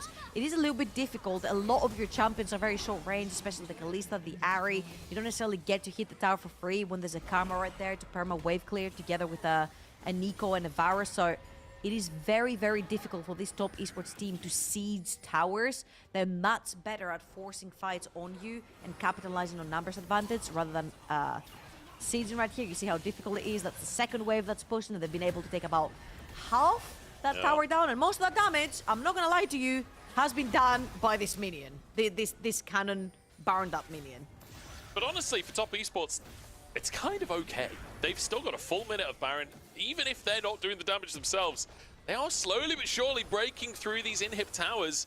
They're like, AL, if they can't clear this wave, they are going to lose this bot inhib tower. Tien tanking on the front line. That's big damage onto Harry. Forced away. Croco trying to 1v1 369. I'm not sure that's a 1v1 that he wins, though. 369 pushes him away. I think Jackalope could just finish this tower without a minion wave. That'll be 2 inhibs for top esports without even needing a single kill. Yeah, absolutely incredible from top esports. The engage just to create enough space to do damage to that tower to take it down. And of course, Croco trying to get potentially a flank. He was wrapping around. Cream caught. Ooh, the kick does land onto Cream. Hostile takeover kind of denies the follow-up. Cream survives. That's the important thing. AL lose 2 inhibs and get nothing in return. Yeah, they don't really have necessarily anything going on for them. The Karma is sort of there to wave clear, facilitate for the Lee Sin. Hope right now is not on an on-hit champion. He's playing more of the lethality Devourers, which relies a lot on the poke. But if you stand still to try and poke them, the Renekton is jumping you, and then you've got Ari jumping on you, and Sejuani jumping on you. It becomes a little bit more difficult for Hope to play this particular game. And of course, the K'Sante has fallen an entire item behind to the Renekton level 17 for 369 on the map right now. And even though he had a few overforced skirmishes on the map, currently 3, 2, and 4 items in level 17, he's absolutely ruling the map. Every single Q Croco takes onto him, 369 destroys his entire HP bar. Yeah, 369 is an absolute monster right now. Same for Cream as well, level 17. And you can see 4.2 thousand gold from that Baron. It's a 6k gold lead. There we go, another ult lands from Tien. Big damage. It's turned back onto Tien, though. He's maybe overcommitted. Croco goes in to try and finish it. Bailout in play, but it's not enough. And AL, maybe this is the moment. But Cream is looking to sweep things up. The all-out is actually going to take Harry out of position. And now 369 just wanders under their tower. What looks like a pick for AL. Wait, Jackalope is taking that fight. The man's insane, but it works out anyway. 15-11, and Tez go even in the series. Top esports finally managed to pick up this victory. It looked grim at the beginning, man, so I'm not gonna lie to you. 369 was not there, but he managed to enter the fight, and they turn it around, equalizing the score versus AL. My God. Nothing but clean. Nothing but clean. There have been so many sighs. There have been so many question marks this series. Yeah. AL should definitely be proud of themselves because they are bringing the fire. They are bringing the fight towards top esports, and you can't say this about a lot of teams. They're playing with no fear. Nameplates are completely off from the side of AL, and I'm loving this because they're putting top esports on the spot. Top esports have to find the answers to come back into the game. They didn't in game 1, they figured it out in game 2. Fantastic stuff from top esports, but like you say, AL, they are showing up today and they are pushing top esports to the brink. We'll see how this saga ends after this break.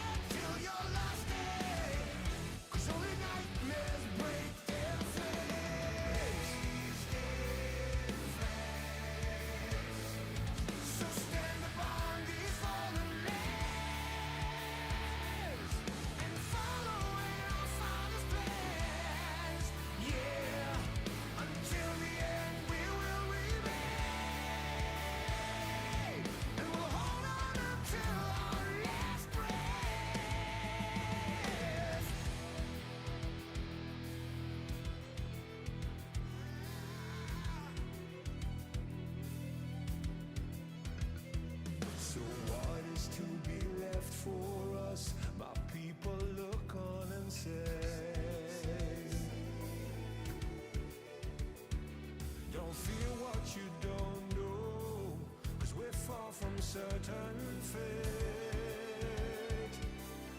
And we'll make our final stand, lost in the dark.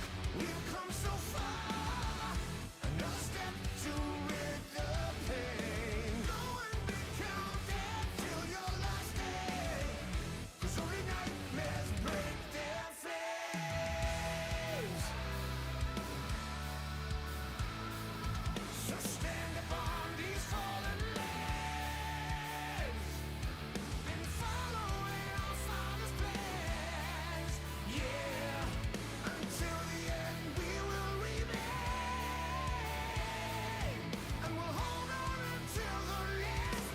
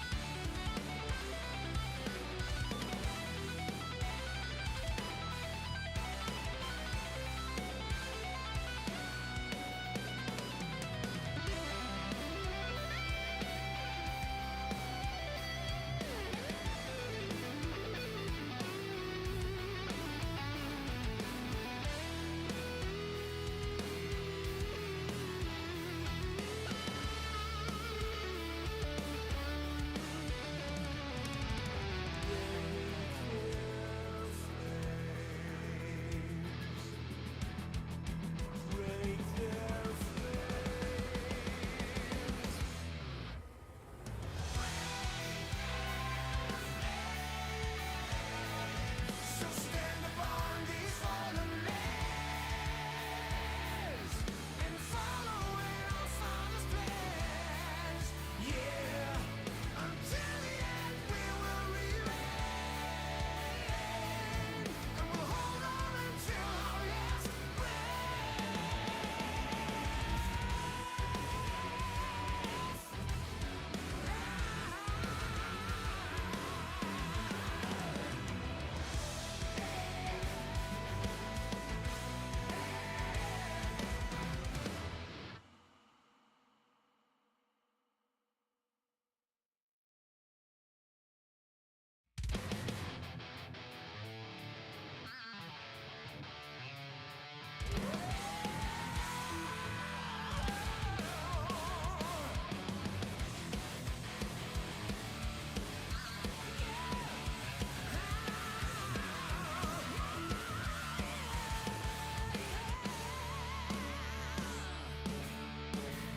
to the edge of death and back again.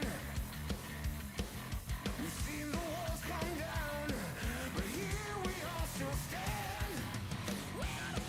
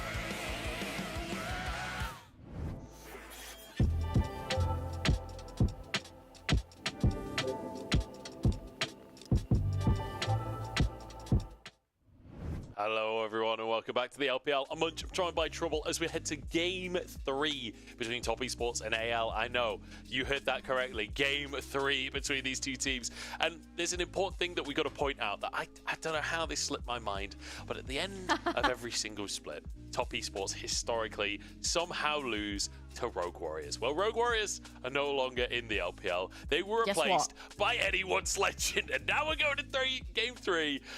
It's possible that the tradition continues here, Georgia.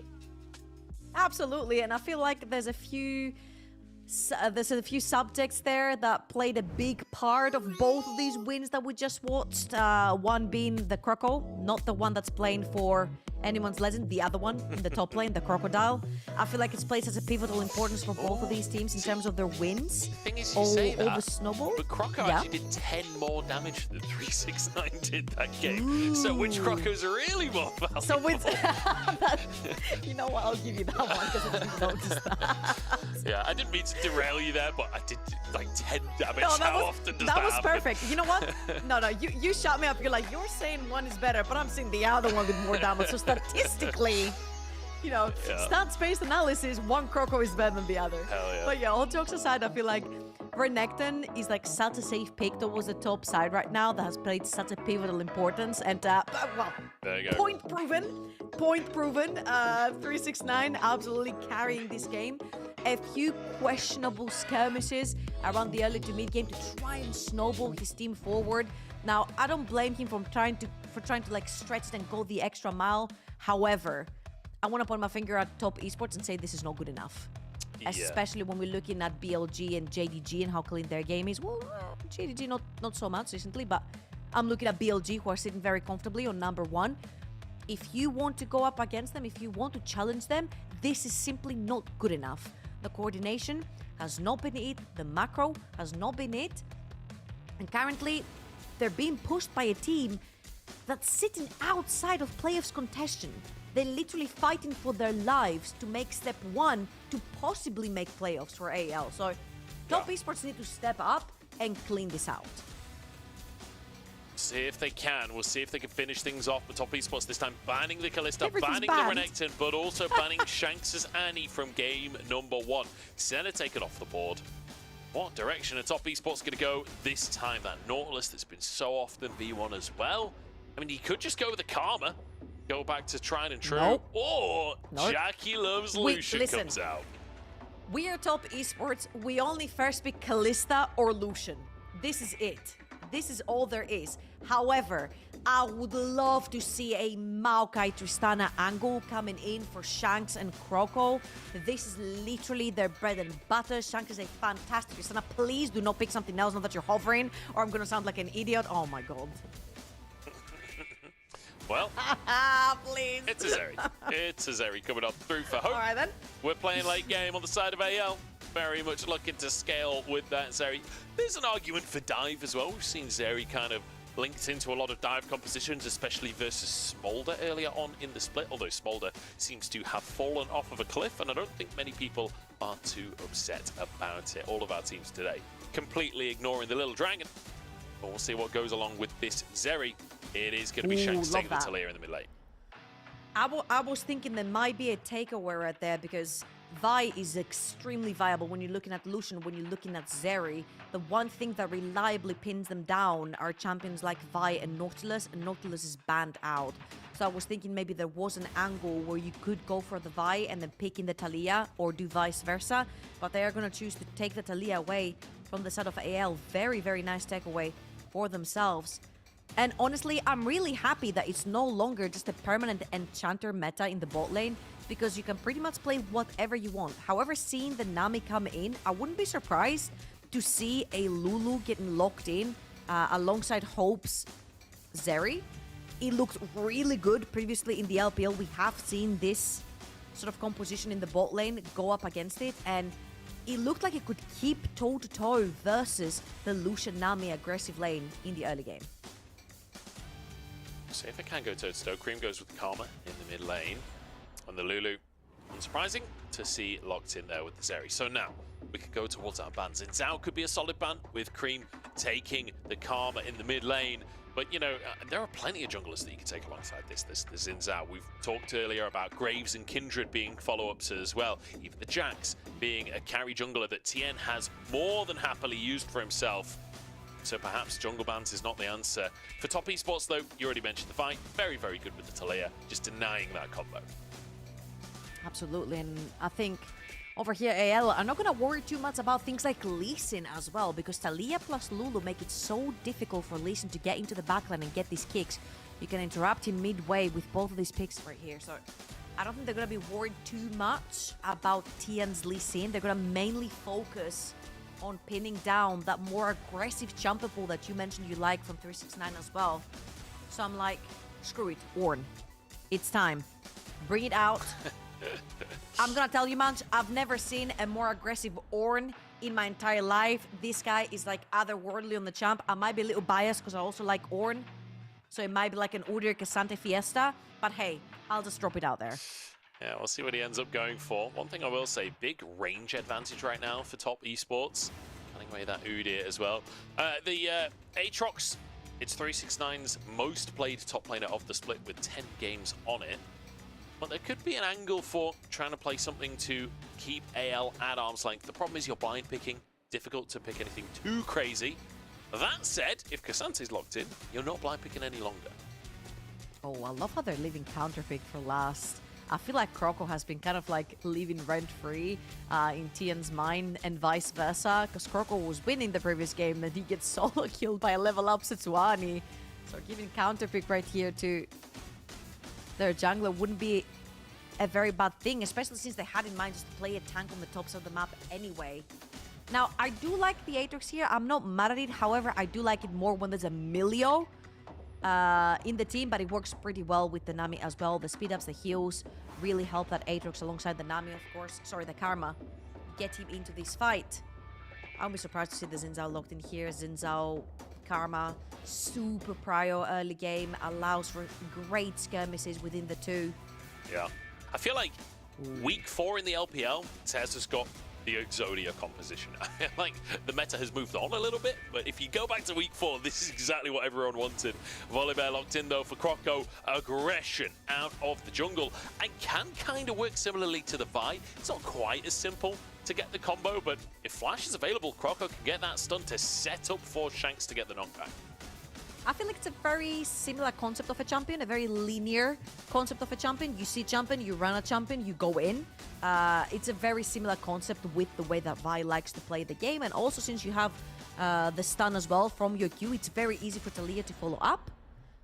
Now, I love that there is some aggression and some setup through the jungle because there isn't much else going on. Like Asante is mainly going to be playing on his own. You've got Zeralu down the bot side of the map, so Xin Zhao, Karma are definitely going to be looking to possibly dip towards that bot side, try and keep Jakilov and Meiko safe in terms of vision and numbers advantage, try and play aggressive onto Hope and Cal down the bot side. So this Volibear might actually break in the aggression and we might see some early shenanigans down the bot side of the map. We did see it earlier with Meteor level 2 gank bot lane. I'm just saying, man, with Volibear, it's much easier to do that with Graves. It certainly is. We'll see if the Volibear is going to work out. Croco has very much been one of the most important players on AL today. It's him versus Tien has very much been the matchup to watch out for. We were excited for it coming into today's series, and it has very much lived up to the hype.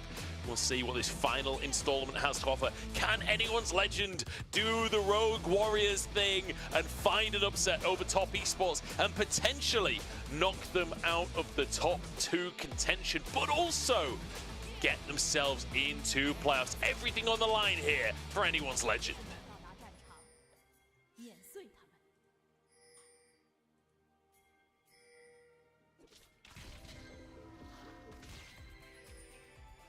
I guess we're not having Gyos for this third and final game today.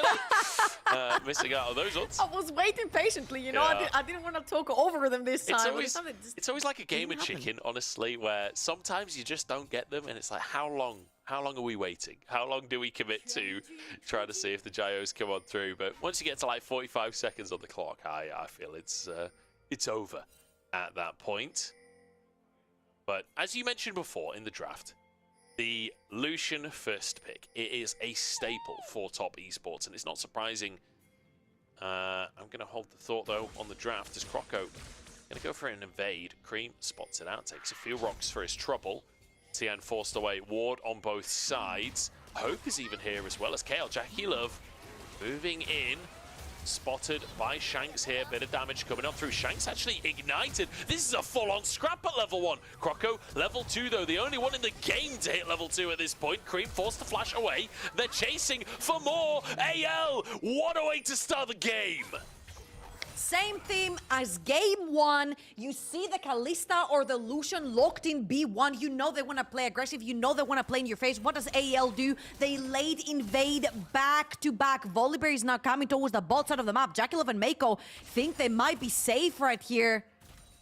They are going to ping it. They know something's going on because they haven't seen him go past the wards yet. They're going to see him right now and they can play a little bit more aggressive. But what a fantastic start from AL, still in the jungle, taking the flashes and the teleport off of Cream and off of Tien. A great start. And honestly, I'm like, I cannot believe my eyes. Like, Volibear and Lulu and Zeri invading a Xin Zhao Karma. Like, your RQ hurts a lot early on for Cream. And I feel like they just caught them off guard. Nami Lucian were already down the bot lane. They were too late to the macro movement. And again, AL, fantastic start. Unfortunately for them, the Lulu ends up cashing in the kill, but hey, a kill is a kill, and we take those because there's a bunch of summoners that are also missing from the set of Tess.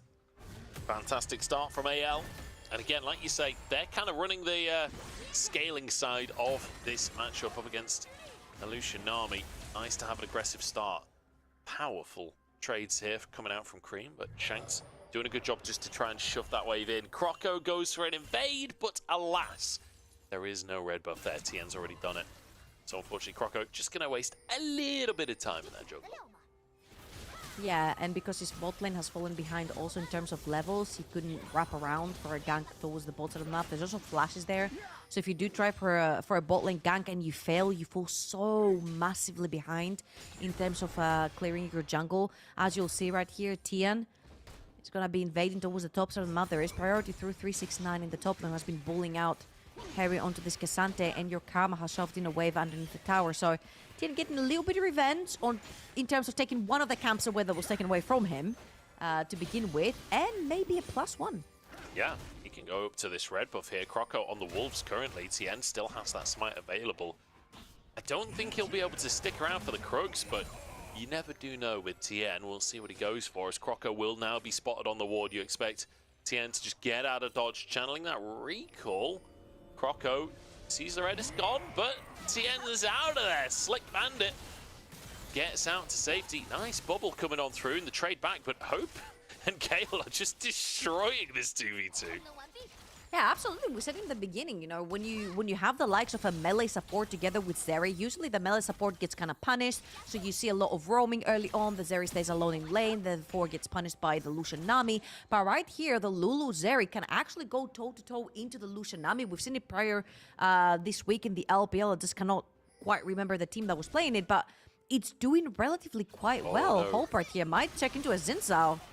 Hope dashes away from the W. Bit of damage out from Tien. I was worried there, but the ward keeps him safe. Oh, Harry actually denies a recall from 369, but can't quite find the W to get that stun. Recall should come on through. Harry can see this recall. I don't think he can get over in time to stop it, though. Just going to try and crash the wave. 369 has the TP, so shouldn't lose too many minions there. In the meantime, both junglers in this bottom lane. Croco drops the control ward. Hasn't been spotted just yet, I don't think. And Hope down very low on HP. The bubble won't quite land, but Croco forced away in the meantime. Kale takes a chunk. Jackalov backing away, but Mako forced to flash. The minions blocking the way as the mid laners now join the fray as well. Cream backs off as Shanks takes a big old chunk. It's tense between the two teams, but neither getting a big advantage. Okay, I'm loving this so much more by both teams because they know their win condition is towards that bot side of the map. They both have kind of scaling top laners. They pick the Volibear on the side of AL to make things happen in the early game to try and shut down the Lucian Nami off the get-go and get Hope onto the late game carry that he wants to be further on in the team fights. However, top esports are playing very cautiously this time around. Apart from that first blood, they've played very well into Shadow in bot lane. There was a very unfortunate read from Croco into Tian's jungle that actually slowed down a little bit his rotation onto the map. And as you can see, even Cream, level 5, tries to follow up onto Shanks, deeping into Fog of War towards the bot side of the map. So we said that we wanted to see a lot more coordination from top esports, and so far, I feel they've done very, very well in trying to read where AL's early game aggression is going to be. Yeah, so far so good. 1-0 is still on the scoreboard after that level 1, but Gold going to be pretty much even ever so slightly in favor of top esports, but nothing significant. But it's been an entertaining game so far. Even though there's only 1 kill on the scoreboard, there's been a lot of action, there's been a lot of scrapping. Tien, though, off the back of the presence top lane from 369, will be able to get these first 3 grubs for himself. So it's the first time this series we're seeing one team get the first 3 grubs. I feel like it's been 2-for-1 trades each time so far this series. But again, AL... I feel like right here... Sorry, go on. Go on. No, right here I feel like Tien had the time, right? Because he knows that he has set the Volibear way too far behind. Again, when you do commit to all 3 of these void grabs, you're most likely going to lose or fall behind 1 or 2 camps. But just because Tien knows the difference already in terms of camps and how far ahead he is compared to Croco, it allows him and it gives him time to play for those tower platings. Also, it works really well when you have Lucian. You know, if your Lucian gets ahead from your bot lane, even ahead, he can be a huge tower eater. So having that extra buff from the void grab, you've got Aatrox later on as well, who's going to be hitting tower. So I think it's a great investment, especially since he knows he has created this sort of pillow and time of opportunity to do this whilst not falling behind. He's managing to make things happen for his team here. This is one of the things that you realistically want on a Xin Zhao, is to have this early pressure, to have presence on the map. Same can be said for Volibear, though. And Croco struggling to have that impact as 369. Really getting ahead up top. 15 CS lead for him. And punishing Harry. Top esports not confident enough to start the Drake just yet. Tien is down in the bottom side of the map, but will commit to his recall. But Award spots out Croco, so nothing Croco can do to punish this bottom lane.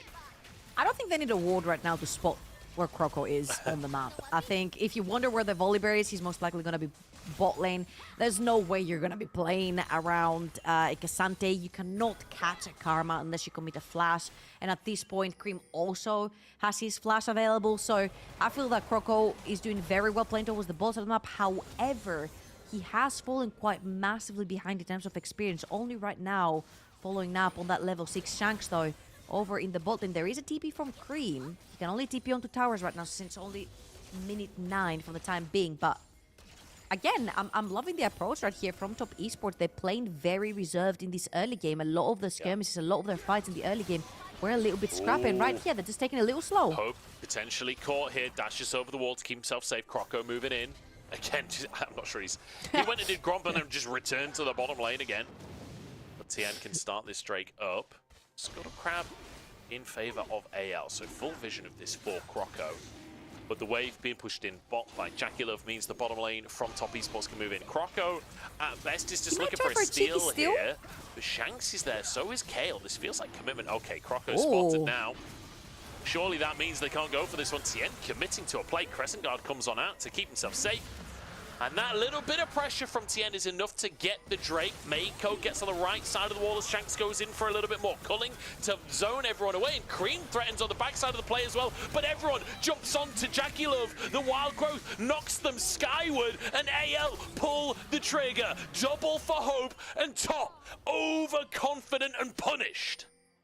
Off of the back of Shanks with a fantastic wall to try and shove JackeyLove and Meiko into a very tiny choke point, followed up by Croco's ability to run past everything and just engage in a very straight line. Again, we talk about how linear as a champion Volibear is. He sees champion, he runs on champion, he kills champion. Tien right here, he cheekily sees that Croco is in there. However, he takes his W, he goes back in.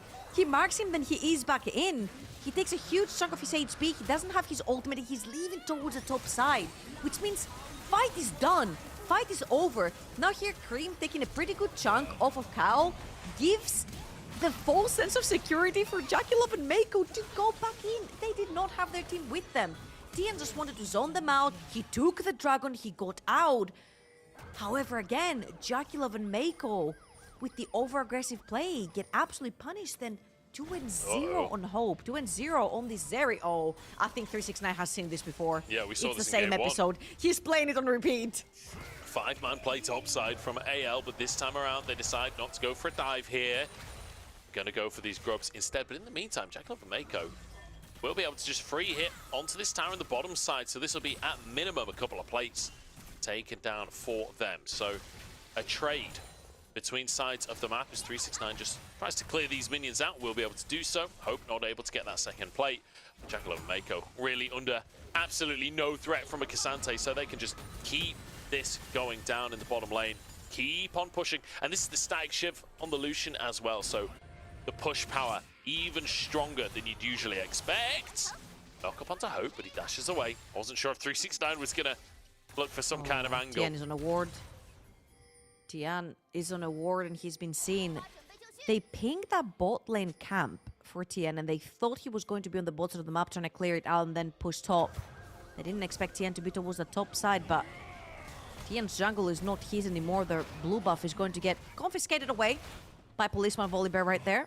No longer yours unless Tian can somehow steal it away. Harry's getting bullied underneath his tower. This is going to be a full tower going down with tower platings. Yeah. Under 14 minutes for the Lucian. However, top lane is under the same fate. Hope is hammering onto this tower. Tian and 369 are sticking around, but there's 4 members of AL right here. I don't know if they can pressure this or not, to be honest, with 2 players here from Top Esports. Not sure they'll be able to finish this tower, but the resets come through from 369 and Tian. Looks like they will concede. And look at the tower. rotation. And Jakilov and Mako move up. Yeah, you're right. Looks like AL have to back away. So even though AL are the ones to make the lane swap happen, Top Esports, they're the ones to get a tower and get out ahead. I feel like mainly the lane swap happened just to make sure you're taking the Void Grubs away from Top Esports, especially since they had 3. They only needed 2 more. So they committed everyone on the top side of the map. But 369 is not somebody that gets very easily dived. Alongside the Xin Zhao, there's a lot of survivability within the 2. They both had their flashes, the summoners available. So it was very difficult. So you lost their entire tower down the bot lane. Then instantly Jakilov and Mako pressed B and reset towards the top side to make sure that that one doesn't fall down. And now it's Rift Herald time. You'll see that Jackie has come back with an extra zeal in his inventory compared to the Zeri. And they could very easily play for that fight. You'll see 369 is backing right now, but he's not going to be there in time. No TP up for him either, because Harry does have his TP, so he can catch that wave and then TP to the top side if a fight does kick off. Like you say, 369 going to be late to the play. Oh, they want it. AL have started things off here. Tien moves in, gets a pink ward into that brush to get vision. Herald's already down to 5k. Oh, he's just going to flash for this one. Shanks caught out and annihilated. Snap decision making from Top Esports, and Herald secured. Tian with a fantastic flash dash in to catch Shanks. He knew that Shanks didn't have flash from the previous play that just happened. So this is going to be Rift Herald, and very easily now they can take their numbers advantage. Go towards the bot side of the map, establish a little bit of vision control right before the dragon's about to spawn in 10 seconds. Now, this is what I was talking about when I'm like, hey, if your Lucian comes out of lane even, put them in the mid lane, chunk someone down. That gives you HP advantage, deep into Fog of War, and threaten a neutral objective. This particular neutral objective is going to be the next Dragon and Cream over in the top lane. Another threat, shoving in that tower, has the TP to join if a fight breaks out. Not to mention the fact that, Wow, yeah, it's gone. the tower's gone in the top side. Static Shiv as well, with the modern Lucian build. The fact that Shiv, you can just build it on any AD carry. Does mean that Lucian has even modern Lucian more... build? Well, yeah. Is there a boomer Lucian build? I mean, Lucian, not historically a Kraken static Slayer? Shiv champion, Sure. right? Like, this is not a typical Lucian build from long ago. Here we go. Oh, we're going in. Rocco starting the fight, just flashes back out, realizes he ain't tanky enough for that one. So this guy is all well and good, but only if you actually get to auto-attack anyone. And there we go. I find that it's going to be so difficult from now on for Croco to find opportunities, because you're picking Volibear into a team that can very easily space you. They have a lot of shields, and as much as I love seeing Volibear in general in the early game, as Top Esports is just going to literally brute force their way into that mid lane tower, and Kroko doesn't have the ultimate anymore. Again, the power of the Lucian in the mid game, so strong. Yeah. Hence, this is why a lot of people like Ruler and JackeyLove will choose to be one it, no matter what. There's a reason it's banned in so many LPL games. I feel like it's so often banned on the red side, and especially against these top teams. Like you said, Ruler, JackeyLove, both absolutely loving the pick. There we go, rapid fire cannon, second item. He is in full poke mode now as soon as he dashes forward with Mako's Tidecaller's Blessing. We already saw the chunk he just did on Hope before that second item. He's only getting stronger. And again, I don't think I got to finish my point about Kroko's Volibear because the tower was going down, but you're a very linear and predictable champion on the Volibear. There's no ins and outs. There's only one way in. You ult in or you Q in, and that's it. And you're not necessarily tanky enough. You're playing Standard Sky, so if you do get CC'd midway, if you don't ult fast enough, if you don't get onto your target, you're most likely gonna be dying here. Oh my god. Nice little chunk there. That wasn't even an entire combo, that was just E. Yeah, just E's and W's and blasts a couple of autos out. Not too shabby. And honestly, that is that is the way to play Lucian. It's not really the full-on all-in a lot of the time. It's just dashing forward to get these little pokes and culling coming out when Oh my you get God. the opportunity. No! Gale, nearly 100 to 0 there. That would have been an insane kill. The E for the poke and then the culling on the second opportunity. That would have been gorgeous. 369 now trying to defend However, on the bottom side. Volibear can disable that tower. 369 respects oh my it. god. Cold blood in Kel's veins right there, not to ult himself or flash away. Ooh. JackeyLove is going to be a huge force, therefore, Oh, you know, the bubble AL hits. have recognized it. Oh, the bubble! Okay, Hope walks away. E wasn't available for JackeyLove. If E's available there, Hope is dead 100%. Obviously, they just Don't you used wish it you to had your poke. calling now? Well, I mean, he nearly got a kill with the culling. I don't think he even regrets that one. But, I mean, True, they're true. threatening onto the tier 2. It's 18 minutes. Another bubble hits from Mako. Mako had a pretty rough first game of the series, but he is warmed up at this stage. Harry and Tien 1v1 and Kale trying to move over, but they're all so chunked from this Lucian damage. Harry continuing this fight, but with Mako and Cream arriving, I don't think that's a fight he wants anymore. Yeah, and if you look on the map for AL, they're trying to play through their side lanes. They're using the Talia as a tool together with the Volibear to try and pressure those side lanes. But I'm not sure there's going to be mats that's been given back to you from that, because one way or the other, you have this area, you're going to have to team fight. They're trying to get as much gold as they can onto the Talia. You know, the Lucian dashes forward. Potentially, you get caught up by Talia 100% to 0 by all the farm, all the items onto the Talia. You see, they're using Shanks on the sideline. They did this in game 1. They had Kroko shadow him the entire time. Yeah. Ooh, Kroko's looking. He sees Cream, but he has no teammates gonna around him. say, He doesn't see any of his teammates. He's in the middle of nowhere right now. Not in a good spot there. Will walk away with his life. But wow, fantastic stuff coming out here from Top Esports. Despite the fact that they are 1 to 3 in kills, this is more reminiscent of what we saw early in the split. Shanks positioning for a wall here. The wall? They will be able to catch him, but Kroko, it's not pretty deep. JackeyLove flashes away from the knockup. Kroko trying to set up, but the bubble lands again from Mako. Kroko gets a heal, keeps himself alive, but the root's going to land. So much damage from Top Esports. 369, he wants it. Dashing forwards, but the rock stun, it doesn't matter. Cream finds it instead. That's 2 picks. The jungle are down and Baron just spawned. Oh my god, I really hope we get the replay to this, because there was a big bully in this particular fight that didn't allow 3 or 4 members of AL to get into this fight. His name is JackeyLove, by the way, spoiler alert. Top Esports, of course, with 2 down mid jungle. They're gonna feel free to walk into this inside this Baron and take it. And let's watch this again. That was a pretty good wall right there from Shanks. And it is going to force JackeyLove's flash right here. And as you can see, everyone is piling up on Tien, but look at JackeyLove, he's playing on the side. He's not allowing anyone from AL to pile onto Tien. And the second he wraps around and tries to do some damage, they're all so chunked down that they ended up dying to an RQ from Karma. JackeyLove was zoning everyone the entire time. Yeah.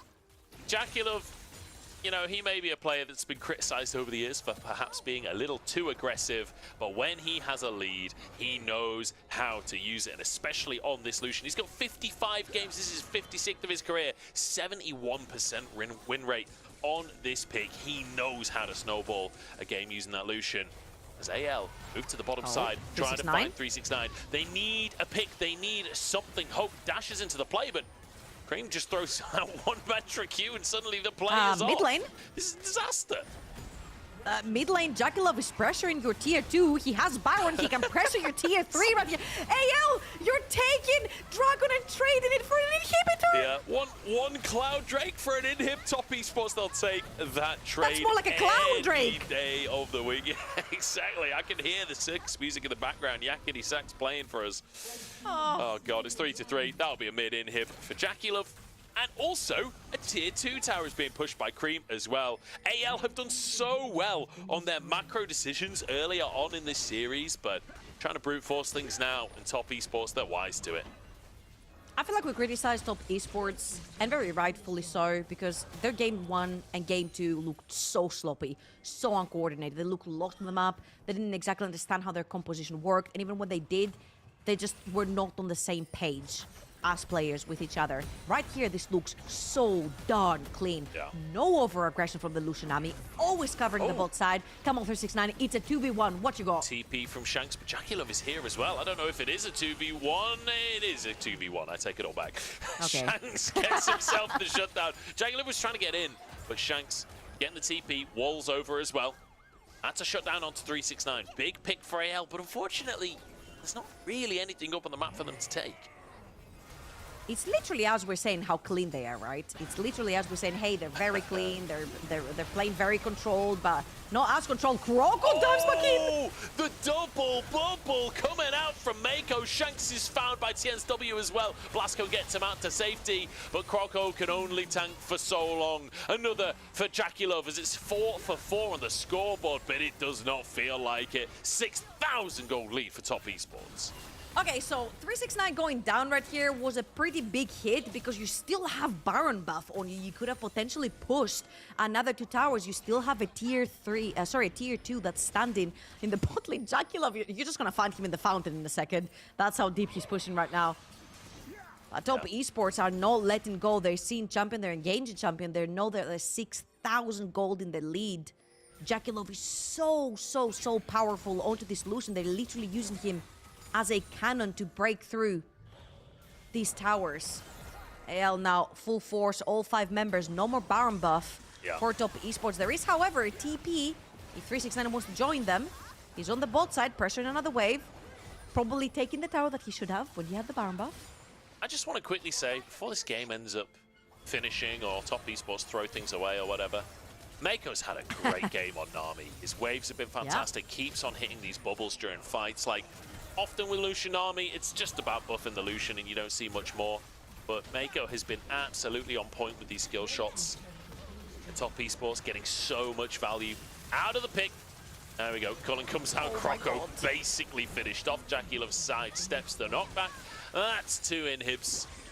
And I mean, honestly, it just looks easy from this point out.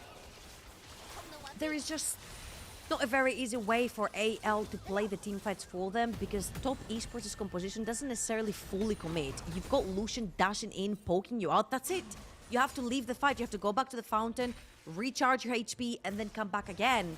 It's more of a poke composition that you're playing against, especially with the Karma and the Lucian dashing forward. And this is not something that the Zeri Lulu really like to play into. They like the front to backs, they like the longer lasting team fights. And unfortunately, your Cassante is not strong enough of a tank to sit in front of that Lucian. Your Volibear is literally... I'm sorry to say, but at this point, this pick is useless. Like, there is a point in time in the Rift for Volibear where the champion cannot necessarily play the game anymore, and I think that time has been reached 15 minutes ago for this Volibear.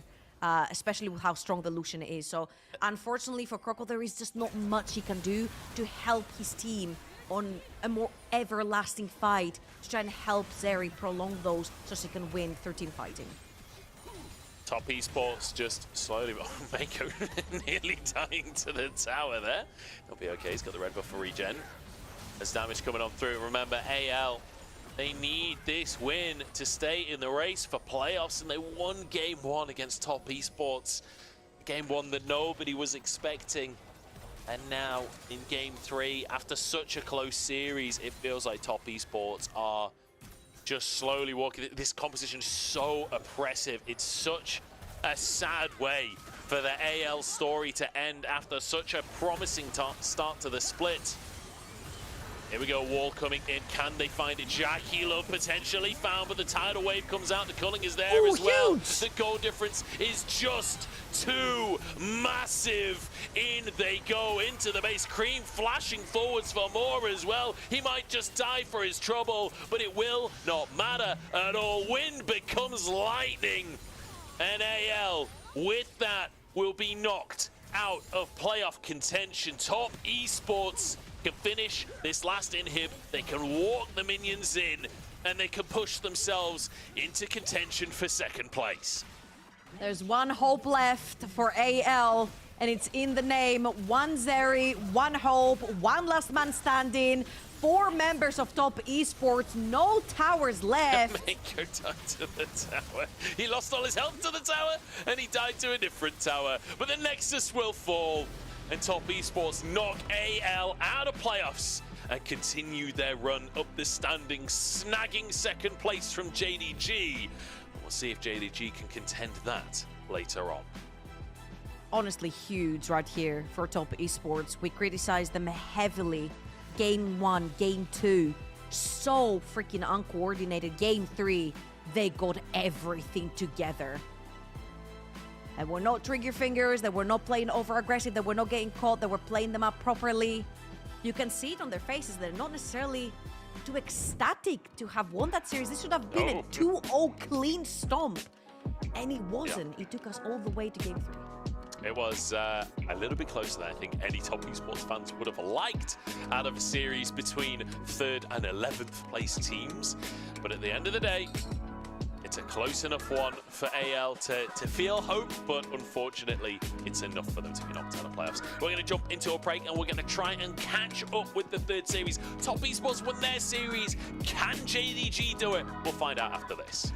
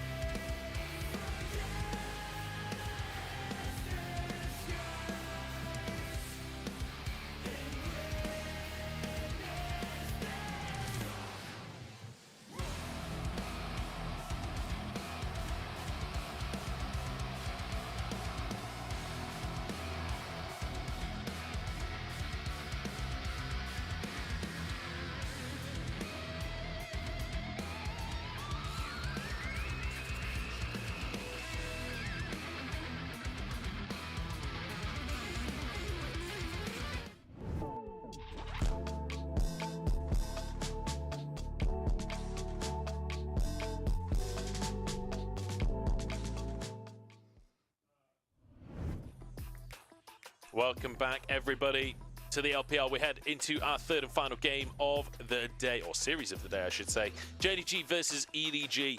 And as you can see, the draft is well and truly underway. We are playing catch-up a little bit here. It's 0909's second series for EDG. And the Snake, for the second time recently, will be playing that Ziggs. Hey, he's got 55.6% win rate. Just had a quick look because I really dig the Ziggs in the bot lane. I feel like it's a very similar type of a champion to a Tristana. Loves eating towers alive. Yeah. Great at shoving in, especially after you have your Lost Chapter, a little bit of mana in your kit. So I love that for you. But you are also very extremely immobile on this champion. So you've got stuff from the side of JDG that can literally catch you off guard, like the Annie so far. Zinzal jumping on you, as well as the Varus chain. Oh, go on, Missing. Go. Please go. Please go, Thresh. Please go, Thresh. Missing's Thresh is so quality. It's a classic. I think he was just hovering it as a shout out to the times where Thresh was a playable champion in League of Legends. Alas. I mean, it still is. We have seen it a little bit. Trimby has been playing it over in the LEC, yeah? Yeah, it is played occasionally. I feel like most of the time it's played, it's like when you're playing Jinx and Thresh's Aphelios, band. yeah. and sorry, Tom Kench's band, yeah. But alas, it's going to be the Rel coming on through. So, JDG, a lot of like wombo combo power with the Rel and the Annie coming on through, and Ruler on the Varus as the hard carry. But EDG, fast, aggressive fights here with the Ari, Viego, Renekton. Honestly, I really like what EDG have brought out here because you're playing for the fast resets with Monkey and 0909. And a lot of the wins, they don't have a lot, they only have 3. A lot of the wins have come from Monkey's back, actually carrying through these types of champions versus other teams. Obviously, we had a very nice graphic prepared for you guys, but you couldn't see it, so we're going to let you know anyway. The Monkey has been one of the highlight players from the side of EDG. Out of a lot of the junglers, I'm pretty sure he has one of the highest damage per minute. Yeah, he's second in the entire league in terms of damage per minute. So, yes, he does take a lot of resources. He's literally third in terms of how much gold he takes as a percentage overall. But he does give back to his team by being able to farm and being that carry for them. Yeah, his damage per minute, like you say, second in the league. His damage percentage is in the percentage of his team's damage that he does. Also second in the league for junglers. So Monkey, definitely a highlight player to be looking at. And he's up against Kanavi today. One of the toughest matchups you can have in the LPL as a jungler. In his rookie split, let's see how he does against one of the greatest junglers the LPL has ever seen. It's time to jump into game number 1. And remember, JDG fighting against Top Esports for second seed here. They need a win today. 敌军还有30秒到达战场，碾碎他们。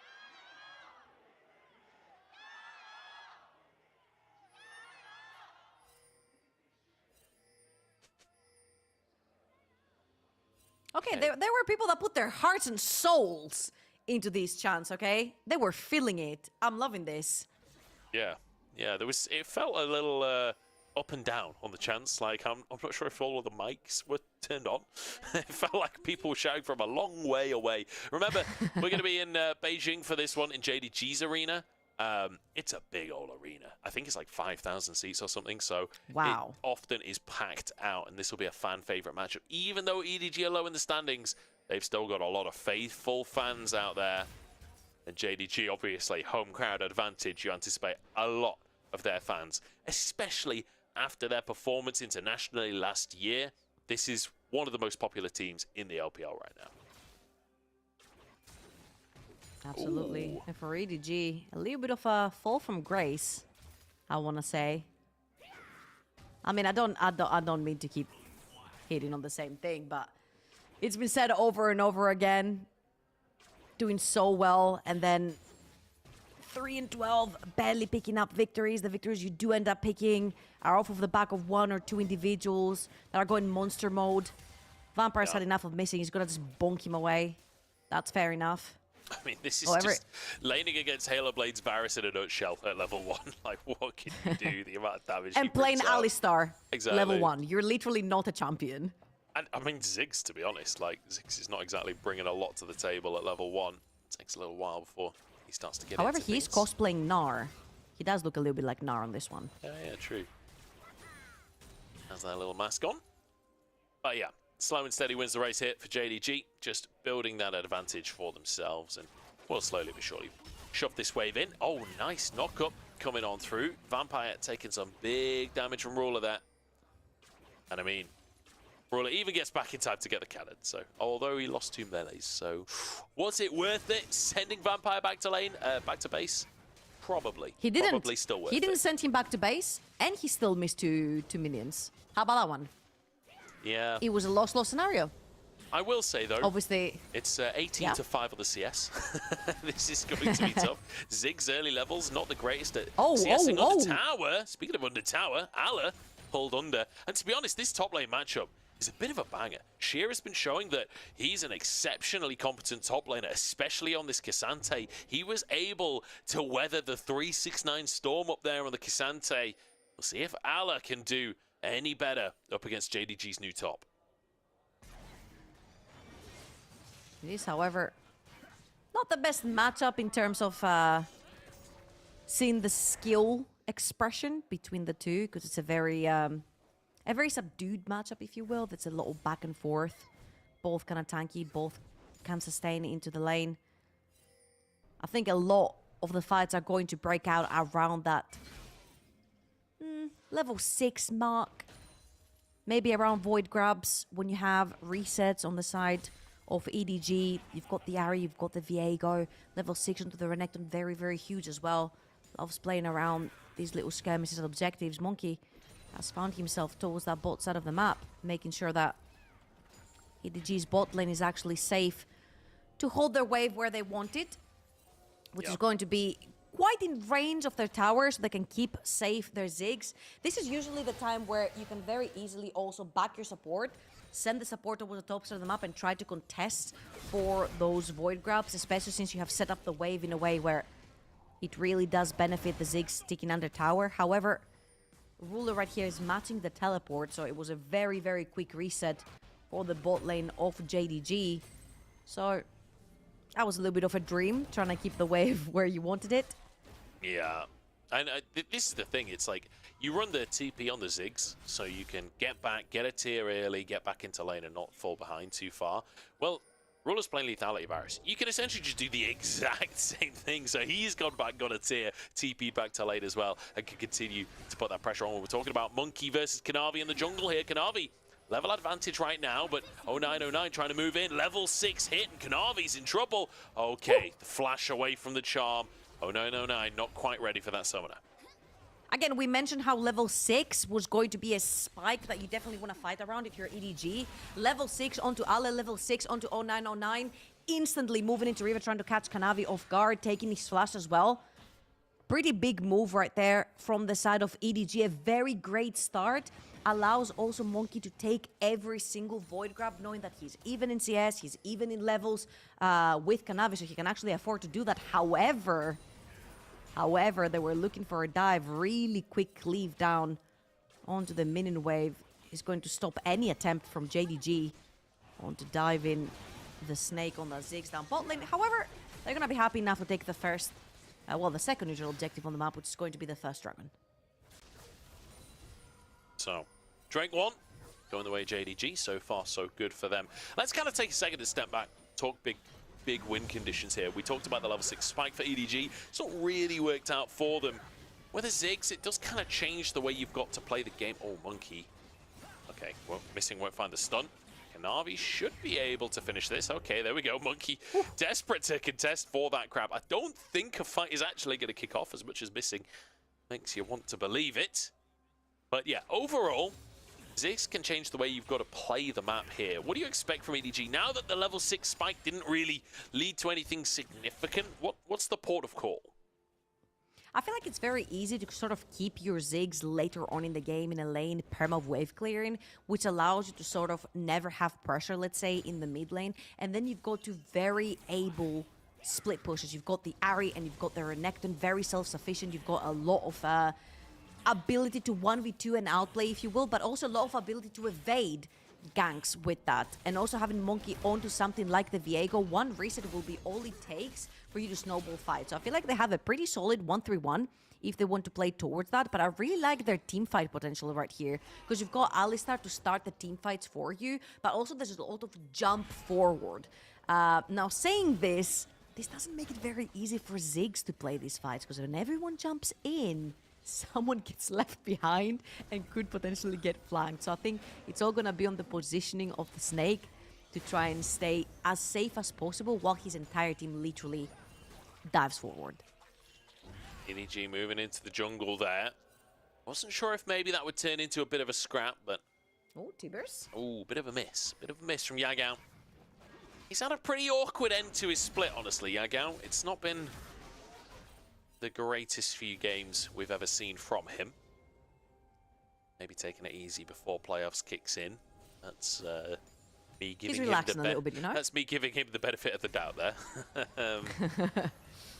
But we'll see. We'll see. Now, Annie, certainly a champion you would expect that with Flash available, Tibbers will be coming back up shortly. Should be able to have a lot of impact on this game. Vampire forced to flash here as well. A little over-aggressive on that one. Yeah, went a little bit too deep right there into Fog of War. There were 3 members of JDG around, so you definitely want to be flashing out. Ruler gets knocked underneath the tower, takes 2 tower shots. And still wins the trade.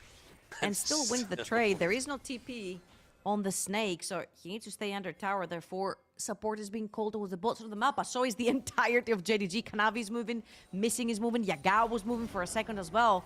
Yeah. They might be diving these Ziggs. There is flash, but there's no TP. So you could lose a lot of XP if you die. Ult available for Ruler here. Wave not cleared just yet, as in the meantime, Vampire's just going to go down. That's first blood. And there we go. Ult lands, and it's a solo kill for Ruler. Missing and Kanavi arrive, but Ruler's not having any of it. That's his goal. Well, that's his goal. However, they killed Alistar, and he didn't get any assist for that one. So it's only fair and square to not share anything with them. However, the Snake did manage to clear out the entire wave, so he's not going to lose as much as he would if he wasn't able to do that. Pop his ultimate on the wave, knowing that he's going to be going down sooner or later. I feel like Vampire want him as much time as possible to try and bite through that wave right before they both went down. However, they seized 2 kills that went over to JDG, and we know very well that you cannot be giving these leads to the likes of Ruler and Kanavi. Yeah. Especially in like when it's Poke Virus and Lethality Virus, having Rectrix and Serrated Dirk, you don't even need a complete item. These 2 components of their own are absolutely disgusting in terms of value. Monkey moves to the top side to try and contest the grubs that have already been started by Kanavi. Sheer is pushed in. That's enough for Kanavi to be moved away here. Vampire had roamed up 2. Does the Snake actually TP'd mid? I don't know about that one, Chief. That's a bunch of plates that are going to go into Ruler's pockets. Wait, they saw Kanavi pull out, and they thought maybe there was some sort of re-engage coming out of somewhere. I cannot find a different explanation right there. EDG might take all 5 members and go towards the top side of the map. Okay. Sheer is taking the 369 treatment. Yeah, he's cleared the wave. I don't think he survives this one, though. Luckily, Vampire is very tanky, so able to make that one happen. Monkey might just have to ult out of this one. CC chain doesn't work because he was pretending to be Viego. Ala the target now, flashes out to safety. A TP coming on through. The Snake already in the top lane. 5-man play underneath the top lane. Yagao flashes to safety. Has his stun available if he can find a target. Vampire will be that target.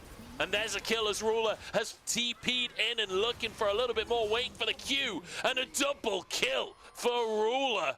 He's monstrous on this Lethality Varus. A little bit over aggression right there from EDG gets absolutely shut down by the likes of JDG. Yes, you can dive the Cassante, but they overstayed their welcome towards the top side of the map. Ruler had the chance to push triple wave down the bot lane, takes 2 tower platings, TP's back top. Now, if you think this is deja vu, no, this is not 369, this is Sheer. We're in a different series, the same outcome. Cassante finally gets dived in this series today. Now, Missing will find Monkey right then. Monkey has to ult out, but you'll see Ale is stuck. He's stuck. He cannot walk into the jungle because it's enemy territory. He cannot walk into tower because he doesn't have one. And then Missing and Yagao walk back into tower. Very importantly here, there is no T-burst onto Yagao, so he cannot defend himself underneath the tower, but a very nice TP from Ruler Clutch to win out this skirmish for themselves and pick up 2 more kills for himself. He didn't do it out of the kindness of his heart, you know? And to be fair as well, like, he basically can't Oh be my god, the punished for items. this. He can't be punished at all. Yeah, he's already got another serrated Dirk as well as his That's Ghost Blade. crazy. But he can't be I punished saw the because serrated of Dirk and this- I'm like, wait, what? Yeah, he's huge at this point. But because the Snake TP'd into the mid lane already, like, there's no punish available for EDG. It's a free teleport, essentially, for Ruler. And that'll be 2 Drakes as well for JDG. Everything looking hunky-dory. And I've got to be honest, we're talking about this Top Esports versus JDG race to second place. Who can make it straight into double elimination? Well, Top Esports did win their series earlier today. But we were asking about confidence, you know. I'm much more confident in JDG after the start of this game than what Top Esports showed us earlier on today. Monkey going for an invade on the blue buff now is missing the target. Ooh, does get denied his crash down. I don't think it'll lead to too much more though, because Kanavi is diving in. Crest Cheer. guard available. 0909 might just die. W almost available, and he hits it. 0909 down. Needs to be calling 999 at this point. He needs an ambulance. Sheer pulls him over the wall for a bonus. And in the meantime, Yagao's died. Oh god. Don't worry about 999. He was playing in the previous series, guys. He doesn't know what he's talking about. Now Kanavi is gonna take the flash off of Vampire. The Snake is going to ult that bot lane tower. Ruler has taken everything. The top side of the map for JDG is so strong. I wonder how Yagao died on the top side of the map. If we can get a replay right here. Oh, he walked a little bit too close to the crocodile. He gets dived, actually. Pops down the T-burst, but there is no stun. So Ale just walks in and just kills him. Dies himself, of course, after. But it's overall 1-for-1. You definitely do not want to be trading 1-for-1. Especially when you're on the Renekton and you want to be the strongest person. Like, you're the one making the play underneath the tower. So even a 1-for-1 is never a good idea, especially when JDG are winning the skirmish around the map and taking an entire tower pre-14 down the bot lane. It's disaster all across the board for EDG. Ruler is just terrifying. Like, look at the items. He's perfect Almost CS two as well. items. In fact, ahead of 10 CS per minute. He's got 155, 14 and a half minutes. And he's almost at 2 items, like you say. That'll be Herald taken. He can move back to the mid lane. Has that enhanced recall, has teleport available. So when he's ready to go buy an item, he can quite happily just recall and return to the map to pick that up. Maybe has to flash. Ooh, good charm comes out from 0909. It's not enough damage. Wait, that's though. it? They know that Ruler has no flash. That was a pretty nice play right there generated by EDG, but I'm saying EDG, it felt like the whole play was generated by just 0909. There was no follow-up right there. The Snake didn't ult on top of the charm. There was no follow-up by Monkey, didn't have his flash to ult in. So he felt like that was a pretty fair try right there by 0909, but it ended up just costing him his ultimate. Herald in the mid lane here. Ruler did reset, did get his second item, as we were talking about. You can see Edge of Night shield now onto him. Makes it even harder for that play that we just saw from 0909 to actually happen, right? Spell shield to block the charm. Makes things a little bit tougher. And Ruler, I mean, he's just walking away with this game, isn't he? 175 farm at 16 minutes. He's just doing whatever he wants. Can move up to And the you can't top even side call of the him map now. idle. You can't even tell me that he's idle. He's just on a side lane just perma farming. He's been TPing to plays. Yeah. He's been contributing to everything as well as farming everything on the map. Ruler has been an absolute monster this series alongside Kanavi, of course. Yeah. Was almost very close to like 100% kill participation. Only 2 kills, which happened to happen in the bot lane. Yeah. Good discipline as well from JDG. As they're pushing that tier 1 tower. They respect the fact that Allah could have stuck around there, warding both the middle brush, using the blue ward on the middle brush in case he's in the alcove, using a normal ward on the first brush as well, just to make sure that they're not being flanked. It's really as easy as you like, it feels like right now. And next straight coming up in a minute's time, JDG should be a heavy, heavy favorite. Even with a Ziggs on the side of EDG, it's going to be difficult for them to get mid-prio because this lethality Varus, I mean, he does what Ziggs does, but even better. Yeah, the thing with Ziggs is he also really likes longevity when it comes to team fights. He likes having a strong front line. He likes being able to dish out his poke. Right here, your entire front line is diving in. You've got 4 divers by your side, so I feel like the key here for the Snake is going to be trying to play the Ziggs like he plays his Jhin. You pretty much stay out of the fight and try to ult people when they're fallen low, or try to ult a wave to try and sway the play. I think this is your job right here when it comes to the Ziggs. Apart from that, this is very similar to the top esports series that we watched when they also had a Draven that was incredibly fed. But once we saw the Viego get one reset into the team fights, it can get very scary. And every time I see Viego, I kind of want to think of the value of the souls that you have to take and the follow-up they give you. You know, Rel is pretty good, Annie's pretty good, Zinzao is pretty good, so Cassante, of course. So 4 out of 5 souls, if any of them die, you've got pretty insane follow-up to pick up the soul and try to go on for more in this particular team fight. So there are some cases where you can say, hey, Monkey and O9 find some sort of play and they take him down, but the chances are very slim. Kanavi's literally just on his own. Kanavi There's playing, no one around, Munch. There's no one around. He's just pressing W on whoever he sees. The funny thing is, he'd eat already, so it's literally just playing poke Zins out here. Yeah. Just to get a bit of damage down. On to 0909. And just, as Nymera would say, a full court press here from JDG. All 3 lanes. As Sheer just sits in that top side to make sure EDG can't do anything. The rest of the team can pressure on this bot lane. You've got Ruler pushing in the mid lane as well. He can rotate down to try and help, or he can try and threaten this tower himself. Has his ultimate available. There's a reasonable angle onto the Snake if he steps on too far forwards. That's a lot of damage available. He going to be used. Oh, the TP behind from Ala. This is the play as 0909 commits to the TP as well to try and set the play up. Kanavi just dives straight onto this Ahri.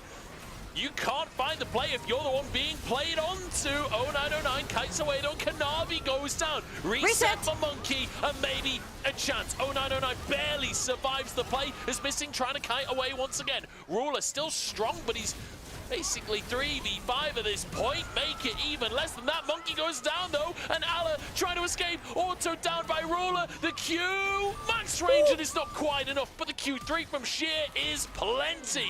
The Snake dies to the red buff in the chicken camp, and somehow JDG come out on top. Oh my god, Munch, I was getting deja vu by the top esports play where they threw the exact same way at the exact same choke point into a Viego team, and the Viego gets reset after reset after reset. EDG almost did it. They almost turned it around, but they stumbled upon the last boss, which is Ruler in this particular game. 3 full items on the guy, and I feel like 0909's TP was so late because Ale had already TP'd onto that position, so he had one flank. The second you've got more than 2 people, it's no longer a flank. Very nice knockup right there for Vampire. And Kanavi goes too deep, ults too late, and ends up dying. And again, we talked about the souls and the follow-up. Zinzao has fantastic follow-up if you pick up his soul. Yeah. All right, here, Monkey picks up Yagao soul on the Annie. You're so squishy. Doesn't even get to ult out from this one, and Ruler just runs them down together with Sheer. It was almost the team fight that we're looking for. Almost. Oh, the red buff bird as well on the Snake. It's so sad at the end of the play. Monkey just trying to get his Krugs at this point. It was so good for so long in that fight, and then EDG just overstepped diving the tower. And Ruler still survived the entire time. He's the new jungler now. Yeah, he's ganking his own lane at this point. Returns to the bottom lane after years of being roaming around the map. Ala the target, there's just nothing he can do to survive. I love this. I love this from Ruler. He's literally everywhere. You're expecting Kanavi to be hovering the top lane or the mid lane. It's not. It's literally the AD carry. You've got Ruler ganking every single side lane right now. He's so freakishly strong. And because of the Edge of Night, you cannot pin him down that easily either right now. JDG are playing this in both an aggressive but also calculated way, because they're pressuring where they know it's free, but also on the other side of the map, they're respecting. So you'll see while Ruler is making that play bot lane, which has netted them 700 gold by taking this tower, you'll see that on the other hand side, Yagao and Kanavi are playing very respectfully, clearing out the top side jungle, putting down some vision, and allowing Yagao to clear waves underneath the tower. So again, very well played by JDG, so calculated. And I have to say, really impressed by Sheer once again. I feel like every single series I watch, I'm impressed by Sheer.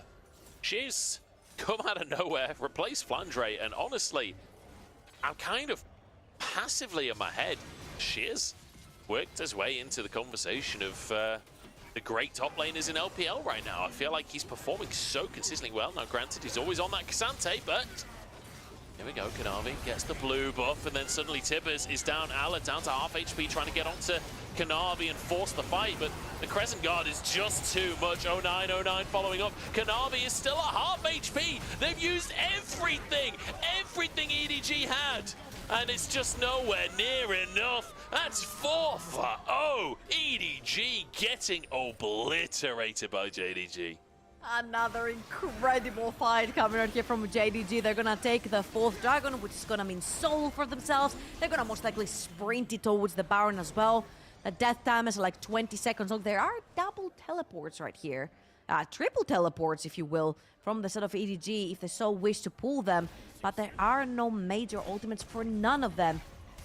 If we see this one more time, EDG find themselves some imposters in the jungle. They try to catch them, but it's just not going to be enough. Ala has the right idea. He dives onto Kanavi. He's the only man who's isolated right there, but Kanavi just straight up 1v1s him. Yeah. He's just so strong right now. And then, well, when the rest of JDG comes around, it's just a very easy cleanup. But just... Yeah. Yeah. The Crocodile is supposed to one-shot you, and he's just got 1v1 by the jungler. Yeah, and it's also the fact that Yagao is there with Tibbers down the entire time with 2 items. The Malignance is perma-procking in that jungle, and you're playing in jungle choke. So everybody is basically on fire the entire fight for EDG. Now, it's not big burst damage out from that Malignance with the Tibbers, but like, there's a lot of like almost invisible damage where you don't necessarily notice it because it's small ticks, but when it's ticking on 5 people the entire team fight, that's massive damage coming out from Yagao, plus the slow from Rylai's. It's so oppressive in those kind of clumped up fights. And I mean, at this point, Absolutely. you're 10,000 going up. What can you do as EDG? This is brutal. And again, this is what we were looking for when we're seeing series like Top Esports versus AEL, JDG versus EDG. You're clearly the top 3 of the LPL. Oh, as I'm saying this, 0909 has to hold out, but you're top 3 of the LPL when you're playing against teams with only 3 wins at the very bottom of the standings. This is where you need to show how good, how calculated, how much better you are than them. And honestly, JDG have showed just that, an extremely clean game from them. Yeah. Now pushing 2 sides at once with the Baron. Taking first tower, second one being pushed right now. Ruler's flanking. On the top pin here is Kanavi, trying to make things happen as well. Vampire engages onto Missing. Not really the target you want to start a fight onto, to be honest, is Ala. I think he's trying He's to taking cut the wave off- with him. Yeah, he's trying to cut off the next wave as well to deny the siege, but oh my lord, Ruler hits a Q on both carries, chunking them for a third and a quarter of their health, respectively. And JDG can move into the mid lane inhib as well. And you know, JDG, they beat Top Esports this split. That was the moment where they kind of put themselves on the map properly. And they lost to Weibo. I'll start to lose faith, but a really solid game number 1 here against EDG. You expect them to win this series. Oh, the flash not quite in range there from Ruler. As Monkey dives underneath his own towers, gets onto the fountain. JDG just keep the ball rolling, but I don't think they can quite end. And Ala pops the dominance, still there. flashes in, looking for Missing, but Missing walks away. Ala can't make it happen, and the snake is punished as well. That will be game. Double Tibbers, double Rel combo on top. Missing pays for his sins as he falls under the towers, but JDG, an absolute masterclass 27-minute win here against EDG in game 1. The two words that come in mind for this game was clean and clinical. Coming out from JDG, they left no room to breathe for EDG. It was so difficult to find and win con. There was a glimpse of it, when that Viego started getting reset very early on in that skirmish around the Baron area. There were glimpses, but that's all it was. The second the Rainbows just stepped up, it was all over again. Yeah, that felt one-sided to say the very least. JDG on form today and EDG struggling to put things on the board. We're going to jump into a break and then find out what happens in game number 2.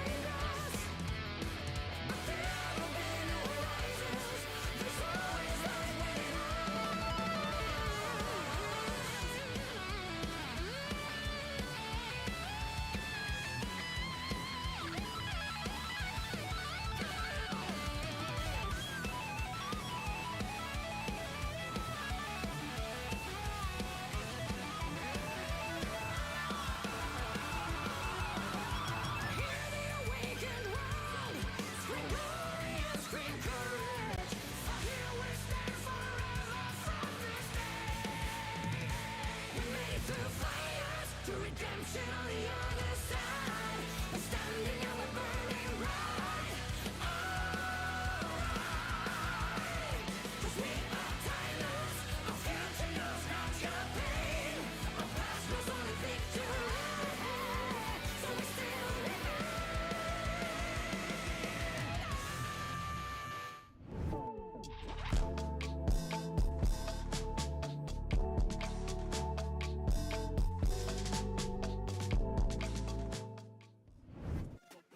Hello, everybody, and welcome back to the LPL. As we head towards game number 2, and Oh, this no. time JDG changes things up. We dared curse it earlier, Oh, saying no. that Smolder You hadn't said been it. picked all day. Yeah, I'm going with the royal we, where you get to share half of the blame for what I said earlier. Oh, hell nah, not on that one. I'll share any other blame you want. Yeah. Smolder locked in. But hey, the snake gets the jinx, which is always a pretty good answer in my mind. Oh, See- you get your own. Oh, okay, it's not quite 369 Ornn, it's sheer Ornn, and I've not seen this yet, but I'm very excited because JDG, okay, man, JDG are playing a very slow, calculated game. They love team fighting, that's their bread and butter. The team fighting is queen for this particular team, so I'm loving the fact that you've got an Ornn right there. Stick a farming jungler for Kanavi as well, make it even better. Fits to all the rules that JDG love to play by. So it's going to be the Viego this time around. A great pairing together with the Karma. Of course, Zinza was taken away by the side of EDG. However, there's a lot of playmaking potential that I'm seeing on the side of EDG. Renekton extremely strong on his own. You've got Ari together with Zinzao. You can play for picks later on at level 6. Now, one thing that I do not like is laners that play more passively versus a Smolder. This is why I love the Kaisas, the Zeris, the Lucians, all that stuff when it comes to playing into the Smolder. This time around, you're kind of handshaking scaling, and we all know how that goes. We certainly do. I feel like EDG need to have power in that top side with the Ornn playing almost weak side. I feel like we've got double weak side, honestly, with a Smolder let me on tell one you side and something. Ornn on the other side, but we've got double scaling as well. Okay, let me tell you something. Ornn wants you to believe that he's playing weak side. But how many solo kills have we experienced in the entirety of League of Legends where Ornn just pretty much solo kills any champion in the top lane? Just straight up bonks them out of existence. That's true. That Ornn combo can be devastating. We'll see what Sheer can do on the pick. He's never played Ornn competitively. We'll see how he does on the stage. And Ala, hell of an opponent to have your first competitive Ornn game, but I'm sure he's looks plenty excited. practiced. He certainly does. JDG, confident coming into game number 2 after domination in game number 1. Let's see if they can repeat that with very much a scaling composition on their side, but plenty of potential in those fights. 欢迎来到英雄联盟。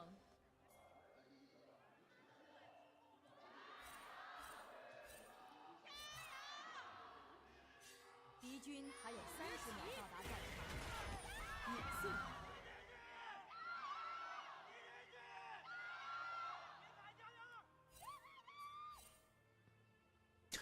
Wow. Okay. That one girl really going for it on the EDG Gios there. Heart and soul. Support your favorite teams, people. Yeah. Support your favorite teams. Too right, too right. Least they're Ooh, giving it Disco Ornn. everything. Least you can give it is your voice. Yeah, the Yeah. Space Groove on up in the top side. Not even, I guess we're not on the patch where the Choo Choo Train on is in just Oh yet. my god, I saw that. I saw that. That is absolutely marvelous. Whoever thought of that idea, 10 out of 10, do it again. Yeah, that's good. It's good skin. But JDG, I mean, to be honest, I kind of anticipate a pretty slow game coming out from them. They're on top, small bot. But that said, Kanavi's on Viego. It's getting spicy in the bot lane. This is so funny. One team is moving forward while the other team is also moving forward. Ruler is a little bit too far out, but the snake is going to show himself out. But that was way too funny. EDG were pushing down bot lane, while JDG were also pushing from their side, but it was towards Tribush. Trying to make sure they get that early cheeky ward down. You don't want none of these shenanigans. We saw Yoya actually do a crazy pathing where it was literally red buff to bot lane. And it that netted the kill would also set Ruler pretty far behind, especially since she's not rallying the teleport to get back to lane super quickly. No, not just yet. As Ruler starting with the Q. Early on, we saw a lot of Smolder starting with the W to be able to get a bit of poke, a bit of lane push early on, but I think a lot of... Obviously, it's matchup dependent, but especially against the Jinx, a lot of Smolders realizing that you're not getting push anyway, so just getting the Q, being able to stack up on the last hits, it's a perfectly good way to start that lane off. Keeping our eyes on Sheer, remember, he's up against Ala today, and on one of the champions that Ala really sort of cut his teeth on, with this Renekton. Nice W buffer, but Ala zips back out of the trade. Sheer doing well though, so far. It's a decent matchup for Ornn. Can often weather the storm that Renekton can bring. Absolutely. I feel like if you have to choose any tank towards the top side of the map, and of course, in the most recent age, it has always been K'Sante. K'Sante is a very gracious loser when he isn't losing matchups. He used to do like very evenly into everything, if not even like win pretty much everything, because of how his kit works. But right now, Kanavi, hold on to that thought, because Kanavi's in the bot lane. Missing is looking. He just flashes onto the Snake. Ignite going to be burnt as well. The Snake has flash available, but the stun will land from Kanavi. Big damage there. Vampire, the next target, also has flash. The Snake doing a really good job to hold onto his own.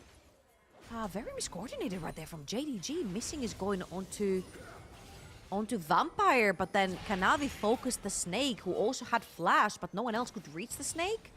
So that's a pretty big miss right there from JDG. They're going again. We're just scrapping here. Missing is kind of low on HP, though, and it's a good start for EDG. Monkey, the target. Oh, he flops his flash. Disaster from the jungler of EDG. Support for jungle, you'll take that trade. And now Kanavi wants to deny these recalls. Now has Xin Zhao W to work with as Yagao pokes him up at the tower. The W lands as well.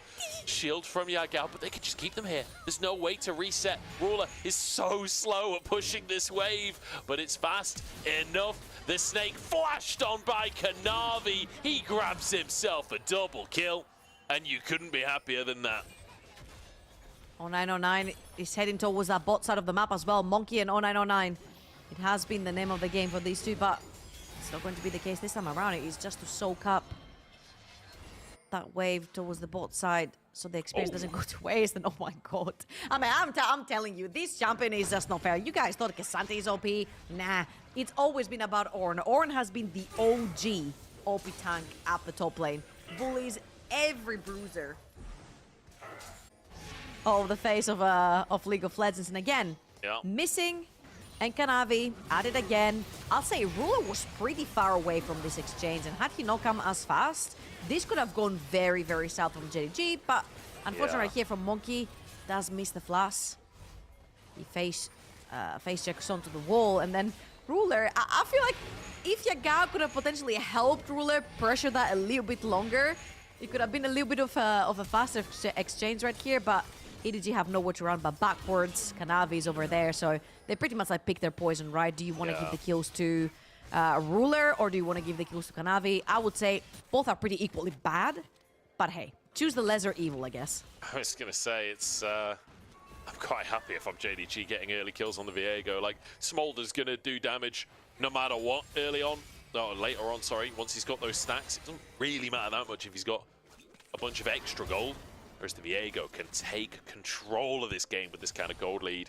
Already has a Tunneler in his inventory, so a bit of damage, but a bit of bruiseriness as well. Bruiseriness? Extra health, anyway, is what I'm trying to say. Monkey moving into the bottom side. We do love a bit of bruiseriness here in the LPL. Ward cleared. Ruler's going to try and soak up as much of that wave as physically possible, but no threat of a dive from EDG here. They move over to the Drake. Yeah, they were trying to help them push down that wave. Especially now that Viego is 3-0, you need to make sure that you're extremely safe pressing down those waves. Ashir is going to take a trip down, take that honey fruit for himself, get some HP back. But right now he is kind of zoned out of the lane, so he's going to have to take the long way around. See, he waited a second right there. I was looking at the minimap. He waited a second just to see where Renekton exactly was.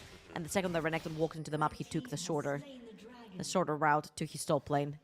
Yeah. Nicely played by Sheer right there to make sure that He doesn't take any unfavorable trades. So far, he has been winning the trades in lane. He has fallen behind like about 10 CS, or it looks like 9 CS, but the rest of the map is winning. So all you can do, again, like Ornn is one of the most gracious like losers of all time. Like, it doesn't matter if he falls behind, he still does his job. The extra items, the upgrades are gonna come through later on, which is huge in terms of scaling, especially when you have things like a Smolder and a Viego. Yeah. That scales so well into the late game. I think one of the most important things about not just Ornn, but also the fact that JDG have Nautilus here, it means that they have guaranteed engage, basically. Like, Ornn is already very good at setting you up for long-range engages on fights. Nautilus is fantastic at following that up. Ala doesn't get knocked up there, will get knocked back by the Brittle. Ornn comes in, Ala flashes, still gets caught by it though, and the stun to follow up from Kanavi. Ultimate available, one more hit, but he can't quite get the damage. Oh, quite unfortunate right there from Ale. Tries to flash away, still gets knocked up, but luckily for him, he's gonna make his way out still alive. And I love the fact that you're bringing up the part about Nautilus and Ornn. Both are very great non-committal engaged champions. With your Nautilus, you can press R. You don't necessarily have to go in. With Ornn, the exact same thing. You just choose the closest to you champion, and then everyone can just focus that one. You're gonna have Smolder with stacks later on. You already have a pretty fed Viego. So it's kind of like C champion, kill champion right here. However, Monkey is lurking around right here with Vampire, trying to steal the red buff away. He's gonna get smited away by Kanavi. Not much found here for EDG. Yeah. I'll give props to them. They're looking. They need to make something happen towards the bot side of the map. They're pulling down 0909 as well.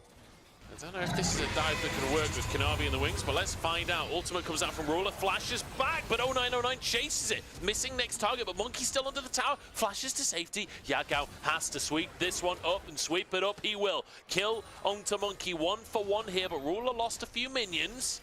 JDG can't chase for more. Nice dive, honestly, from EDG. That was pretty well done from EDG. They're really trying to shut down Ruler on the Smolder. You need to get something going for you early on. Definitely don't want to be face shaking into no Viegos, especially with how fed Kanavi is at this point in time. So you're definitely going to try to get some kills onto your Jinx. Unfortunately, all of the kills have gone onto Rel. Vampire is sitting 2-1 with scoreline. And if you look over on the CS, Ruler has not necessarily taken a huge hit. You see he died. He's making his way over in the mid lane. Karma stays bot. And let's look at this dive one more time. It's a 4 versus 2 under tower. Ruler's gonna use his ultimate to try and clear out the wave. So the tower does quite a bit of damage onto the Rel. Vampire has to flash out, and then Yaga will just flash in to finish the kill. Now, another funny part here is, you know about Lee syndrome, right? If you hit the Q, you have to take the Q. I feel like it's the same thing with Viego. You see a soul, you have to take the soul. Kanavi literally went into that tribush to take that random soul. Yeah, For no reason. Too right. That is his prerogative as the Viego player. 4 grubs taken. Kanavi wants to get all 6 if he can. That's fine for himself. EDG contesting on the final one. No smite available for Kanavi. Monkey has his, so this should be grub taken by EDG, at least denying 6. Still 5 over to JDG. Not ideal for EDG. Hook comes on through. Great charm out from 0909, denying some of the follow-up, but Kanavi is all of the follow-up they need. There's one reset, and it's Rel as well. That's perfect. Monkey, the next target, who dives further in and will just be taken down. That's a second reset for Kanavi as Yagao charging forwards in the fight. Nicely done here on the side of JDG. Ruler? Oh my god, he took the flash off of the snake. I was looking at my minimap and suddenly Ooh. the Jinx jump screens. So Ruler playing aggressive onto the snake as well. There's so many skirmishes just going the side of JDG. You saw top side. We had 2 Void Grubs going over to the side of JDG. Kanavi managed to secure those. They have 5, which means every time you hit the tower, you do extra damage. And thank you for the replay right here, observers. Ruler is taking the fire onto the snake right here. He's able to get past the chompers. But once the snake gets past that tower, has more range, manages to trade a bit of HP back and forth. Overall, a pretty favorable trade all across the board for JDG. They lose 1, but they gain so much on the map, especially taking that Jinx flash. Let's take another look at this 3v3. Great engage from Missing. The Chomp denies a bit from Yagao, but honestly, Yagao's kind of chilling. And they trade supports, but the thing is, it's not even when the Viego then becomes the support. Like, it's only like a trade for a half trade. Yeah, honestly, again, there's so much follow-up. You pick up the Rel, you can continue playing these team fights. You can follow through. You've got so much engage. Yeah. Same if you pick up the Xin Zhao. Same if you pick up the Ari. You've got a charm then that you can follow up on. Your team can follow up on that. So some pretty great souls right here for Kanavi to pick up on 4-0-2. He had an absolutely mind-blowingly incredible Where are performance in they? game one, and he's following up here. They're trying to find him. They're like, Yeah, with the vision toggle, I wasn't sure if they were camping in one of those bushes and the Snake could be in trouble, but no. It's going to be onto Vampire here. Missing starting the fight off. Depth charge onto 2, pulling them back into the play. A Monkey just can't escape. Jungler down and maybe a little bit more under the tower as the Snake forced away. Vampire trying to protect his AD carry here. Ghost available, but Flash isn't. The Snake chased down. The stun hits, but Missing goes wide on his hook. So Jinx underneath the tower. Vampire low and will be finished off. 0909 looking to answer though. Kanavi the target, but the Rel combo stuns him up. Kanavi keeps on forcing more. This Viego is monstrous. 5-0-3. Kanavi is running circles around EDG. They cannot face check a single bush. They need to have at least 2 to 3 members to figure out where Viego is, and they're praying that even Viego is not in there, because at this point I'm pretty sure that Kanavi can take a 1v2 on his own for sure. And honestly, they've given him way too easy champions. He plays Xin Zhao, he plays Rel. Give him harder champions, man. Every time he kills Monkey, he's like, oh yeah, that's my favorite champion, give it to me. Then he kills Vampire, he's like, oh yeah, I've played Rel as well. Give that to me too. Like, give him harder champs, man. Give him Jinx. I don't know. Yeah, he literally has 3 junglers to play in this game. Yeah, that's what I'm saying. How lucky can you be for JDG? But I mean, these fights are so one-sided at this point. Oh no, Monkey's caught again. It's so sad to see. We were talking about Monkey coming into the series as well. I was excited to see what Monkey could bring to the table today, but Kanavi just reading him so damn well, punishing every little mistake. Yeah, Kanavi shutting down all rumors that potentially Monkey could gap him on the Rift. This is not going to be the case. Kanavi is still one of the strongest junglers, not only in the region, pretty sure worldwide as well. Yeah. One of the most talked about junglers. His pathing, the way he plays the game, the way he sees the game, the way he changes his playstyle depending on the comp, on the situation. Such a clever individual when it comes to the jungle. A lot to learn from him. And Monkey, he's spotted by the control ward. He thought he could get away with it. He knows Viego's on the bot side of the map, but at this point JDG is so far ahead they don't necessarily need Viego. Yeah. Cheer there set it up as well with CCJ. And this is the thing, like, JDG 9-4 right now, they're 3,000 gold up. They've got Ornn top and Smolder bot. They're 3k up with the scaling comp. That's not how this is meant to go. Ala gonna try and get onto Ruler here. Flashes, cleanse comes out from Ruler, needs to dodge the charm, just gets under the minion wave. He survives, and now Kanavi can carry the fight. 0909 the target, but Ala dives onto the Smolder. Bit of revenge here. Can he get out with his life? Kanavi, this is the charm. Shouldn't matter too much, just dives into the action. Monkey dives in as well, though. Missing here to protect his jungler. The resets will come on through once more. And that is all said and done. Kanavi once again sweeping up 7-0-4 on the Viego. Holy, Kanavi clutch right there. Clicks on the soul last second right before that Super Mega Death Rocket hits. That would have been actually a lot of gold. 1,000 gold, in fact. Going over to the Snake.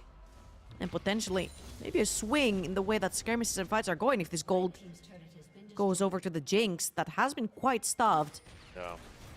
0-1 has been played for, but then Ruler has been able... like, honestly, I don't know where Ruler finds all this CS from. They've killed him twice. They've pinned him down. They're pushing him out of lane.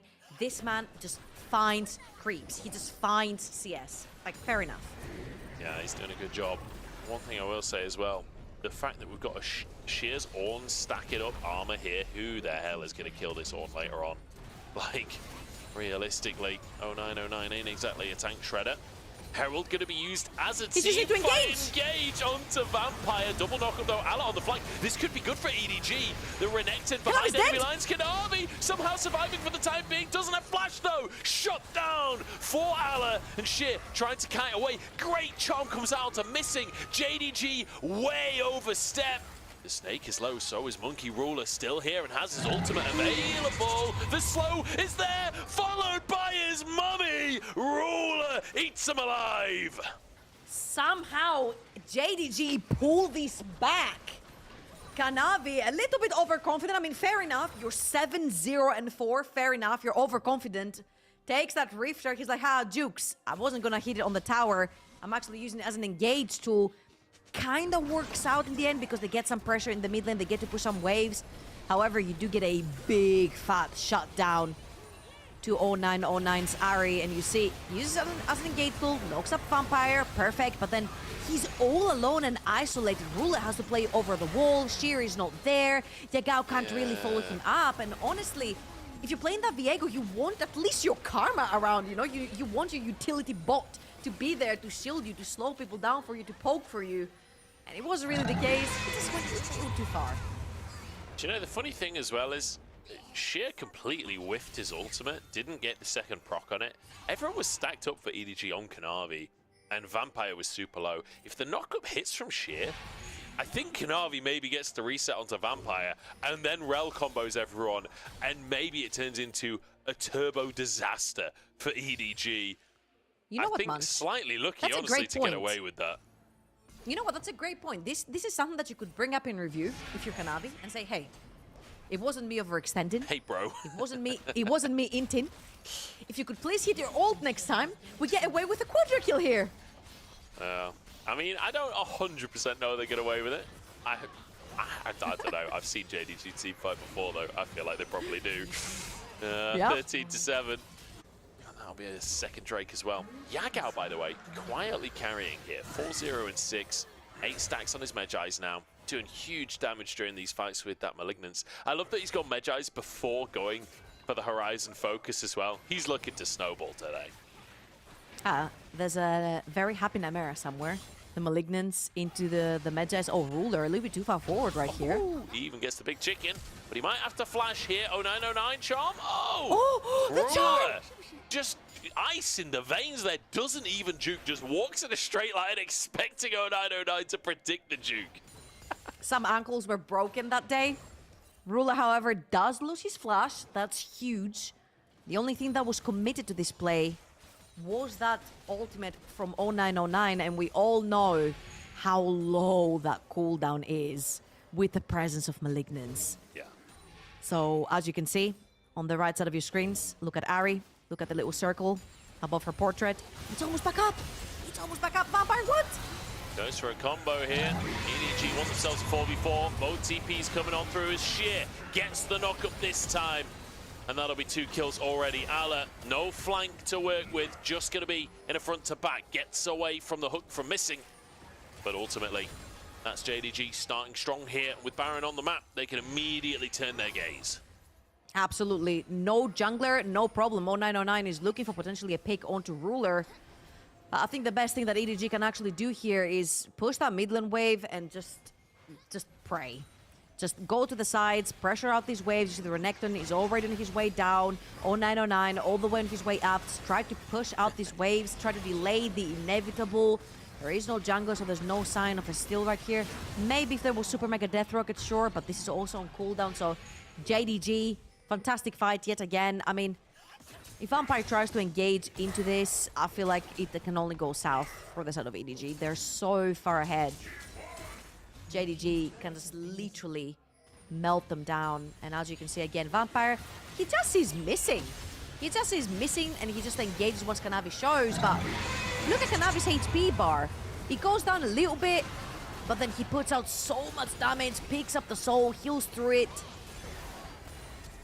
And I love, off the back of that play, Missing is there, standing near the Baron as it's going down, and he flashes up the Samsung Galaxy 2017 emote, which just so happens to be the team that Ruler was on in 2017. Getting himself that emote, getting himself his own world skin. That was the year him and Core JJ. Feels like such a long time ago. That's 7 years ago. It does. That's It 7 does. years ago, guys. How is time passing? It's not fair. I want it to stop. Hold on, that was when Haru was playing for that team as well.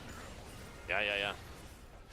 Wow. He played, I remember he played one game and he got his Ezreal skin through that. It was mostly playing that one official game, yeah. It was mostly ambition, let's be honest. But yeah, Haru was on the roster as well. Back He in played the day. once, come on. He played once, he played one Ezreal game. You take those, you take those. Absolutely, you have a world skin, you definitely take those. You certainly do. My goodness. God, it's crazy to think Good how- old throwback. It's Good old crazy to throwback. think that that one is so long ago, because the Samsung win that always sticks in my head is obviously Samsung White 2014. That's a decade ago. That is a full-on decade ago, this Worlds. Back when Mata Can you changed stop the Vision exposing game, us? made Riot Can you stop rework exposing all of us, please? Vision. My God. Much, you've exposed our age. Stop. Yeah. Yeah. It's pain. Life is pain. Sorry, I wasn't born. Sorry, I can't remember. My bad. Yeah. I wish I could say I was a Zoomer. Actually, no, I don't. I take that back. Millennials rule, dude. Dude. Yeah. I love how this series is so over, even though it's like only 5,000 gold difference. And we have started talking about 2014 and 2015 and 2017 and Hey, Missing whatever started else, it with that Worlds. emote, okay? True, okay. It was his fault, you're right. He tangented. We're just running with it. I mean, like, realistically, there's not that much to talk about in this game now. This feels pretty done and dusted, doesn't it? A one vague win condition for EDG is if either JDG just kind of run it, or the Snake somehow, you know, gets resets and pops off. But the thing is, he's like a full item and a half behind at this point. He's got a jumble sale of tier 2 items going on with his Zeal and his Last Whisper. Are they looking for a pick? Is Monkey going to walk into them? I don't think so. He Hex Blast through anyway, just to establish some dominance. Oh, the hook. Bit of damage onto Vampire, but it's shielded. As JDG continue 0909. TP Oh, the TP, the TP in flank. behind. Maybe there's an angle here. Should we start calling him 18? If you add 9 and 9 together, that's 18. Ruler is going to face check in here. No, he's not. He's going to drop a ward in. And that means I think even if he face nothing checks, happens. I don't think 0909 wants that. Yeah, through the shielding that Yagao's bringing to the table, I'm not Yep, sure you actually get yep. the kill. Here we go, ult popped by Sheer, looking to finish things off. The Snake knocked up. It's a mid lane tower as Ruler flashes to safety. And the executes start to come in. Smolder is online. The Snake knocked up. The Dragon roars in the sky, but Ruler untouched in the fight so far. Flying forwards aggressively now. Feeling it in this game. As they take a mid inhib, there's even a wave bot as well. So this will be a second inhib as well. Who needs the Baron buff to take towers? Absolutely, everything has been set up. You've got 5 Void Grubs as well. You get the extra buff when you hit the towers. You hurt them a little bit more. Ale on the flank, but there's not much to flank right now. You do not have ultimate onto this Renekton, and we saw what happened to him in the previous game that he was playing that Renekton. He pretty much dived in and died instantly, so might as well not want to take your chances this time around. It is going to be the 3rd Dragon soul point for JDG, and Vampires face checks. Has to try and find them. I think he was hoping to catch someone not resetting, but unfortunately not going to happen. Ruler instant cleanse, and Allah punished for the audacity to try and find a pick. JDG making it look easy here, as they should. As they should, because they're 2nd place in the LPL, and they're up against a team that's 3 and 12. They should make it look easy. I just wish Top Esports could have made it look easy earlier too. Absolutely, 0909 is going to look for something, but no, he's going to use his last charge to fall back onto that mid lane and try to clear out the wave. And I agree with you. Again, we said when teams are on the top side of the board, top 2, top 3, BLG are the clear #1 this season in the LPL. And if you want to challenge them at all, to show your prominence in the league as well, you should be literally burning through these bottom of the scoreboard teams, and that's exactly what JDG are doing here. Clinically, surgically clean. Also, look at this double agent in the top lane. He has sneakily been getting those assists in, building those items, I'm telling you, man, Ornn is the way. James Bond, 007 Yeah. for sheer. And remember, JDG and Top Esports fighting for that second seed. All JDG can do is win this series and hope that Top Esports loses one of theirs. I think Top Esports giving them a little bit of hope earlier on today against AL. They've got one last series against NIP, who are on a bit of an upswing. Maybe it's possible for JDG. Hook comes in onto Monkey.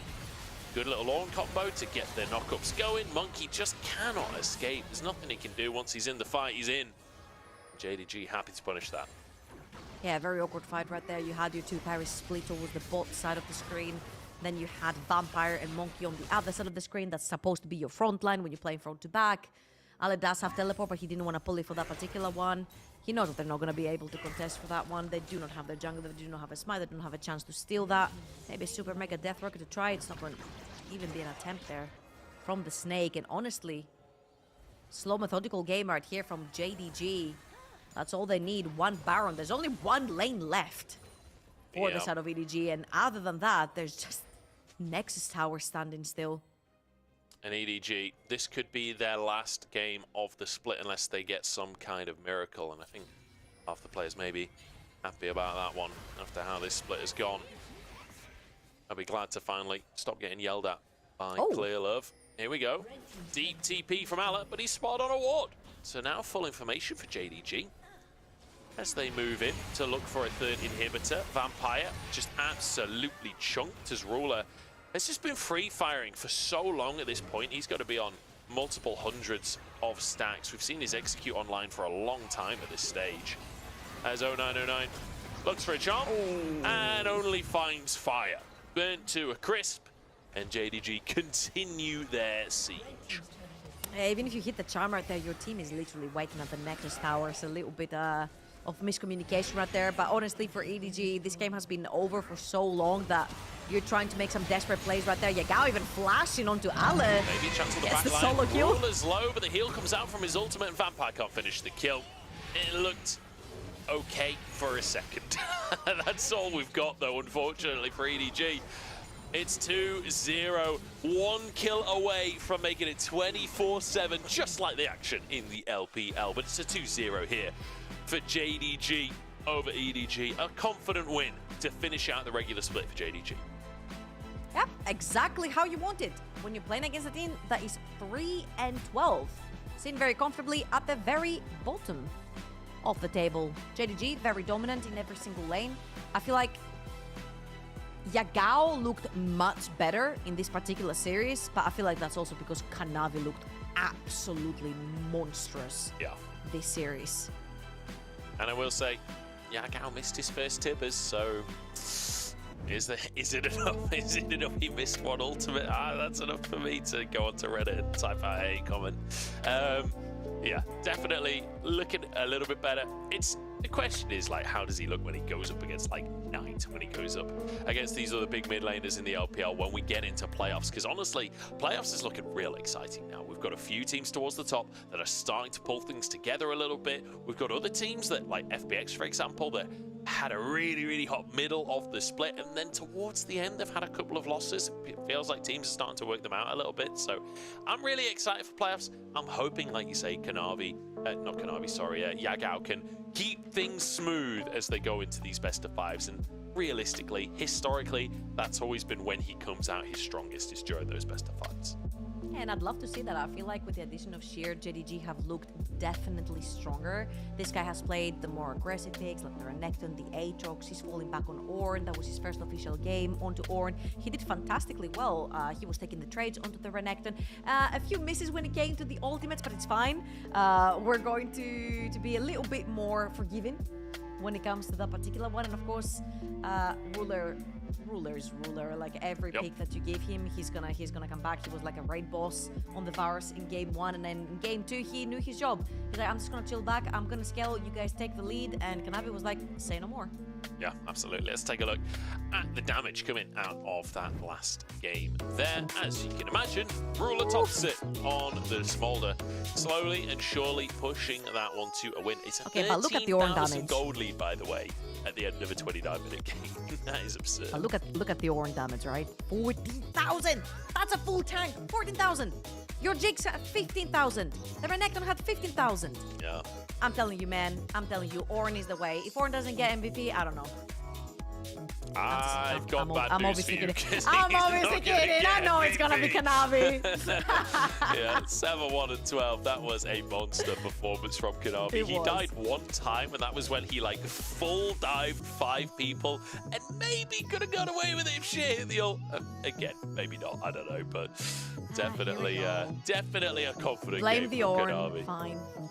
Fine. Blame the Ornn, man. He had a pretty insane performance right here. Of course, great. We're starting off with a dive that was very successful towards the bot side for EDG. They really needed something to happen for themselves, and they did manage to dive Ruler and get one kill there. They did end up getting punished for that, however.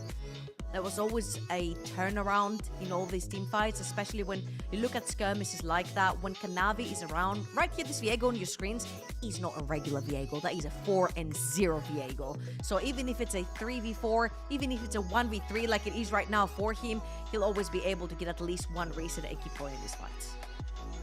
Yeah, it feels like Missing was so confident as well to just walk into the enemy because he knew Kanavi could sweep things up. And the more aggressively you're pushing in, the more Ruler has just freedom to hit onto the enemy. There's so little threat unless Allah has managed to find himself a flank. And he tried a couple of times, he got to kill one of them. But unfortunately, not often enough and not successful enough for them. And this is one of those attempts from Allah trying to get onto Ruler, but Ruler just consistently walking away from these plays. Yeah, and I feel like especially when you have a Viego being a menace on the map and you're trying to run away from him, you kind of forget to track where Ruler is on that smolder, what kind of stacks he has onto him. Oh, I see the headbutt now. Okay, you know what? You're right. He misses the headbutt. He misses the knockup. He misses everything. You know, it was a disaster, but it's fine. We forgive him. We forgive him for that one. I'll give you that one, Munch. Yeah, it was just really difficult to track Smolder here, right? Because you had so many winning lanes. You had Yagao running rampant on the Rift. You also had Viego being everywhere. So trying to track these two and make sure you don't face check, you kind of lose track of where the Smolder is. Yeah, you do. And these Smolder ults just hitting absolutely everyone in the fights as well. Ruler having so much freedom.